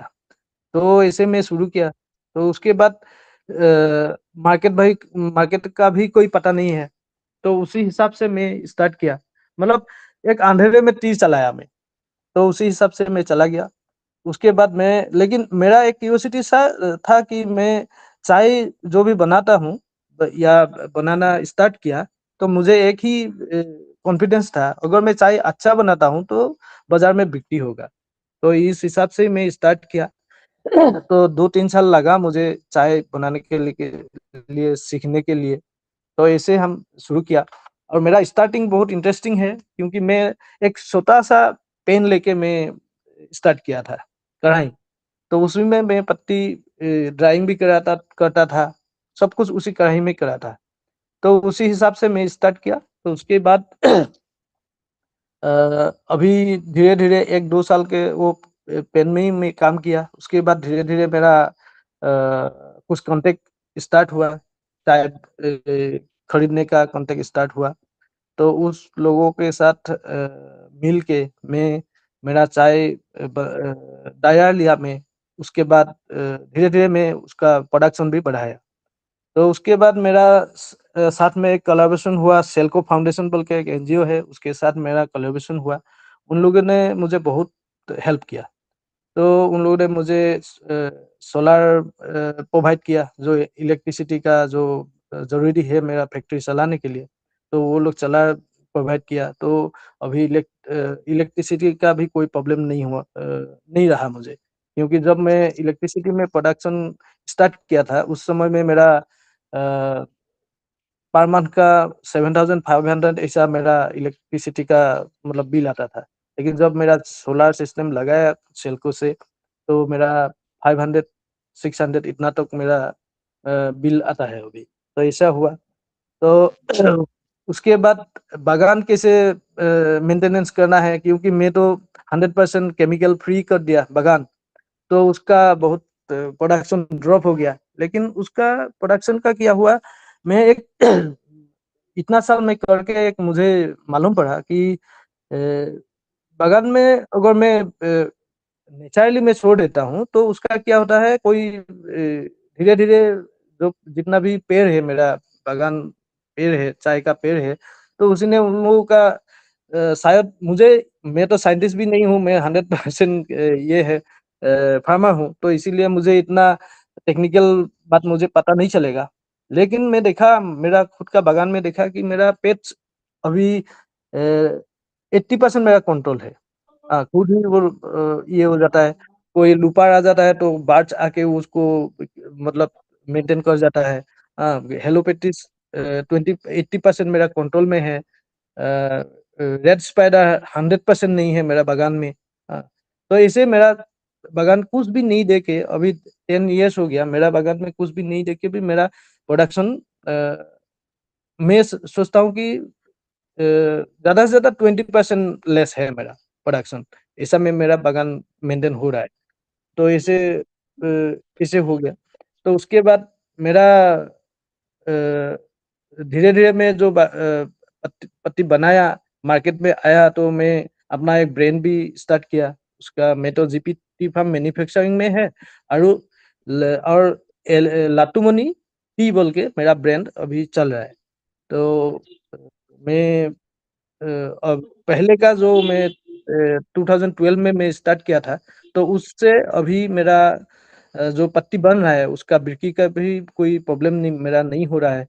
तो उसके बाद धीरे धीरे जो प्रोडक्शन में बढ़ा रहा हूँ, और जितना भी हो सके मुझे देख के कोई सारे फार्मर्स भी अभी इस फील्ड में आ रहा है, उन लोगों को भी मैं थोड़ा सा सिखा रहा हूँ। ऐसे करके मैं अभी डेवलप कर रहा हूँ।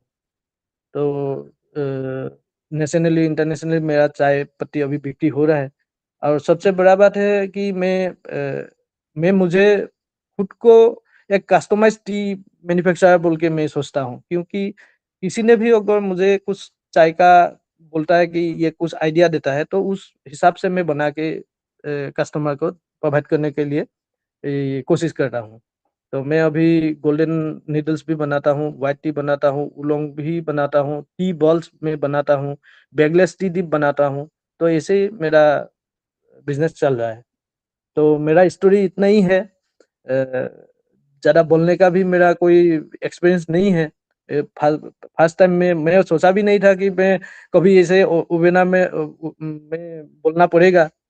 तो मैं इंग्लिश भी मेरा कंफर्टेबल नहीं है, समझता हूँ, लेकिन बोलने का कुछ ये नहीं है। हाँ, तो लास्टली मैं सभी को इंटरनेशनल टी डे का हार्दिक शुभकामना कामना जनाता हूँ, और विश्वनाथ जी को मैं स्पेशली थैंक्स बोलता हूँ कि मेरा जैसा एक फार्मर्स को कुछ बोलने के लिए उसका वेबिनार में चांस दिया। तो विश्वनाथ जी को फिर से थैंक यू बोल के मैं अपना स्पीच समाप्त करता हूँ। धन्यवाद। या थैंक यू साइलेंट। तुम्हारा जो टॉक है बहुत इंटरेस्टिंग है, क्योंकि यहाँ हर ज़्यादातर ही इंग्लिश वर्जन पीपल है तो उन लोगों को हिंदी समझ में कम आएंगे। वो तो है। तो मैं तुम्हारा ऑन बिहाफ मैं उन लोगों को कुछ बोलना चाहता हूँ। On behalf of mister silent Phukan, he has a very passion for tea, and he is a very poor farmer when he started his journey. But today, from zero to he become a hero in Assam tea industry, in a small scale specialty tea or artisan tea industry. He is the pioneer one who can make whatever kind of tea people want, because he has such idea to make tea in a such a way, because we cannot think beyond of our limit, but he think from his limit.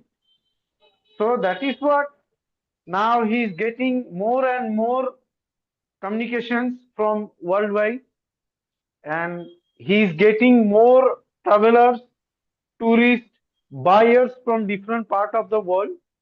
So I would like to request here in the forum who are here, I would like to request each and everyone, if you people want to get taste of his tea, we are ready to give a taste of his tea.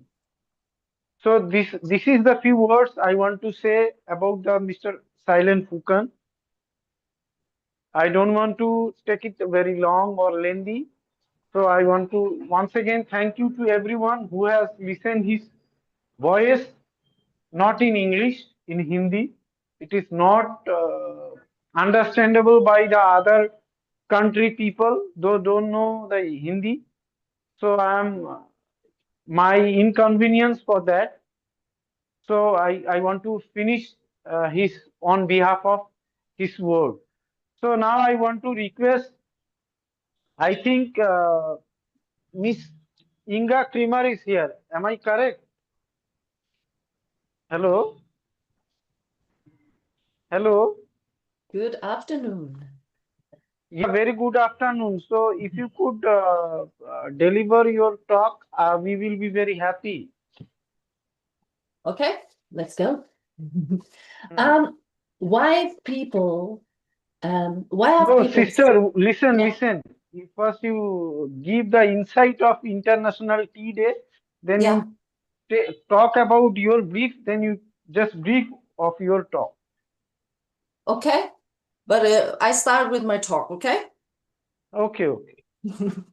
So the question is, why have people been sitting together for centuries, simply pouring hot water over leaves? Maybe because tea has never been just tea. In most cultures, tea is not only a product, it's a form of a social structure. And this is what this talk is about. Tea as a bridge between people, time, and culture. So my name is Inga Kremer, also known as Yaming. That's my Chinese name. I'm a German blogger, podcaster, founder of an international conference called Tea Summit. And my experience now with tea from the other side, not from the producing side, is more than 30 years right now. When we talk about tea, we usually talk about quality, origin, processing, or taste. That's the product view. But there's another layer that is often obvious in praxis, yet rarely clearly named. Tea is a culturally organized experience space. So across the world, tea appears in different contexts, in families and rituals, trades, hospitality, form, and informal meetings. And despite all culture difference, one thing stays the same. Tea structures time, attention, and social space. When people sit down for tea, it is a conscious act. Tea is prepared for oneself and for others. And this process already changes the atmosphere. Water is heated, tea is brewed, people wait, observe, smell, taste. These sequences naturally slow down communication. Conversation becomes less reactive and more attentive. People listen longer before they respond, and that's the key point. Tea does not change what we communicate. It changes how we communicate. Some culture samples. East Frisian tea culture, for example. Let's start with a European example, because nobody knows, nobody talks about it. Do you know that Germany has its own tea ceremony? It's a very old one. It's the East Frisian tea. East Frisian tea is structured, clear, and socially well-defined. A plump of sugar goes into the cup, hot water is poured over it, and cream is added on top without stirring. That's very important. 3 layers form and fold over time: sweetness, bitterness, and softness. Not all at once, but step by step. This is not just a detail of preparation, it's a different experience of time. You start with the cream, then the bitter comes up, and at the end, it ends with sweetness. It's maybe like a life.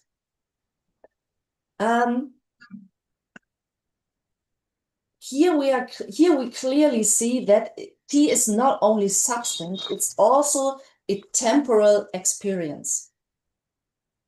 In Chinese tea culture, this principle becomes even more visible. Gong Fu Cha is my daily practice, as you can see, and I'm teaching it in seminars and workshops. Tea is often experienced through multiple infusions. The first infusions open the aroma and the space. The second brings structure and taste, and the third brings calmness and familiarity. What matters is not a single moment, but the sequence. Tea is understood as a process, not as an event. And within that process, the person changes as well. You come as a person and goes as a different person. The number 3 as a structure, as we saw before in the Frisian tea culture, we have 3 layers, and the 3 continues. In this Chinese culture, the number 3 often appears as an organizing model: heaven, earth, and human. Remember, also the Frisian tea had these 3 layers. Heaven represents the fast and timeless. Earth presents the physical and the concrete, and human concretes both levels.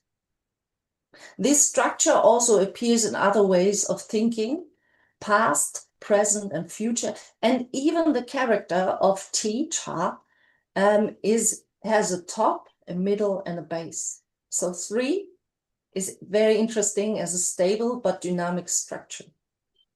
In Korea, tea is less as a formal ritual and more part of daily life. It accompanies conversations, meetings, and social moments, not as an expectation, but as a conscious part of social practice. Tea here is less an event and more a way of being in a daily interaction. Common patterns. Despite all cultural difference, a clear pattern repeats itself. Tea structures social time. Tea influences speed and the perception. Tea changes the quality of human interactions, and it's remarkable stable across culture and regions.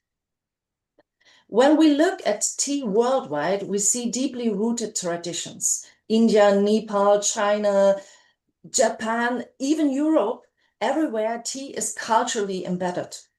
These traditions are not secondary. There's a foundation of tea as we know it today. And there is where an important point comes in. Tradition is limitation. I just let it set a little bit. Tradition is limitation, but not in a negative sense, but in a clear boundary of what has been possible so far. If we stay only within tradition, we preserve what exists. We maintain tea, but we do not develop it further. So the real shift is perspective in this. Tradition is our starting point. From there, development begins. From there, innovation begins. A good example for this is GABA tea, a tea where the control process increases the level of gamma aminobutyric acid. That's a damn word. Sorry. This is not a break with tradition, but it's an extension of it. New processing, new application, new ways of using tea, for example, in evening context, because GABA tea is perfect for evening. But green tea is not so good for evening, especially not for me with a very sensitive system. Tea remains tea, but the experience space expands. In a world of speed and constant stimulation, tea becomes a practical countermodel, not as an idea, but as a structural interruption. Many people say, I just have tea. And in this sentence, it is often not about the drink itself, it is about a shift of attention. Tea is not a closed cultural ritual. It's a living system between material, culture, and human perception. It connects people not only through taste, but through time, structure, and social quality. So as we do today, and thank you for listening. That was very good to have me here. Thank you.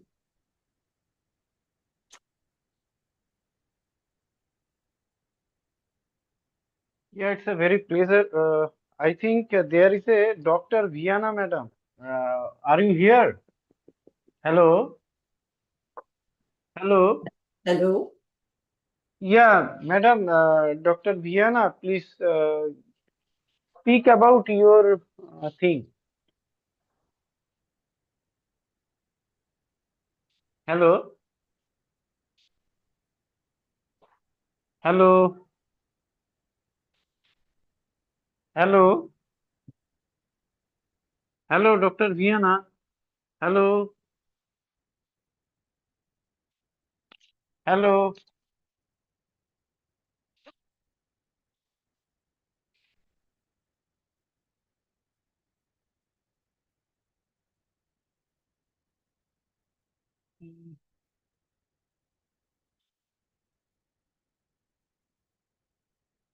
Okay, thank you, Singa. Nice of your talk. If is there anyone to ask anything, they can ask, or else they can directly write to her. So we can forward of next presenter. So I would like to request Dr. Atila from Turkey. So, Doctor, I would like to request you to deliver your talk. Here? Yeah, okay.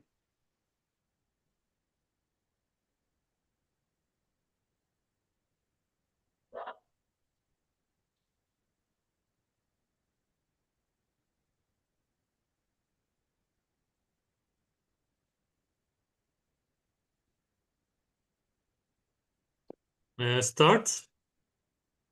Yeah, you start. First of all, I want to introduce myself. I'm Atilla Polat from Turkey in Çaykur Atatürk Tea Research Institute. I would like to share you on my recent study related with matcha tea process and production. I would like to start. We know matcha, maybe, sorry, we can assume generally matcha remind us Japan, or maybe most of the people know matcha as a powder of the green tea, but there are different, especially in the cultivation stage. after then in process. We conducted a few parameters in the study. For example, effect of sun or shading, effect of time, genetics, different clones, and effect of process.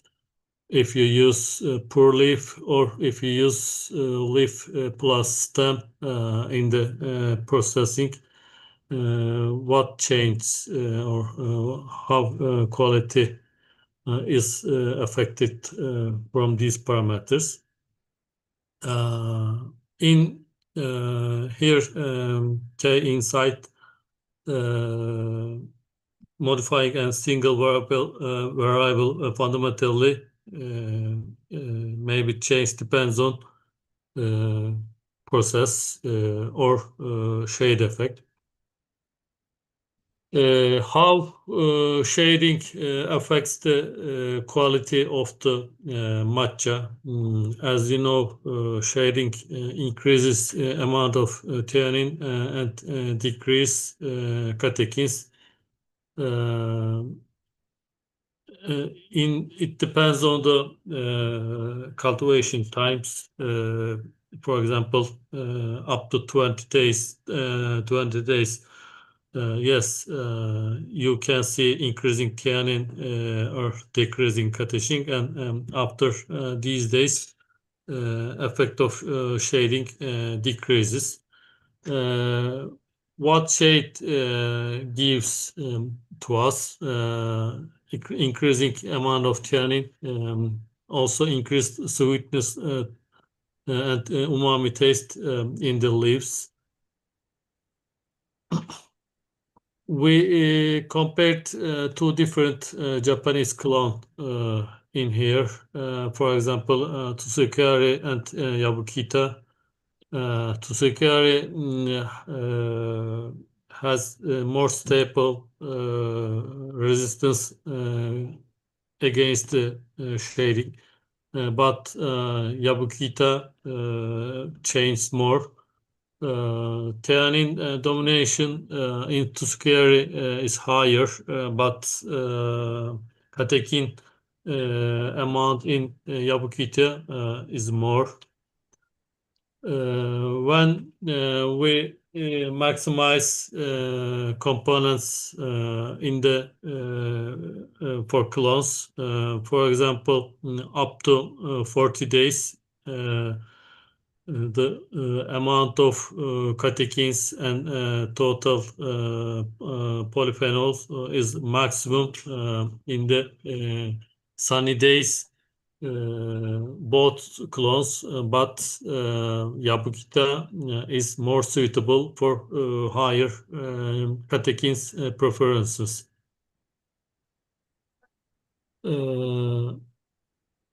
Their profiles change step by step in the increasing day. For example, for the 20 day is suitable both clones, but especially Tsuikari is more suitable compared to Yabukita for the premium matcha tea production. If you want to produce, for example, extract, green tea extract, you should increase harvesting time and you have to use sunny condition for production. We know we want sweet taste for the matcha, especially galated catechins give bitter taste, and non-galated catechins and also theanine gives more sweet taste. We use a ratio and to obtain optimum cultivation date, and 20 day is optimum for the cultivation of the premium matcha. We analyzed color profile of the tea leaves, how color dynamics change, lower brightness and vibrant green, red, and lower yellowish color is more preferred. In that reason, 20 days is also gave us optimum color parameters. Processes, how does it affect quality of the product? We saw all the same production techniques or same tea leaf standard was used, but response of the clones were different. Yabukita was more sensitive than Tsuikari for the production. Both parameters for cultivation and for processes, Yabukita was good compared to the Tsuikari. Sorry, Tsuikari was good compared to Yabukita. As you see in the graph, clonal vulnerability to the processing, Tsuikari was more stable, but Yabukita more fragile, and it was more sensitive. Finally, I share you a table. You can see which one is more suitable for which products. Premium matcha, you can prefer 20-day shaded cultivation environment. And poor leaf gives more higher quality. But if you want to produce, for example, extracts or nutraceutical products, you will need higher content of catechins or polyphenols. That's why you should use sunny environment and long cultivation day, and depends on your preference or quality standard. You may use leaf or stem, and it also affects quality. My short presentation is completed. If you have any question, I can respond your questions. Yeah, what we can do, we will just put in a chat box. So you can see that we will talk later on. We should finish the first speaker talk. What I request to everyone, first we can finish the talker's talk, then we will have a group discussions of questionnaires. Okay. Okay, doctor. You are giving a valuable your presentation. So I would like to request now Dr. Subhasri Banerjee. She is having some commitment of her family, so she want to finish her talk. So please deliver your talk. Thank you, Dr. Polak. We will be listening you later You're welcome. in a questionnaire session. Thank you. Hello, Dr. Subhasri. Yes. Good evening to all. Wishing you International Tea Day. So this is a day which every tea lovers come together. And thank you so much, Dr. Ganguly, for arranging such a wonderful session. So I would like to speak about tea tourism because my research, I'm a assistant professor in tourism, and my core research is on tea tourism. So I want to share the screen. Can you, Dr. Attila, can you please unshare the screen, please? Dr. Polat, hello. Dr. Subhasri. I hear you, but can you please Yeah, unshare the screen so that I can share the screen? Can you share your screen? No, I can't. I can't. I will leave. I couldn't find.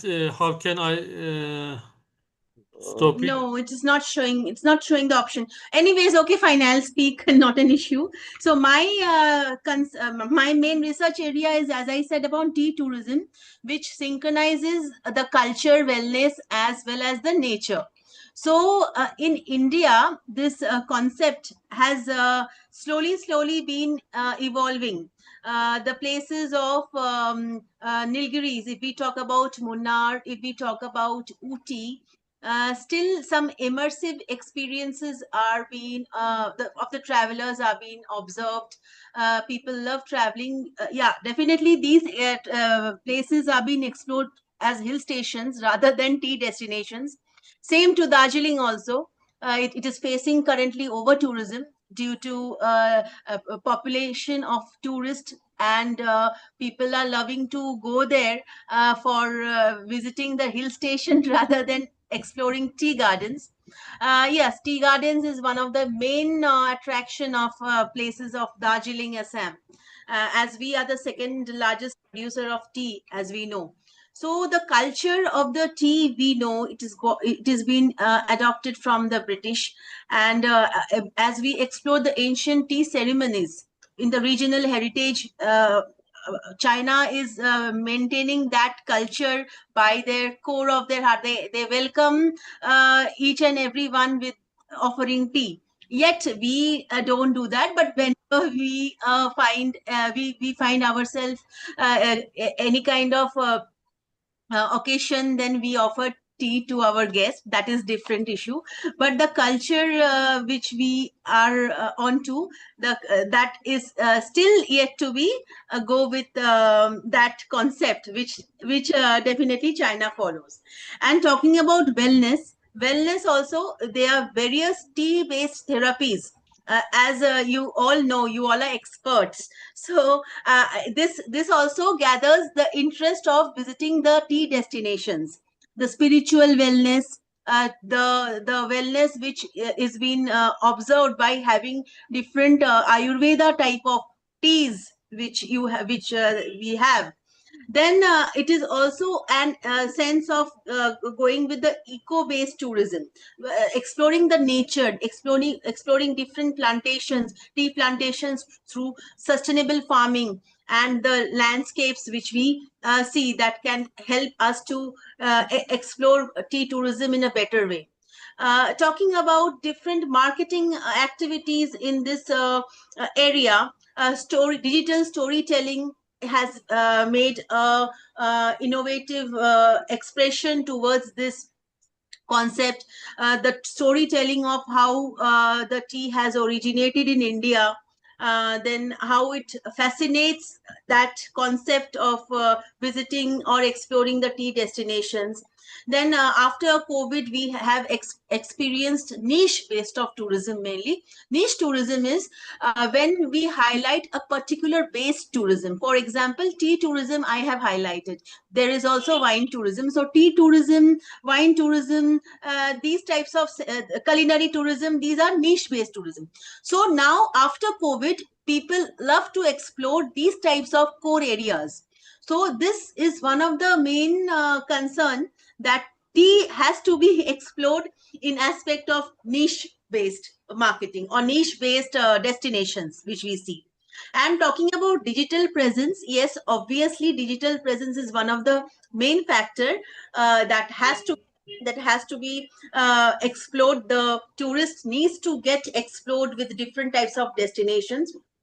Along with accommodation part, if we talk about, we can have already we have tea guest houses, we have tea retreats, and a kind of if we talk about tea tourism, then we can easily initiate the activities, for example tea blending, digital storytelling, then tea trail walk. All these activities can be initiated in aspect of tea tourism, because this is lacking in our country and this has to be projected. And my area of research is to push tea tourism in a broader aspect, as we are the second largest producer of tea. So this is the concept, or this is the part where we are missing to project the as a traveler, or as a tourist, we are yet to get projected with this type of niche based tourism. So we have to do that. So lastly, I would like to conclude by saying that the authenticity, the tranquil environments has to be brought in the eyes of the tourist with these types of beautiful landscapes. And as the sustainable farming practices are already being followed by every agro industry, the tourist can able to visit different types of tea farms. They can able to see how it is working, how the farmers are work upon this thing. And if we talk about the future of tea tourism, then we can say that as AI has gathered a lot of importance in every sector. So I would like to conclude this by saying that AI can give immersive experiences through through the digital storytelling, mainly the videography, the way the augmented reality, virtual reality, that has to be brought main attention towards these types of tea destinations which we see. So this is how I would like to conclude. This is all about my area of research, that which is tea tourism. Thank you so much. Yeah, it's a pleasure that we have listened your talk, Dr. Subhasri. So I would like to request, is there Sudeshna madam? Hello. Yes, I am here. Good evening. Yeah, yeah, Dr. very good Vishwanath, evening. sir. I would like to express my sincere thanks to you. So please, if you could share your talk, it will be Sure. very good. Sure. Don't go for your presentation. It will be taking much time, madam. Not only to Don't you, worry, I everyone. will not take too much time. So far, I am presenting my talk. Thank you, Dr. Vishwanath. My talk is on the tea polyphenols, the cosmeceutical as sun protection factor. I am from the St. Xavier's College. So far, the photo damage could be created by the UV radiation, causing the skin cancer, sunburn, etc., by damaging DNA, by creating reactive oxygen species. The photo damage is actually coming up from the UV radiation, which is prevailing in the sun, right? Because as a part of solar radiation, around 280 to 320 nanometer, the UV radiation is prevailing. We can escape from the sunlight and we are having photo damage, but the plants are having stationary lifestyle. They have to be there on the field, so they cannot escape from there. So they have UV avoidance, acclimation, adaptation, perception strategy. So far they have upregulated their secondary metabolites, right? So which are acting as UV screen, which are acting as the UV shield and photoprotector, which can be taken for us as the UV absorber, UV screen, antioxidant, or SPF. Now there are so many UV screen or UV absorber, like chemical absorber like avobenzone, physical blockers of UV radiation like titanium dioxide, zinc oxide. They can absorb, scatter, and reflect UV radiation, but they have some negative effect like lung inflammation, dryness of skin, etc. So far, we have to shift towards the phyto-based sunscreen. What I have told you, the plants are having stationary lifestyle. So far, they have upregulated secondary metabolite like polyphenol and flavonoid, which are not only the bioavailable, but also they have secondary defenders by scavenging reactive oxygen species, so that having antioxidant potential, they can easily act as sun protection factor in terms of cosmeceuticals. Now, what are cosmeceuticals? The cosmetics along with the pharmaceutical potency like therapeutic value, like antioxidant, anti-cancer value. So I have taken tea as a candidate plant because tea had grown at different altitude of the Himalayan region, exposed towards the different UV radiation. So we will characterize the UV upregulated metabolite in the natural as well as in the artificial condition and correlate that with the UV dose as well as sun protection factor. Then we will provide the cosmeceutical production. So far, from the high altitude Karshiang Castleton garden, the UV had been measured and the leaf had been collected, as well as from the low altitude Diana garden, around 653 MSL, and the Karshiang garden was 4,500 feet MSL. Not only the plant leaves were collected, the same plant leaf, but also the UV radiation had been measured. And the same thing has been replicated in the artificial laboratory by giving power sun UV light, and it was found that in 1-year-old potted plant the UV exposure had been given, and the control, the UV exposure was cut with the soda glass, and the higher UV measurement was found in case of high altitude Karshiang garden. That is also found in case of UV treated plant. To biochemically characterize and to take quercetin flavonoid as the standard, it was found that the peaks are matched at around 210, 230, 270, 310 nanometer, and it was found it had been higher in case of high altitude and UV exposed area. That could be natural or artificial. And the HPLC assay, by taking quercetin as standard, the same trend had been followed. The high altitude UV exposed areas are having higher flavonoid content, as well as the FTIR, where the total active component of the flavonoid had been monitored. The lower transmittance or higher absorbance had been followed in case of high altitude, high UV exposed and artificially exposed tea plants. Now, my question is that as well as we have found the UV absorbing compounds, antioxidant potential and total flavonoid, they are all corroborating the high amount of the component in case of high altitude, high UV exposed areas. The UV had been measured with Lutron 340A UV light meter. Now, why flavonoids? The flavonoids are having structure-activity relationship, so it is acting not only as antioxidant to scavenge ROS by its redox potential, phenolquinone tautomerism, but also they can absorb, scatter, and selectively reflect or refract the UV radiation. And the absorption maximum of flavonoid is similar to UVB radiation, around 285 nanometer. I have calculated the in vitro SPF analysis by Mansour equation by measuring optical density from 290 to 320 nanometer at 5 nanometer gap, and it is highest for the high altitude plant.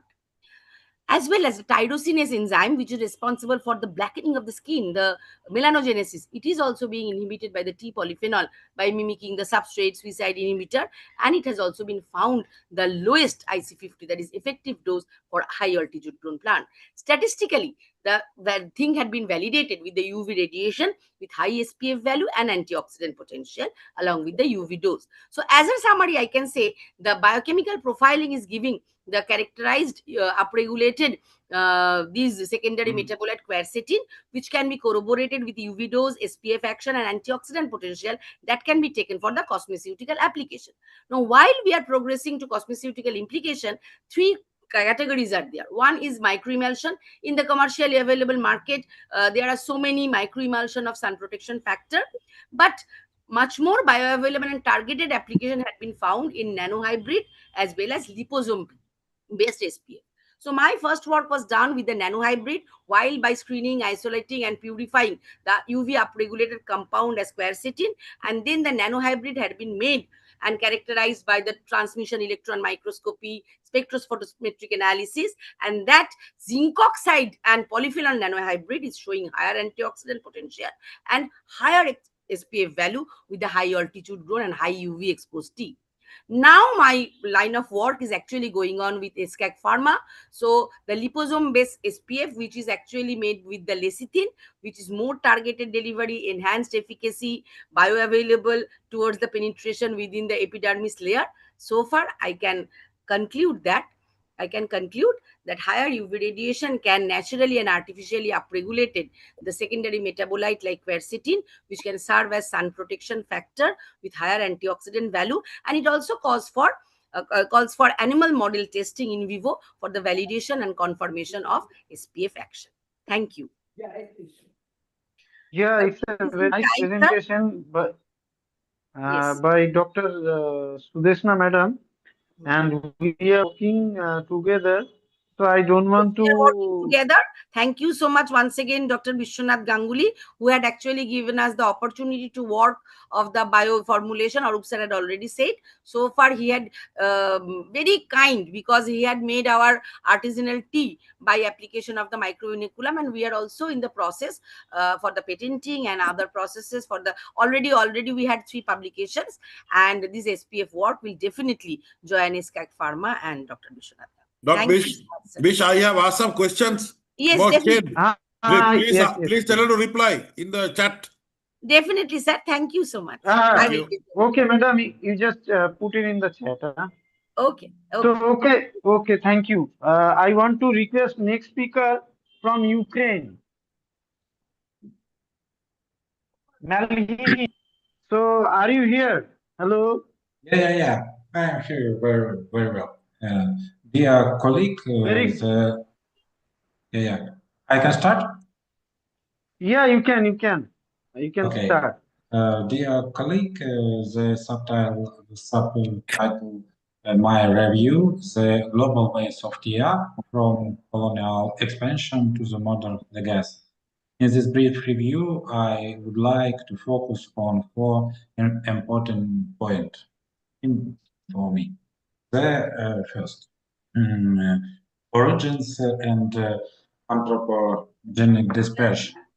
From its central origins in Yunnan Guangzhou Plateau, a region currently spanning China, India, Myanmar, Thailand, Laos, and Vietnam, the tea plant has been genetically dispersed to the every continent except Antarctica. Within the European context, the population is categorized into traditional region, notably Georgia and the Azores, and emergent regions that have expanded since 1999, including the United Kingdom, Germany, France, Italy, and the Netherlands. Second point, beyond chronology, the colonial mechanism of expansion. However, adopting a strictly chronological or geographical approach to our tea history is scientifically insufficient. The real models and depoliticize the historical process, obscuring the fundamentally reality that they are disseminated along the trajectorious way of colonial expansion rather than climatic zones. Every geographical coordinate on this our history serves not as evidence of natural migration, but as a consequence of state espionage. The apparatus of war capitalism and the strategic use of botany to legitimize imperial hegemony over resource. To ignore these causal links is to reproduce a Eurocentric narrative that denies agency to Eastern ways. The dual legacy, modernization, and infrastructure. Dispute its exploitation origins. This expansion acted as a potent catalyst of modernization. The establishment of the tea industry became a primary driver to the large-scale infrastructure development, facilitating the construction of railways, ports, and previously isolated zones. It introduced institutional frameworks and global trade system that transformed artisanal production into a professional industry. Ultimately, this process allowed producers nothing to transmute a imposed colonial culture into a resilient economic asset and a pillar of the national identity. Soviet experiment in Transcarpathia is studied about our Ukrainian. The Soviet experiment in Transcarpathia late 1940-50 place this duality. With those critical lungs, it was an act of biological violence within the Stalinist plan for the transformation of nature, driving by, first of all, ideological autarky rather than ecology. Conceptually, it echoed the nationalism of the war capitalism through to the use of forced labor on low-profit plantations.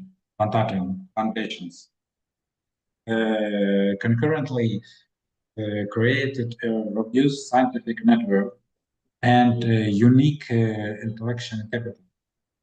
This effort, led by scientists like Victor Stella and Van Schaitze, resulted in a frost-resistant T phenotype, minus 26 Celsius frozen, that has today evolved from a totalitarian experiment into a valuable regional gastronomic brand.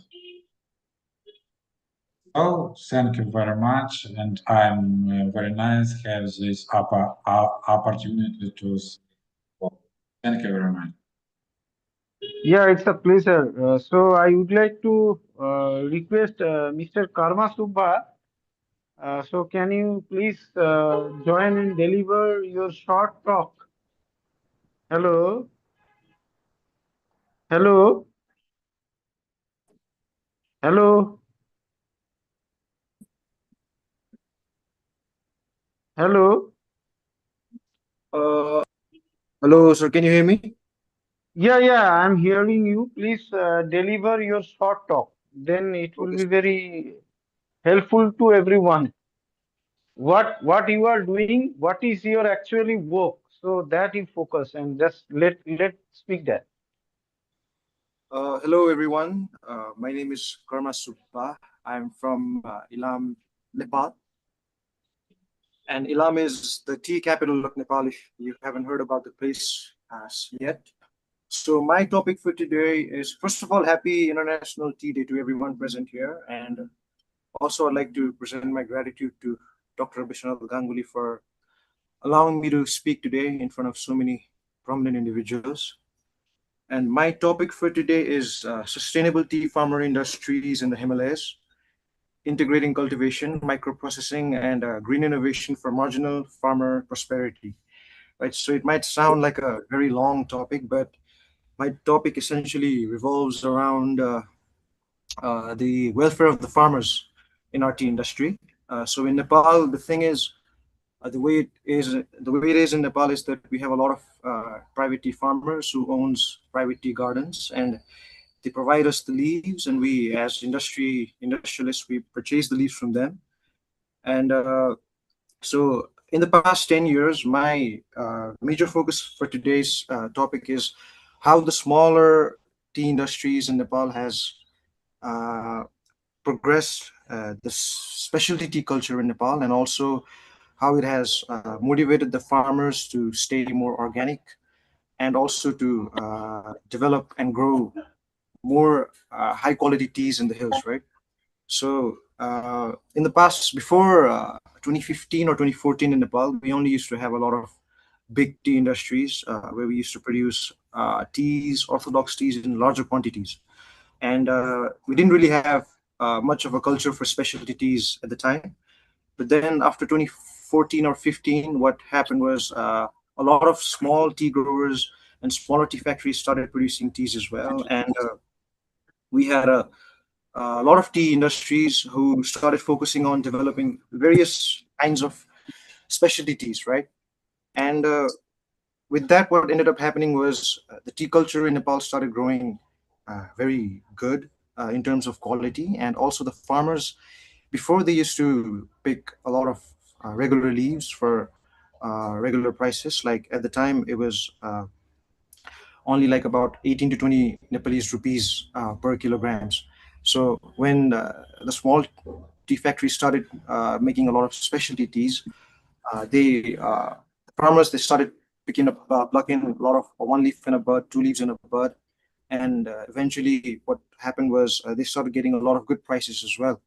So the growth of the tea culture, the specialty tea culture, and also the uh, how the farmers have benefited financially from the specialty tea is marked.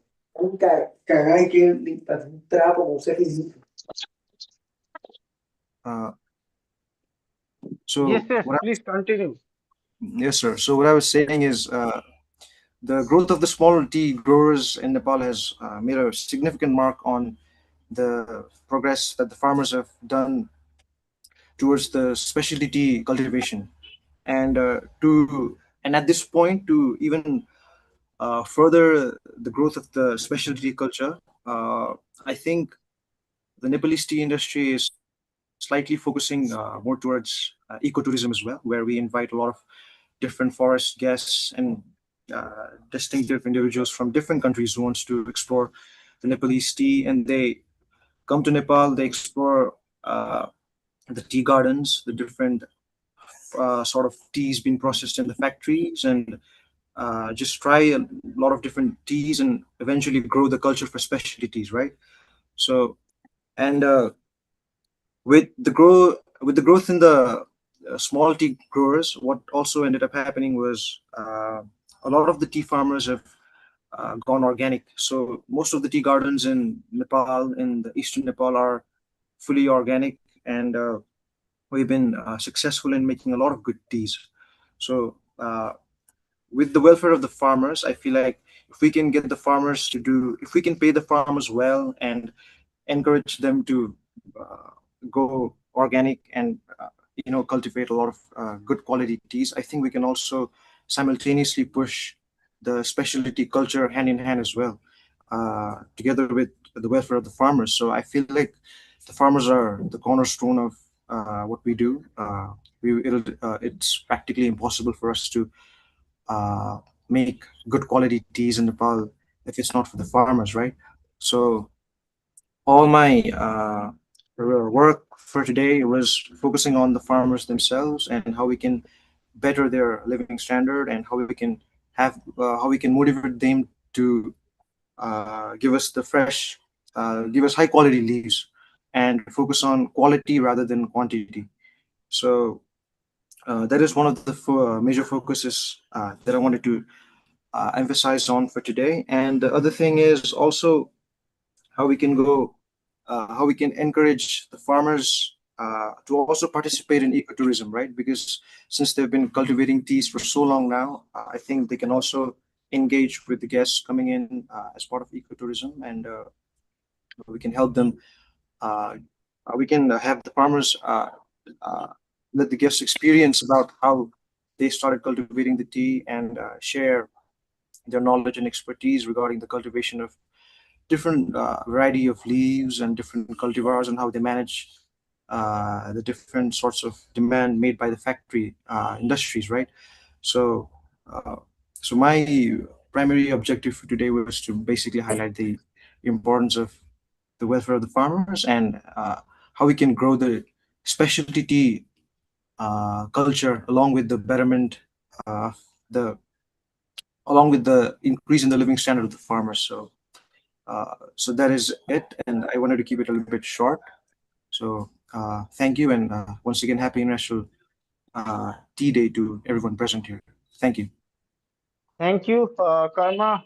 Sort of your presentation, and we have enjoyed your talk. So I would like to request Growing Karma from Germany. So please deliver your talk. Are you here? Hello? Hello? Hello? Yeah, Hello. so I'm here. Can you hear me? yeah, Can you see yeah, me? I hear you. Great, Yeah. great. Thank you so much for having us. Thank you for having us on this very, very great talk. We've been listening for the last hours, very nice. And we are very grateful that you are having us. Yeah, it's a pleasure. So please continue your talk. Yeah, I will not hold a presentation with PowerPoint since I am on a presentation right now to have our plans and our growing project here in Germany presented in Berlin. And this is what we do. We are growing tea, Camellia sinensis, in Germany. And we are one of the northernmost tea growing projects in the world.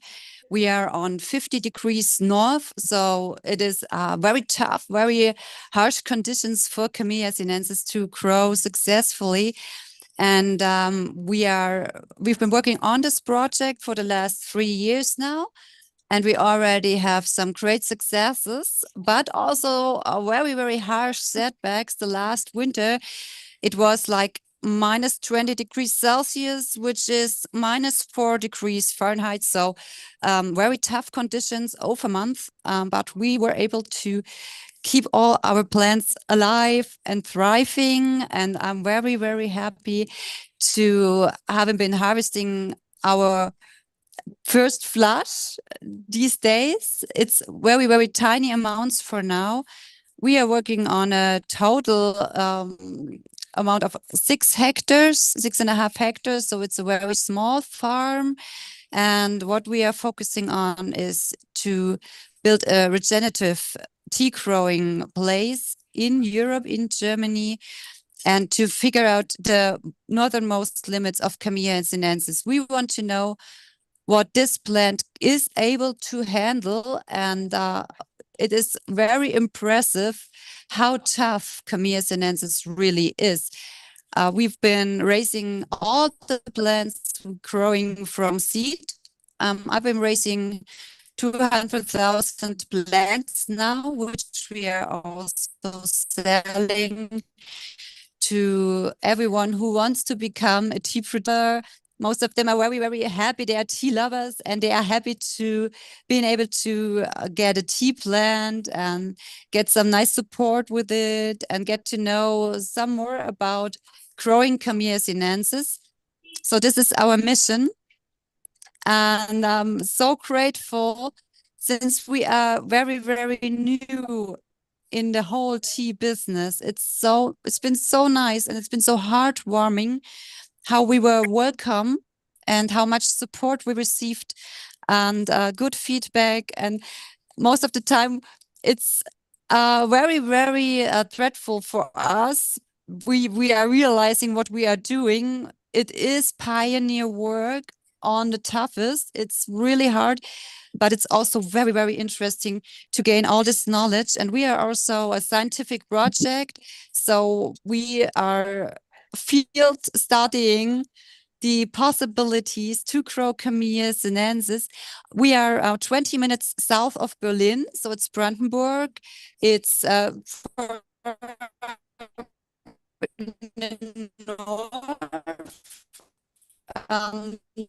right now we are experiencing quite a lot of continental that, and I'm trying to handle these climate conditions by creating a microclimate. So my main focus is on the growing side. I also have my dear colleague Philip, who has been also joining great personalities like when Joe we heard earlier to do some tea training in China, which was of so much use for us, and he's developing so greatly. And I'm mostly into the growing side. This is my baby. I love to work with the plants and I love to work with regenerative farming and also permaculture farming. So what we are doing is we create a microclimate and working with animals, with water management. Sinensis can thrive successfully.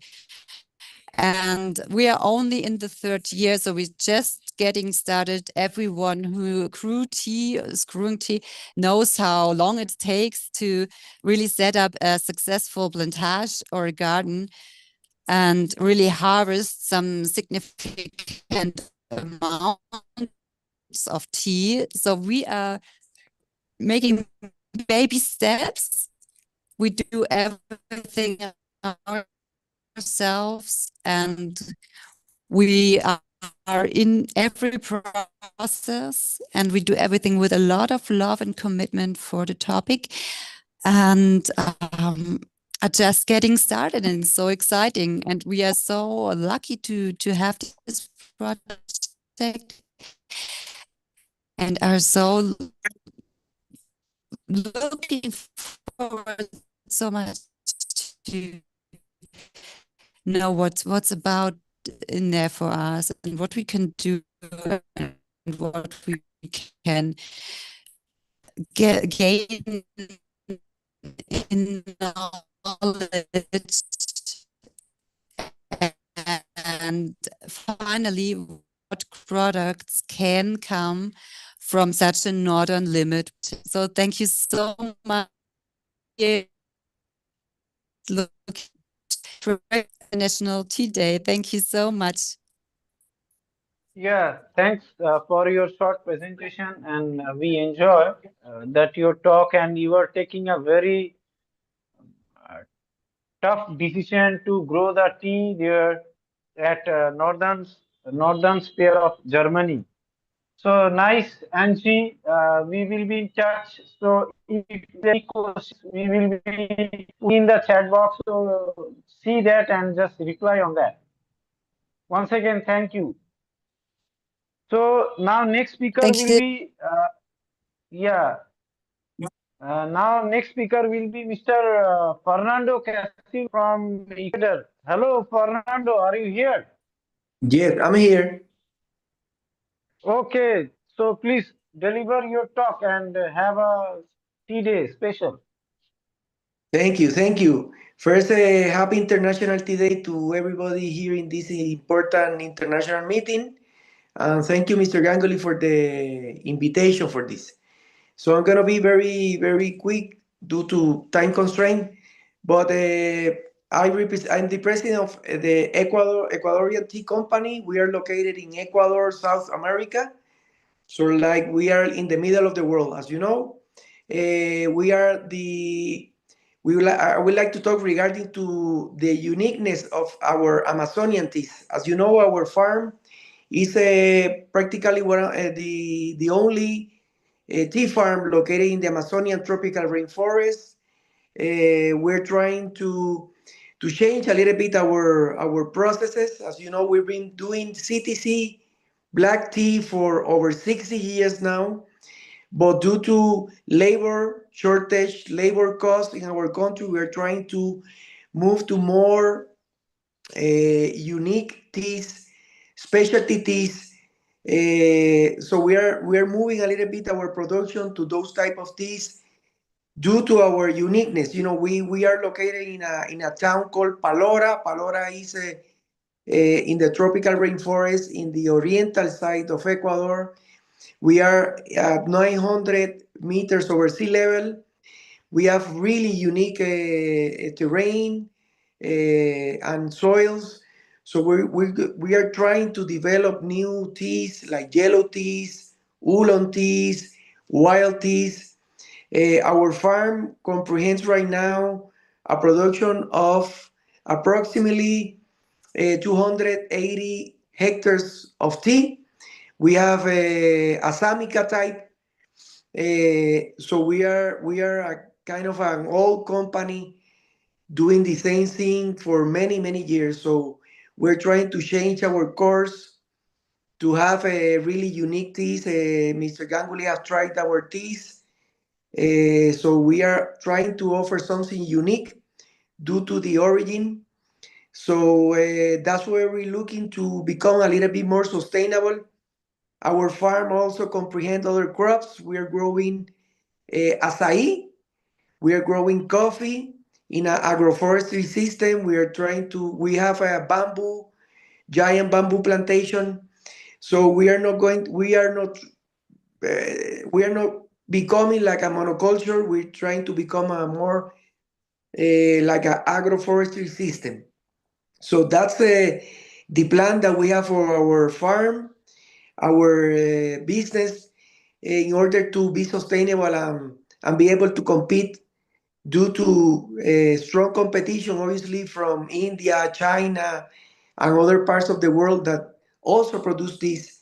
But due to our origin, we are trying to become something different and offer our products to be enjoyed by consumers around the world.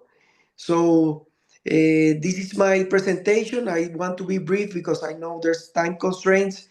So now again, thank you, Mr. Ganguly, for this important invitation, and happy International Tea Day to everybody, and cheers, and enjoy the rest of the day. And thank you very much, and greetings from the middle of the world, Ecuador in South America. Thank you, Mr. Ganguly, and thank you, everybody. Yeah, nice to know of your words, and it's a very pleasure to me that you always being great to me that always being part of this international program. From last Thank you. 2 years, this is our third edition. It's a very great pleasure. So, okay, we are now moving to next speaker. There is a Miss Amrita is there.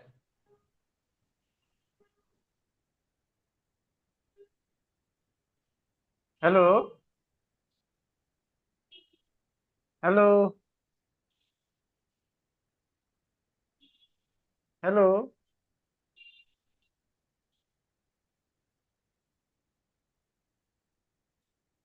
Hello, Amrita.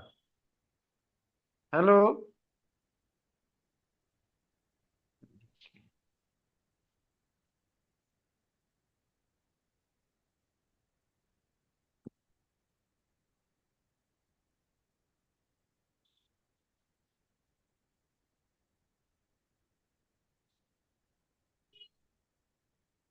Hello.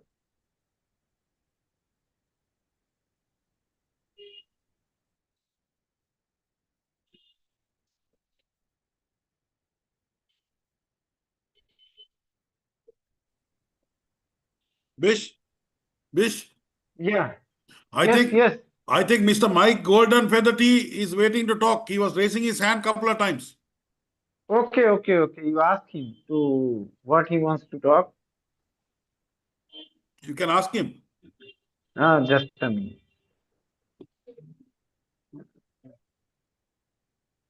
Golden Feeder. Yeah, Mr. Mike from Golden Feeder. What do you want to know? So can you your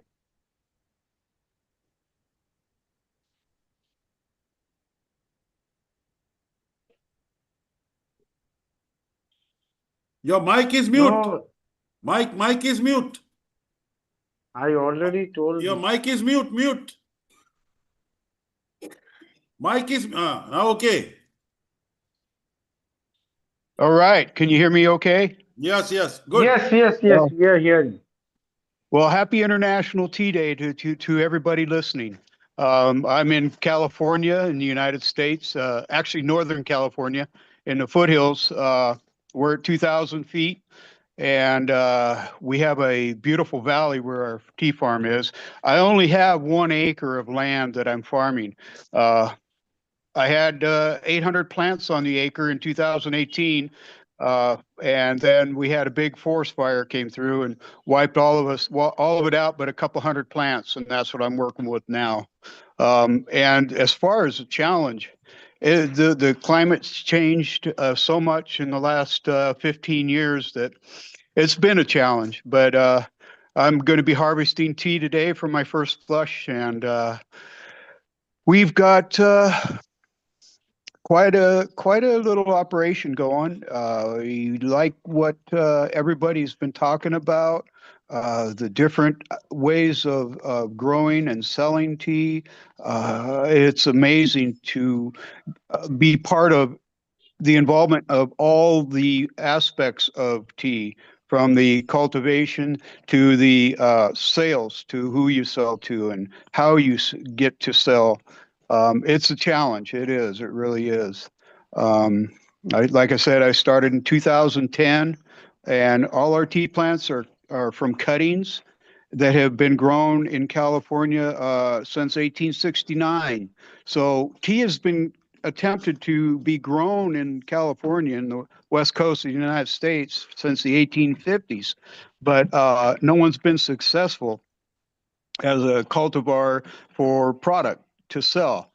They tried to do it in the miners' days, and just they couldn't make it. So the plant that I'm growing is from cuttings. A nursery in Southern California they started in growing Camellia sinensis in about 80 years ago. So I appreciate you all, and if you got any more questions, feel free to ask me. Happy International Tea Drinking Day. Enjoy. Yeah, it's a pleasure that you are here and you have accepted my invitation, and you just speak about your practices, what you have doing in the California. It's a really great pleasure that in this age you were trying to thrive this industry within your California, because California is not a tea place, but you Yes. people are really doing a very great job to bring this tea Thank in you. the culture. Yes, and it is growing. United States tea farms are popping up all over. They're from the East Coast to the West Coast and up and down, north and south. Um, we're pretty much equal to where our tea farm is kind of equal to where Japan in the globe. So it Okay, does that's make great. That's great. Okay, nice to hear of your history and your journey. So it's a great. So next time we will be listening you very nicely. So it is our advance invitation to you. Yeah. Thank you. Welcome, welcome. So I would like to request Miss Amrita, please. No, there is a sorry, Miss Pooja, Madam is here. So can you talk regarding of your topic?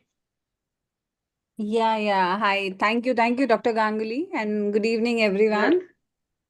I'm Yes. Pooja from Kangra Tea House. So, first of all, happy wishes, happy International Tea Day to all of you, right? That's a day. So, I'll say we come from Himachal Pradesh, that is the Kangra Valley in Upper Himalayas. If you all are aware, this is a mountain area. In a world where almost everything is mass produced, endlessly available and scaled for speed, can something still remains rare, seasonal and deeply rooted in a place tradition? So well, that is Kangra tea for you. It's a GI tagged product from Upper Himalayas. Thank you, Dr. Ganguly, for this opportunity to speak about something that is not merely a product to me, but a singular passion, a heritage, and a way of life, the story of Kangra tea. So now the question comes, what makes Kangra tea so special? How it is a limited edition and why it is so different from other teas? Let me begin with perspective here. While tea in Assam is cultivated across nearly 120,000 hectares, the Nilgiris, I'll talk about Indian teas here. The Nilgiris across, it grows, the production is, capacity is approximately 60,000 hectares. And even Darjeeling tea, which is again termed as a queen, of tea, that is approximately 25,000 hectares across Darjeeling area. And when I talk about Kangra tea, my region, my community, it only grows barely around 2,000 hectares. So, but rarity alone does not make it great or special. So what is different in Kangra tea? What makes it extraordinary is that despite a small footprint, it carries a remarkable legacy. It has won several international awards in international tea competition in Amsterdam, in London, golden and silver awards for not only its health, benefits when we talk about its taste profile, and you can say for its unique flavor profile character. Many tea connoisseurs regard it among the gentler, more wellness teas category. So, what makes it taste the way it does? The answer lies in the geography, the climate, altitude, the soil, everything, right? Which is combined, and tea knows, tea relates where it comes from. It associates, it speaks for its quality, it speaks for its soil. So, tea remember where it comes from, and Kangra tea remembers the Himalayas. At Kangra Tea House, we add to this already special limited edition tea by making it only first flush, only certified organic, only the top grade, zero chemical, zero artificial flavors, and handcrafted teas, no dust or the powder teas or no machine cut. So that is why you can see the many no's in it. That makes it very unique and very niche category. We focus deeply on first flush teas, harvesting only during the brief window what we have when the snow melts in the Dhauladhar mountain range, and that is the delicate flavor and aroma comes from. That means lower volumes, yes, but a greater character. This commitment has quietly made Kangra tea a cherished choice among many tea lovers across world, especially in the Middle East, European, lot of clientele from Europe, and definitely India. Now I carry that the brand name, the category name. It's not my first name or the last name. Bring that Kangra tea house, the category, the uplifting the whole. The idea is to support my community farmers, the growers, so that Kangra tea, which is again a very rare limited edition, and people are, they know by its that okay, Kangra tea stands among the world's healthiest and the most beautiful, aromatic, and character tea. This commitment, but many ways this is not new. Historically, too, during colonial times, Kangra tea enjoyed a reputation as a premium tea and traveled to selected markets abroad where rarity itself became a part of its appeal. Every tea carries a story. Ours is simple. That is, her hands, it is delicately hand plucked, her heart, and her hills. That is the Dhauladhar mountain range we come from. And so, anything you want to ask, any questions about the Kangra tea, I'm here to help you with the queries and the questions.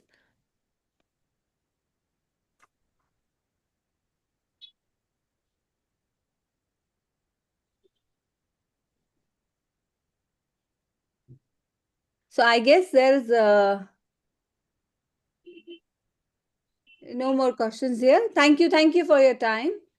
Thank you, Dr. Ganguly. Yeah, it's my pleasure. So we can have a talk after finishing the talk, every speaker. Sure. That's fine. Okay.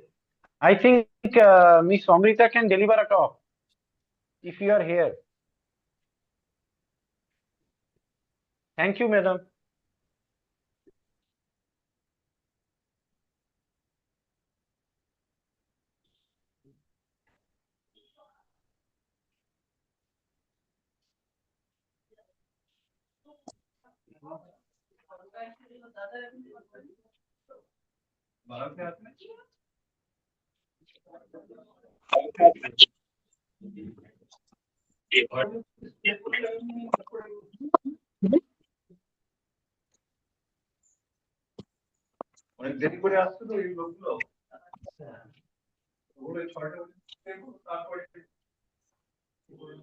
Hello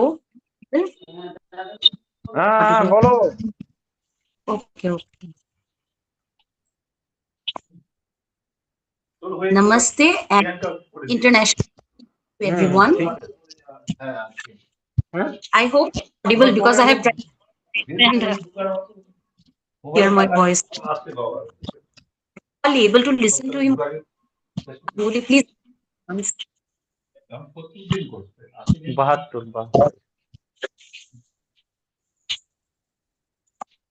Hello. Hello. Yeah, you speak, man. I hope I'm audible. Yes, yes. Okay. You are audible. Okay. So happy International Tea Day. My name is Amrita Ghosh. I am from Assam, India, but I'm not a tea planter or a tea grower. I'm a graphic designer, and I have a graphic designing startup by the name of Amrita's Creation for more than 10 years, where I have worked with people from various industries, tea industry being one of them.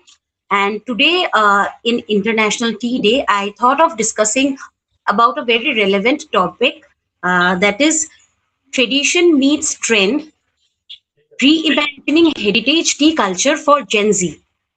Today's world, I feel, is incomplete if I don't take Gen Z into consideration. And being a graphic designer, my work is to turn a brand's image into the maximum in the public, so they feel like purchasing the brand's product. And he plays a very important role in this, what I feel from my angle, because they make a lot of decision in buying.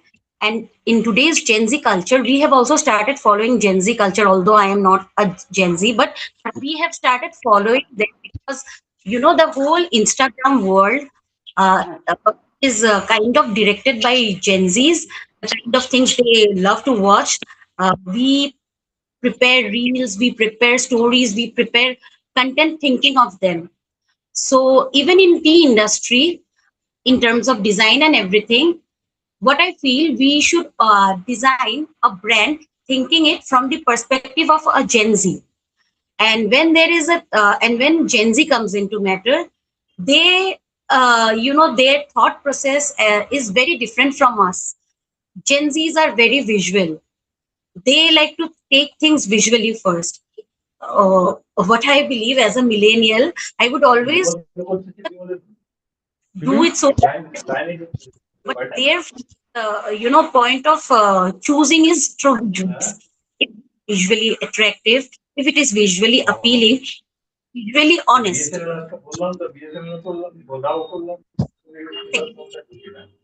So chart in their mind always starts visually, and here design plays a key factor. And when we talk of design,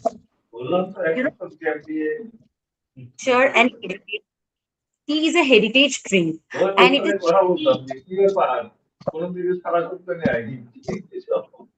part of the world. When they try to design and package, I believe you should heritage, the story of your brand, of your heritage, of your roots, but in a friendly manner, so that they would like, for example, if we are packaging a plum, so instead of giving writing long stories and everything of our heritage and all, we can come up with infographics, interesting visuals, interesting QR code, where we can interact it. Like if you want to know more about us, you can go through QR code.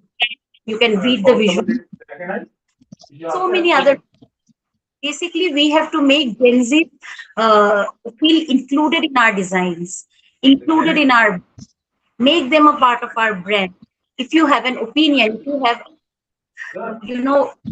connect with us through this. There are a lot of things which could be done. Keeping that, we should not let, but we should just because design should be a bridge between new generations to follow and our old generations. heritage. Here, design plays a great role. So, again, another thing, Gen Z doesn't reject tradition; they reject disconnection. So, whatever story we want try to through our design, through our packaging, through our storytelling, so that Gen Z feels compelled to buy things, so that Gen Z feels no, they have a purpose. They are just not selling anything. They have a purpose. Then another design is now the bridge between curiosity. Earlier, teachers passed from was passed through homes and communities. Tea cultures reaches people through Instagram, packaging, branding, cafes, and digital storytelling, and of course, the influencers. Graphic designers are no longer just making things attractive. We are becoming cultural storytellers. A single visual today can introduce someone across the world to, for example, to Assamese tea heritage. And one more thing, to keep heritage alive, we need storytelling, storytelling visually as well as verbally.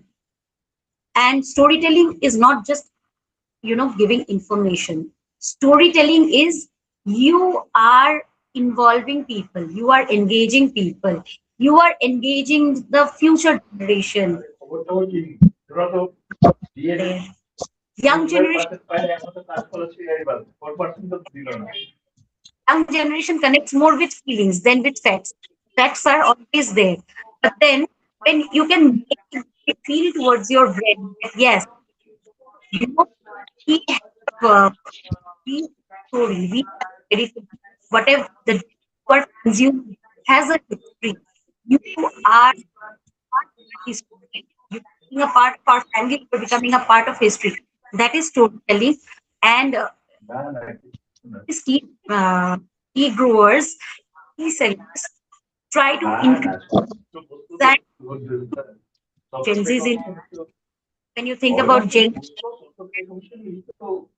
and media friendly is prosper and line. That is I feel. And of course, so Gen authentic, value authenticity over fiction. So when all real stories in the form of influencers, form of handmade emotion, culture, that authentic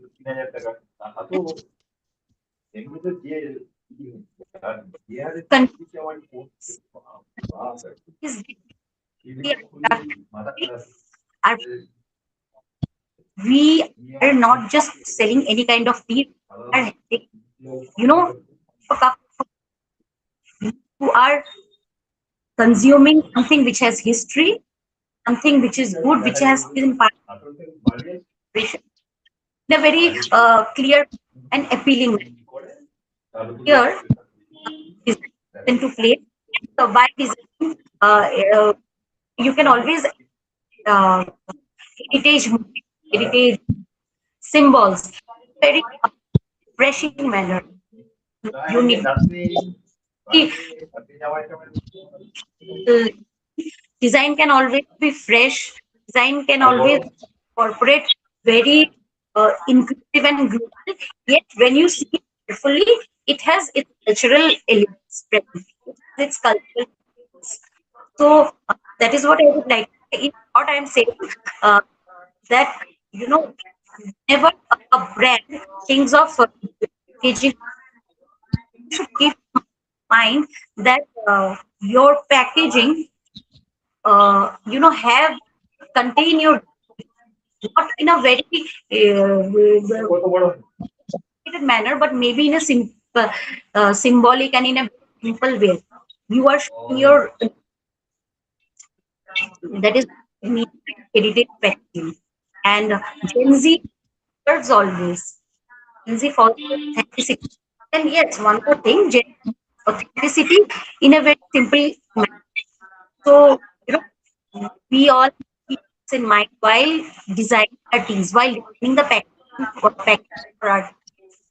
And also, uh, even before packaging, you can think of the yourself as a storyteller, like what my audience want to listen.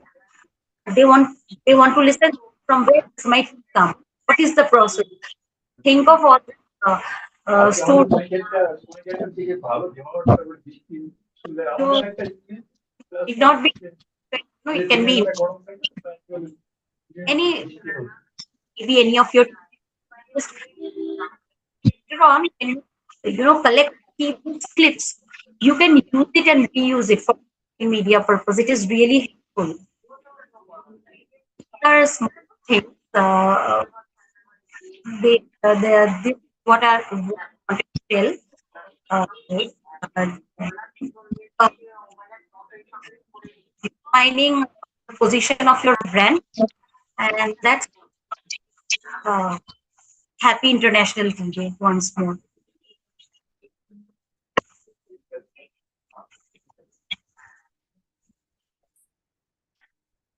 First of all, many thanks, Miss Amrita, of your valuable deliberation related and regarded with Gen Z community whose loves and stuff tea.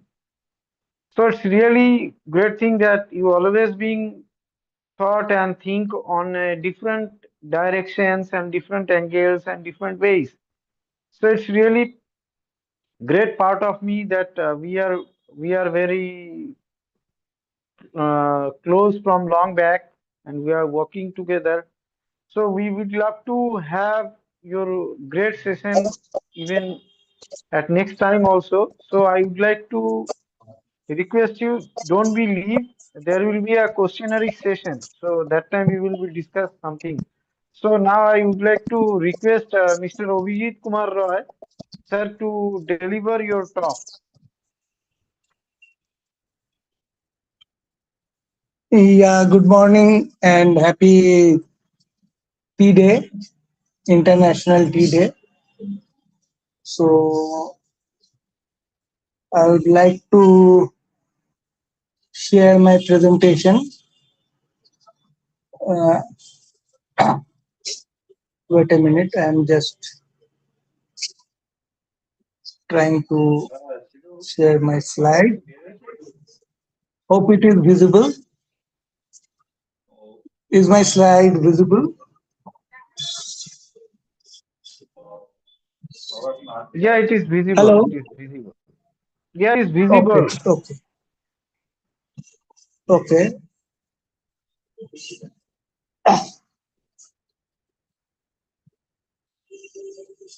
Hmm.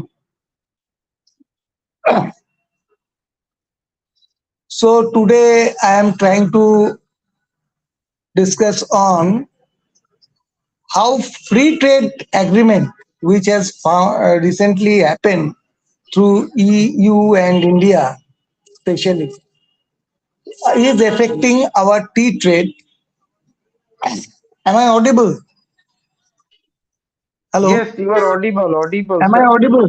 Yes, Okay. Okay. How is it going to happen, affect the Indian tea business and international tea business in general? So, what we are going to gain, that is the main point. What we are going to gain. Firstly, see the scenario. The scale of growth of tea across the world is in billions. It is increasing every day. It is increasing,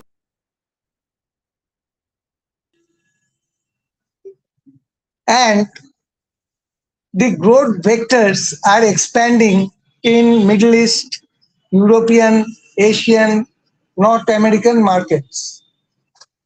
Moreover, it is reaching to many places and its reach is world's most. It is now our close competitor is coffee or something. Coffee is not coming to. It is not growing. It is the tea which is in its growth path.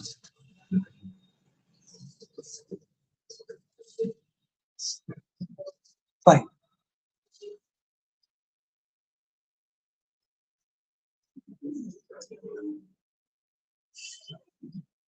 Now, previously we were having some traditional consumptions, or our consumers were directly having certain perspectives. Now the perspectives are changing into specialty, wellness, organic, and heritage. Heritage is that old school thing, so it is becoming more niche and more focused, and it is diversifying into specialty. uh, that is flavor profiles and all these things mixing. Wellness, it has got functional values. Organic, people are focusing on it. So these are the categories which are opening. So we are just increasing our platter or flavors. Now, free trade agreement functions as an engine for mutual prosperity. One person cannot just win. It must be a win-win game to run a show. See, market access reduces tariffs. It becomes more business worthy or business friendly scenario. So people are less burdened with both the nitty-gritties and the burden of taxes, unnecessary taxes. Taxes you have to give, but when it becomes unnecessary or avoidable, then it is really painful. Dr. Ganguly, if you can just mute so that it will be easy for me. Competitiveness. Exporters gain price advantage, strategic. It is a healthy competition. It is not a destructive competition. It is a healthy competition. You are competing with others to improve your quality of the product. Business confidence. Predictable trade environments encourage long-term planning and value-added exports. That means it is not only the bulk tea, you are delivering a experience. You are delivering some other value-added products along with tea. Then comes global investment. When trades are moving good, then you can attract, or at least think of attracting, global investments. And this is how the turntable or the flywheel moves on. One step affects the other, and when all are in a sync, it gains momentum. India offers a unique balance of ancestral artisanal prestige and modern commercial scale. So we have got two things. We have both heritage and artisanal or tribal tea, as you can call, and along with we have got modern capabilities of making fast and high quality teas in CTC section. So these are two pillars. We want both commerce and also heritage hand by hand to flourish. Tailored trade frame unlock deficit regional growth vectors. In a ASEAN region, we have seen rising demand of premium flavored and blended specialty tea. In Middle East, the continued strength as major high volume importers of Indian tea. They have got mixed consumption. Europe is totally traditional, high value placed on sustainable origin traceable. They are very specific on what they are taking, and they are satisfied with Indian products. African and Latin American strategic collaboration opportunities in localized process and joint distribution network. So this uh, Africa and Latin America can be used to develop more into this context. Strategic interventions and transforming industry reliabilities into resilient growth. See, we had challenges. Now we are also having opportunities. We are turning challenges into opportunities. This is what the FTA, or what we call it mother of all agreements, has given us. From complex compliance standards and certification requirement, we are heading toward investment variable, traceable systems, and sustainable cultivation. From price competition, from large scale global power producers, we are moving towards development, GI based branding, and heritage storytelling. So people are moving with these challenges and turning challenges into opportunities. Climate change impact on tea cultivation we used to have, but now we promote tea tourism, high margin wellness tea products, and diversify revenue. Limited awareness among, we used to have limited awareness, that is for sure. Growers regarding trade benefits. Now we have MSME participations, not only big entrepreneurs, we have small MSMEs, we have small tea growers into action who are also starting to dominate the tea producing scenarios. Now we have multi stage effect of this FTA into various verticals. So on broad, we divide it into three verticals: consumer experience, supply chain, and cultivation. In consumer experience market level, we have smart packaging, digital marketing, which Amrita has said, which is attracting Gen Z, and it is also becoming part of your feasibility. Now, in supply chain distribution, blockchain has come, which guarantees you traceability, transparency, and origin verification. So Europeans are very much attracted in this supply chain distribution. Cultivation, we have AI, IoT, and precision agriculture deployed. We have drones, we have got moisture detection, we have got automatic crop health prediction and its remedies.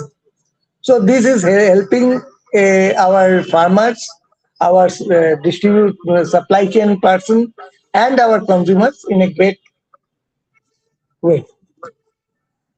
Building global resilience, global tea community requires integrated collaboration. Correct. Without collaboration, we cannot move.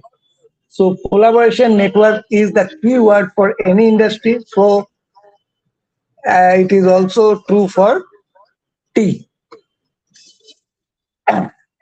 Tea boards have standardized quality and export readiness. Growers expecting sustainable cultivation practice and count. More of the youth and women entrepreneurs are coming up. We have seen throughout this session, we have a great participation of these two identities. So I need not to explain. It is highly visible and loud.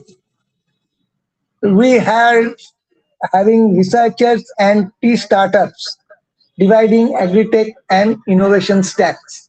That is true. We have multiple diverse products and packaging and everything. So our experience is changing due to this researchers and startups. Government is also helping the FTA because it is the key bearer of the FTA, and we are also having awareness through knowledge sharing through awareness programs across India. Key diplomacy bridges culture. So we have seen diplomacy in food, and there is a very strong diplomacy of food going on. I think you have seen that melody part. So even a small candy can create a great revolution in product diplomacy. So thanks to our Prime Minister for showing us this path. Centuries of tradition. In a short, we can sum up like centuries of tradition, modern technology, strategic FTA, which is the new component, and it is acting as a catalyst for this sustainable global growth. Future of tea lies beyond borders. We are seeing it, experiencing it beyond basic commodities. Now, tea is not a basic commodity; it is a lifestyle. It is a status. A good tea means a good culture. So it represents a culture too. Free trade agreements are not merely economic policies, they are gateways to partnership, innovations. Let us do a global partnership for the future of tea. To sum up, there is a quick summary. Tea exporters, the FTA advantage. Global tea trades extends billion annually, correct? FTA eliminates tariff and custom barriers, correct? To some extent, it is not zero. It has certain things which is becoming very transparent. So you can calculate before trading or taking decision. India leads with premium heritage varieties, correct? Leverage technology for global traceability that is happening through blockchain and other things. We have QR codes now coming with products where you can trace the even the farmer when it was plucked and all this thing. Emerging markets like Asia, ASEAN, and Middle East and Europe. Europe was there; it is not emerging, but it is accelerating.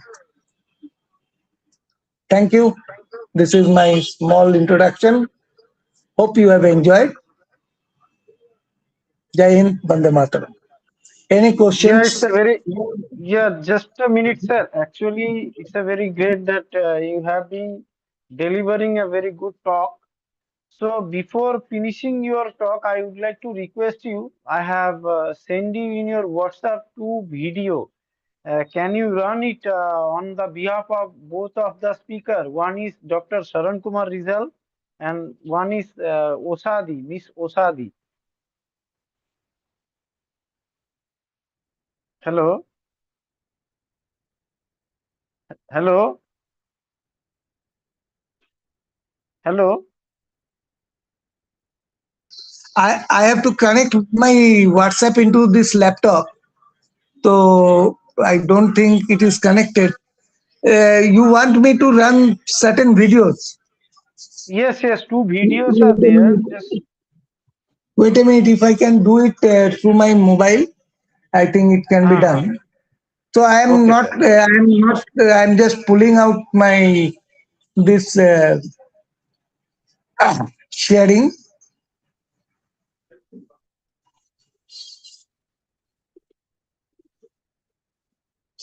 Okay. Let me have it. You have just shared. Yeah, already I have shared, sir.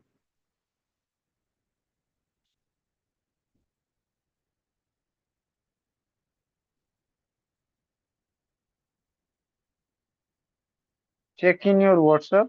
It is there.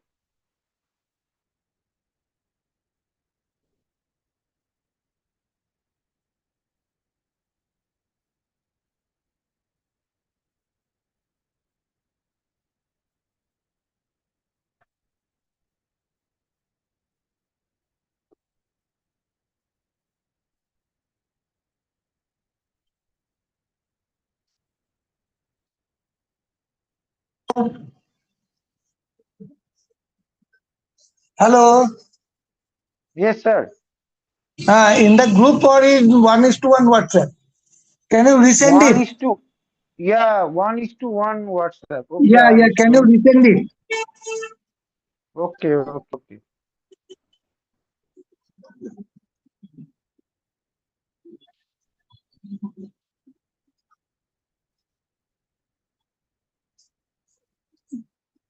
I don't think I can share because uh, this is not, my mobile is not showing. Yeah, I have got it. I have to transfer it to my laptop. Wait a minute. It will take some time. By that time, you can engage something else. Yeah, so I would like to request the audience who are here still present, so we can have some common questionnaires as with the answer.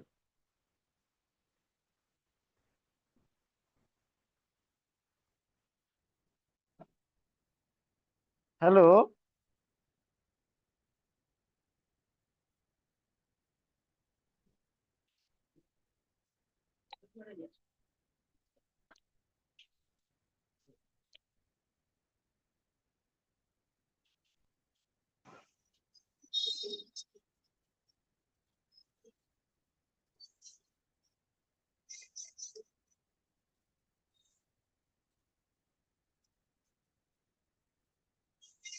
I have got two videos. You have sent two Yeah. videos. Yes. One is Yes. hand rolling. Yeah. Okay. Another is related to. Uh, T only. He's a Dr. Saran Kumar Rizal. You open that. Wait a minute. First, let me have the hand rolling part. Okay. I will be just sharing the screen.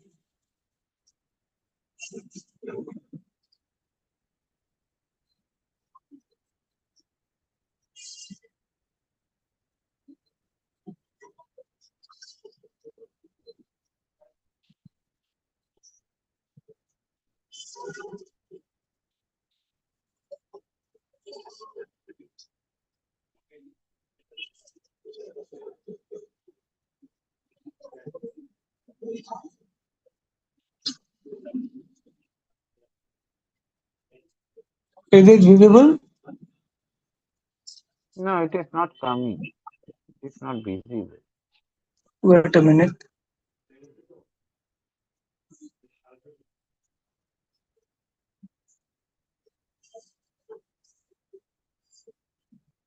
It must be visible.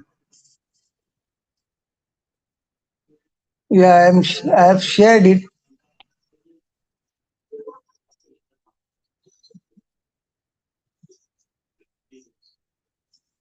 Wait a minute. I will again try.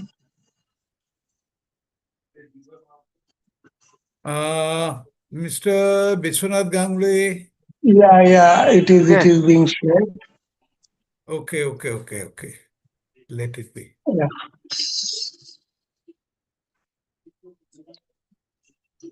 So on behalf of Miss Usadi Nisan Sala, she is from Sri Lanka and her company name is Franken Tea and brand name is Erin Tea. So they are the small artisanal tea maker. So she has shared her video how they are producing and processing teas.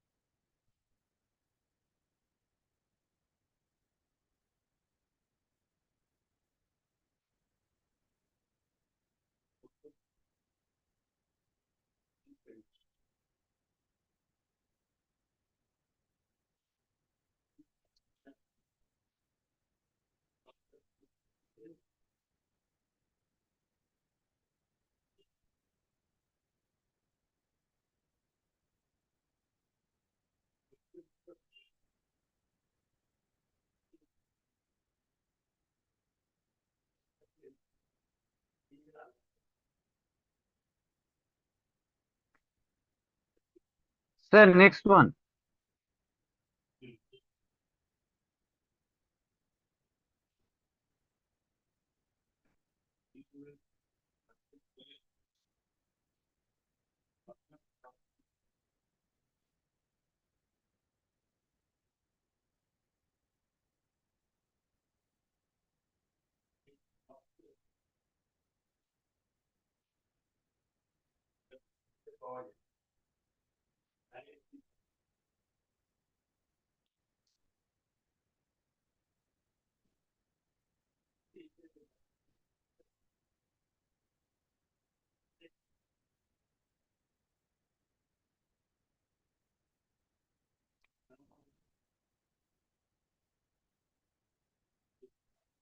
Yeah, it is Sir, on. yeah, but there is a no sound.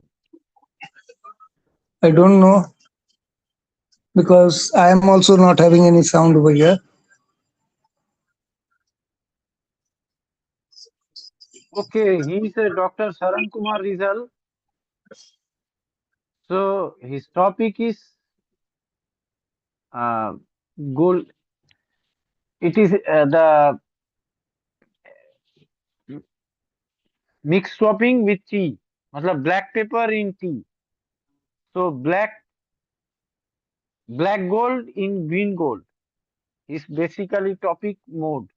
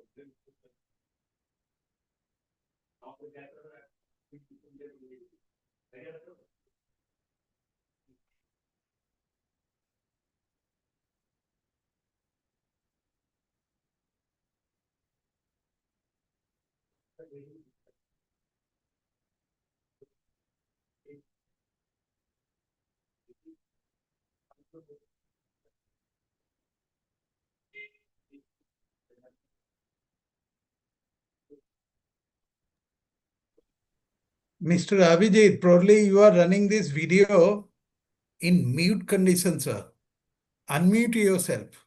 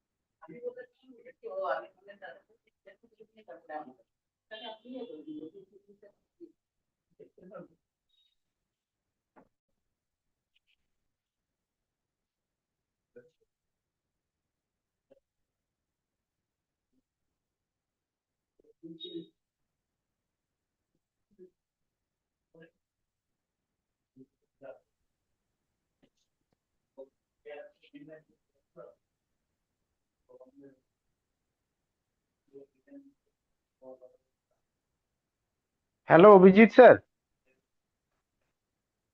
Hello.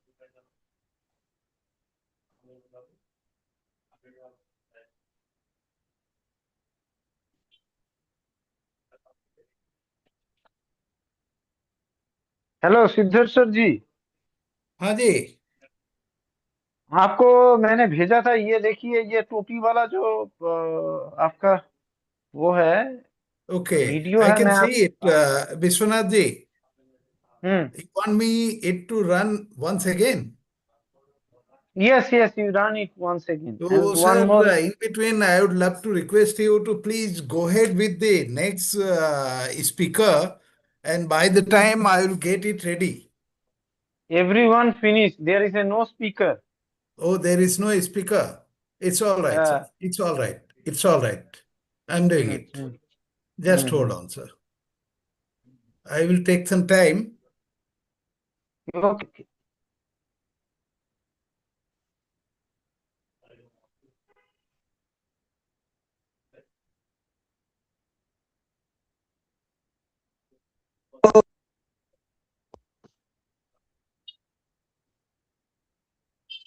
Yeah. Hello, Vijit sir. I think I have just missed the part.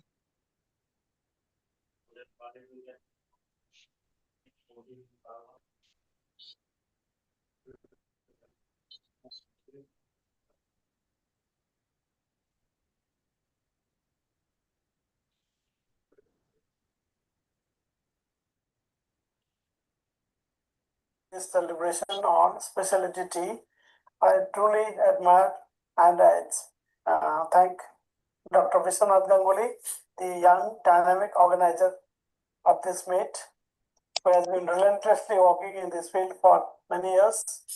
And friends, Is probably audible now? Yes, it is audible. The sound is not coming. It is not audible. I got a small topic. My topic is black gold on green gold, black pepper vines transforming tea plantations economics.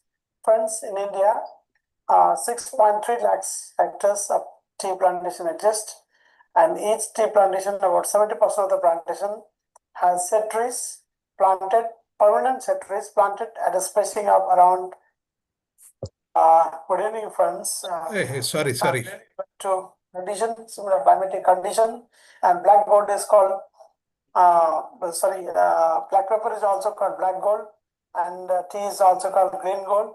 So black gold and green gold can exist together, and they can augment the income of the farming community. Those tea plantations. You see, I've got a few statistics, and if you take 70% of the plantation with set tree, it comes to 5.1, and at the rate of 50 trees means 50 vines. One vine. Hello.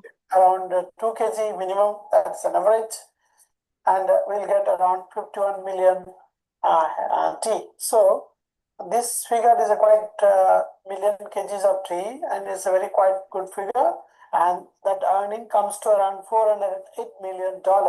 So friends, hoping $408 in India can be earned additionally by simply following certain agro techniques, by planting teas on the base of the black pepper, on the base of the centuries on arecanut garden, 40 to 45 centimeter away from the seed can be planted, and by another 3 years it starts yielding. It has been found that up to 5-6 kg dry pepper is available, but I'm taking only 2 kg to be very on the safer side.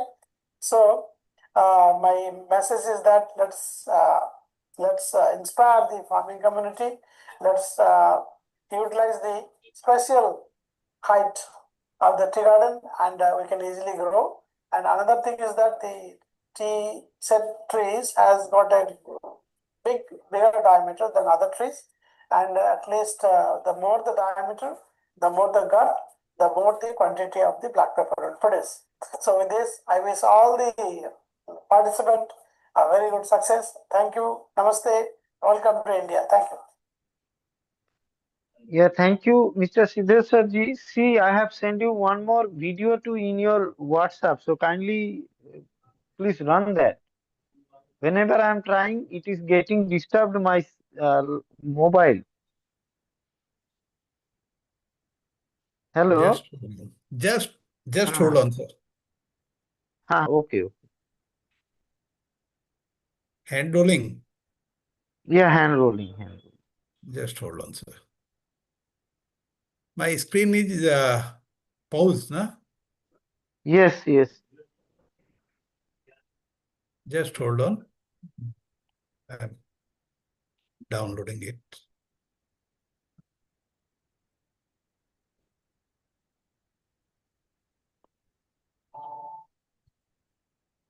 It is an honor to spill on artisan tea.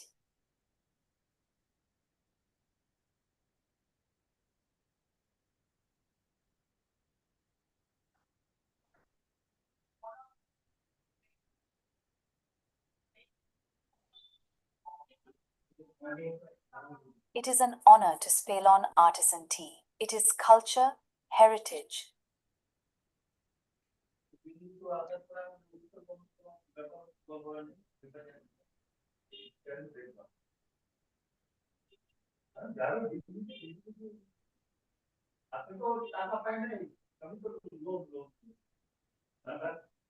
There is no sound probably. Okay, if it is not there sound, leave it. Let's see.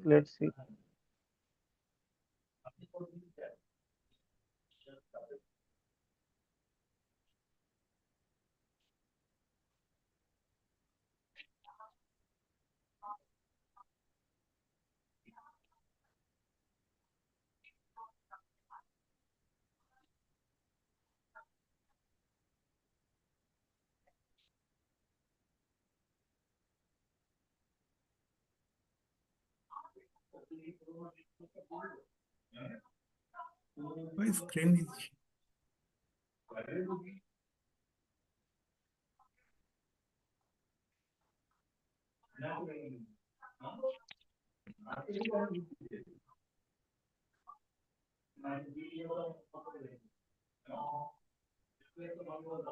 It is an honor to spill on artisan tea. It is culture, heritage.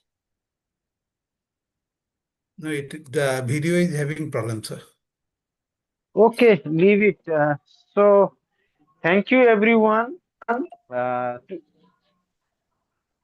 Thank you to our main coordinator, Dr. Vishwanath Ganguly, and the participants across the continents.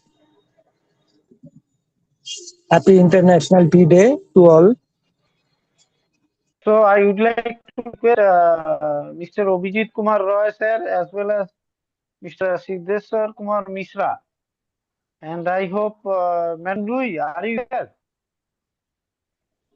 Hello? Madam Louis is here. Hello, madam. Yes, Louis ma'am is Hello, there. but no response. T is TZ going. TZ going is somebody there, probably. Yeah, hello, TC going. Hello, TC going. Hello. No. Amrita is here. Amrita, hello.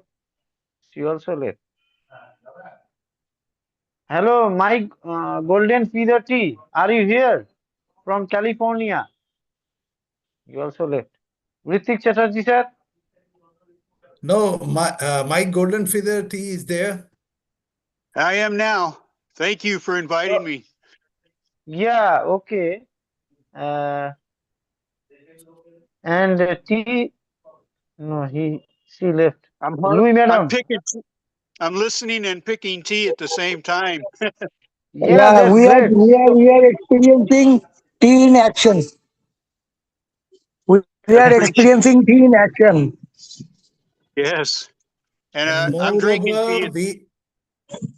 moreover, sir, we are looking at your place when it seems that it is evening time, but here in India, it is already 8:30 p.m. Oh That is the yes, beauty. That is the beauty we are experiencing now. yes. Great, sir. It's okay. I'm enjoying everything that I'm listening to. Thank you. Oh, that's International Tea Day. yeah, okay. TC going. So I would we are would like to listen something from you. Nee, ich will das nicht. Hau ab.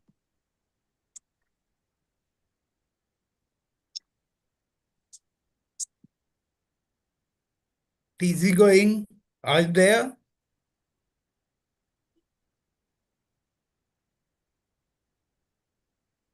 No, TZ going is not there, Vishwanath. Nice. She's You were came asking and she about left. you were asking about Louis ma'am. She's there. Yeah. Hello, Louis madam. Hello. Yes, Hello, Louis she's madam. waving at you. She's waving at you. Yes, I'm still here. Okay. So actually, we are now thinking of to deliver a conclusion. So I would like to request you first to deliver this program conclusion.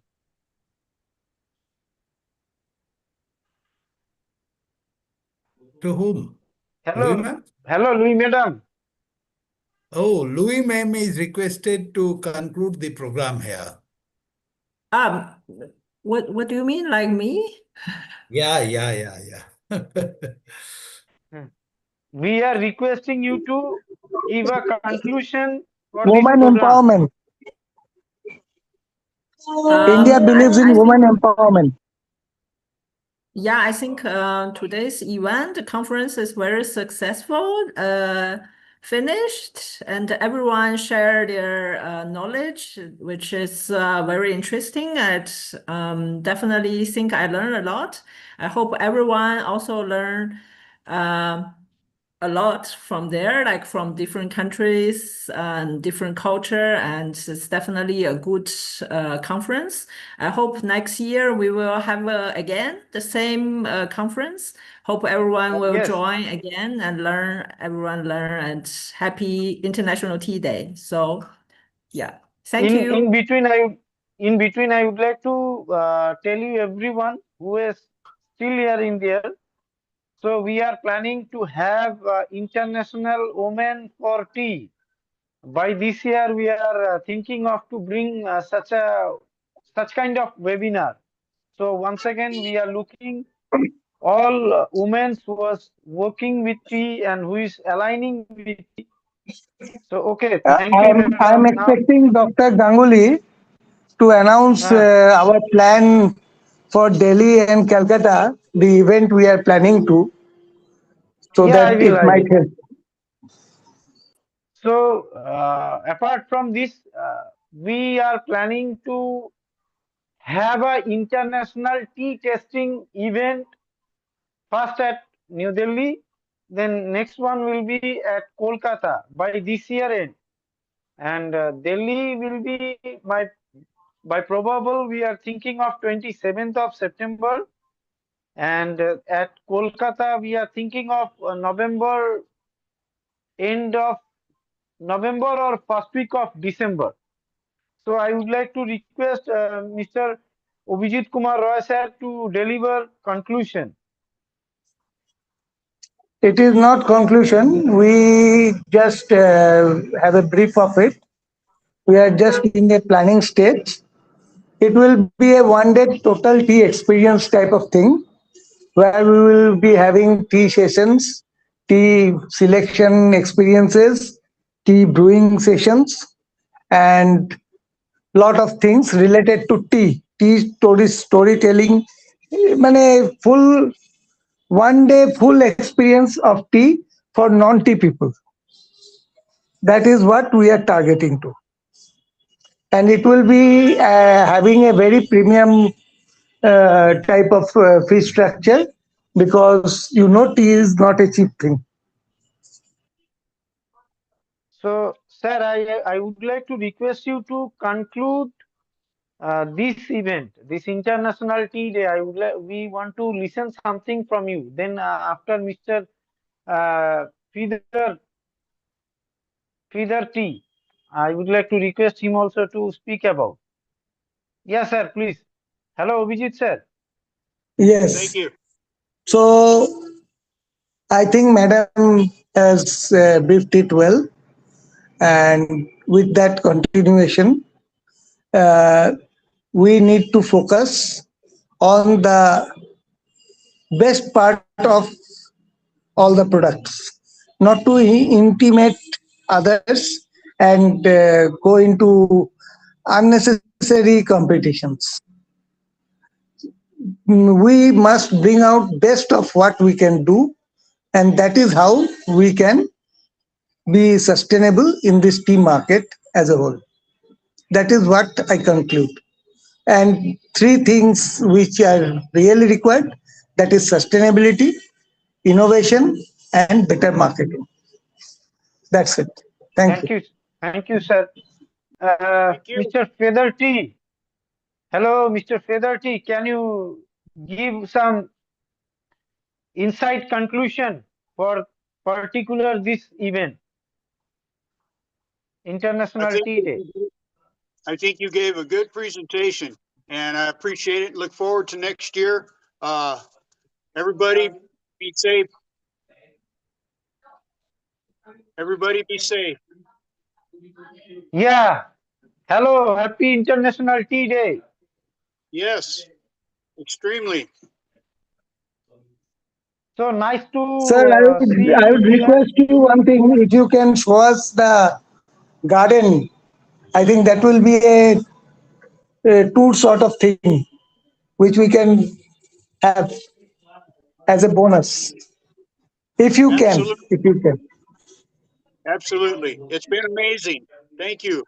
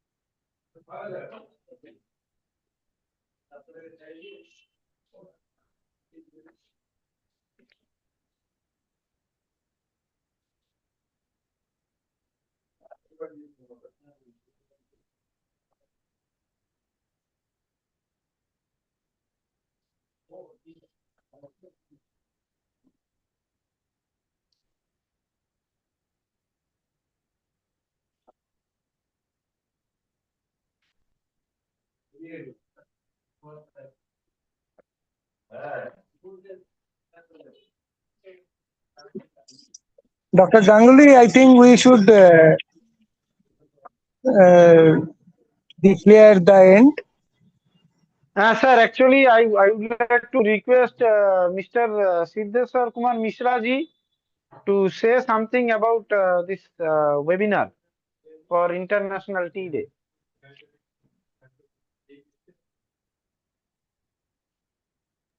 Hello, So Mishra thank ji. you. Yes. Yes, please speak. You see, I would love to thank everyone for joining here, for sharing the insightness, and for taking forward the tea community as a whole to a new height. I think it will be a great platform to connect with each other in near future too, and that will bring more sustainability without competition in a win-win situation platform. And definitely, when we have connected ourselves, each other, definitely is going to be the best part in tea history, tea industry. Thank you, everyone, for having us, all of us, in this great endeavor of International Tea Day. Thank you. Thank you. And I would like to request Miss Amrita. Are you here? Hello, Amrita. Hello. Hello, Amrita. Hello. Hello, Amrita. Are you here? Okay. Yes. It's a great. Yeah, please speak about conclusions. We want to listen something from you. Conclusion, as in, since I am a graphic designer, I would say from a design's perspective only, all the tea makers, all the tea manufacturers, the people who create tea brands, they should put their thoughts in designing a brand which will include the Gen Z, since that is my area of focus for today. If you think a world, if you think a world of tea where Gen Z's are there, then definitely you would put such thoughtful designs, keeping them in mind, which it will really which the Gen Z can relate to. Then your tea would have an extra audience, an extra customer set. And when you design a brand, thinking from the perspective of Gen Z and the generations to follow, it will be easily sellable. There would be an element of storytelling, and you will have to think about packaging the teas, from an innovative point of view, which says stories of your brand in a smart way, in a global and very relatable way. That is the thing. And more than telling, it's more of a work. I mean, I can talk about it, but when we actually work on such a brand, probably maybe next time in future, if I can show you through an example how such things work, I would be able to explain much. But then yes, we should design any kind of tea brands thinking about Gen Z's, keeping them in mind. Then we'll have a mass audience. So that's all. Yeah, thank you to each and everyone who has been part of this event all day. So I'm again grateful to all of you here. We are looking for next year this big event, and by the side we already announced, and we are trying to have one more webinar for especially for men. By this year we will try, or else next year within February we will try to have men's webinar for especially for tea.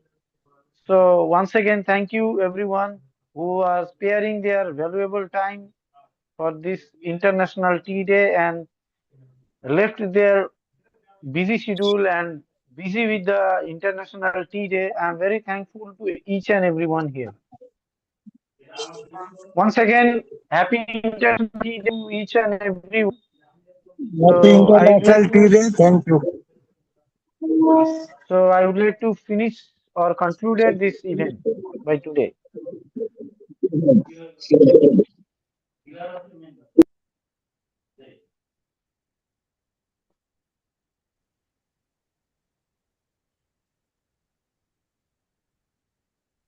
Thank you.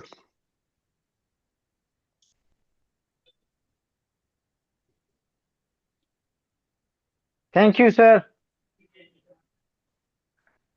You're welcome.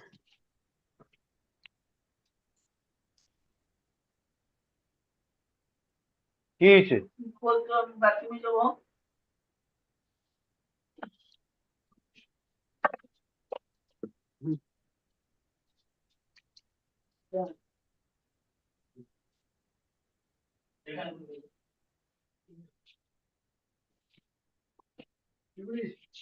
Meeting.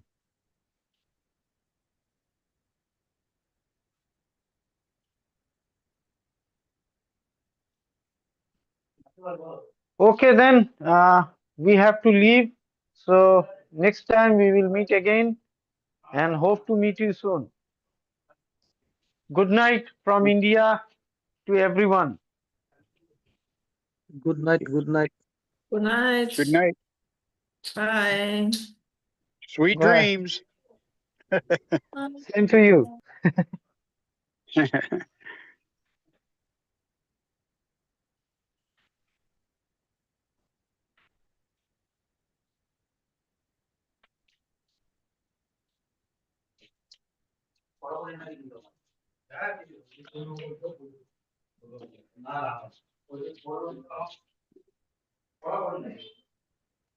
Trying to shut down.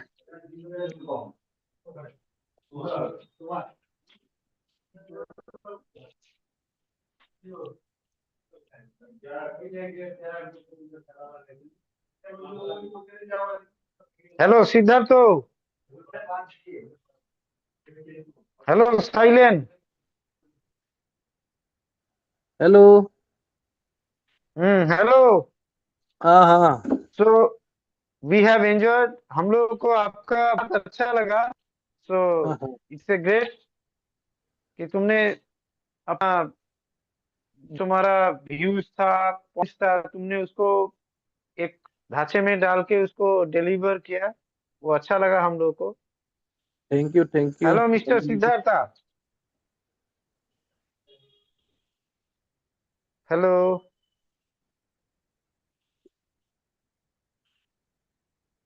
Hello Siddhartho.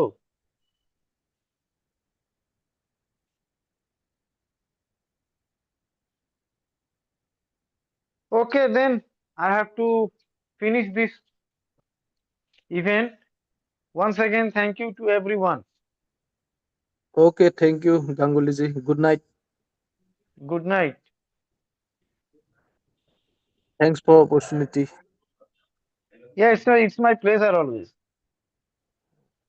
Welcome. Bye. Bye.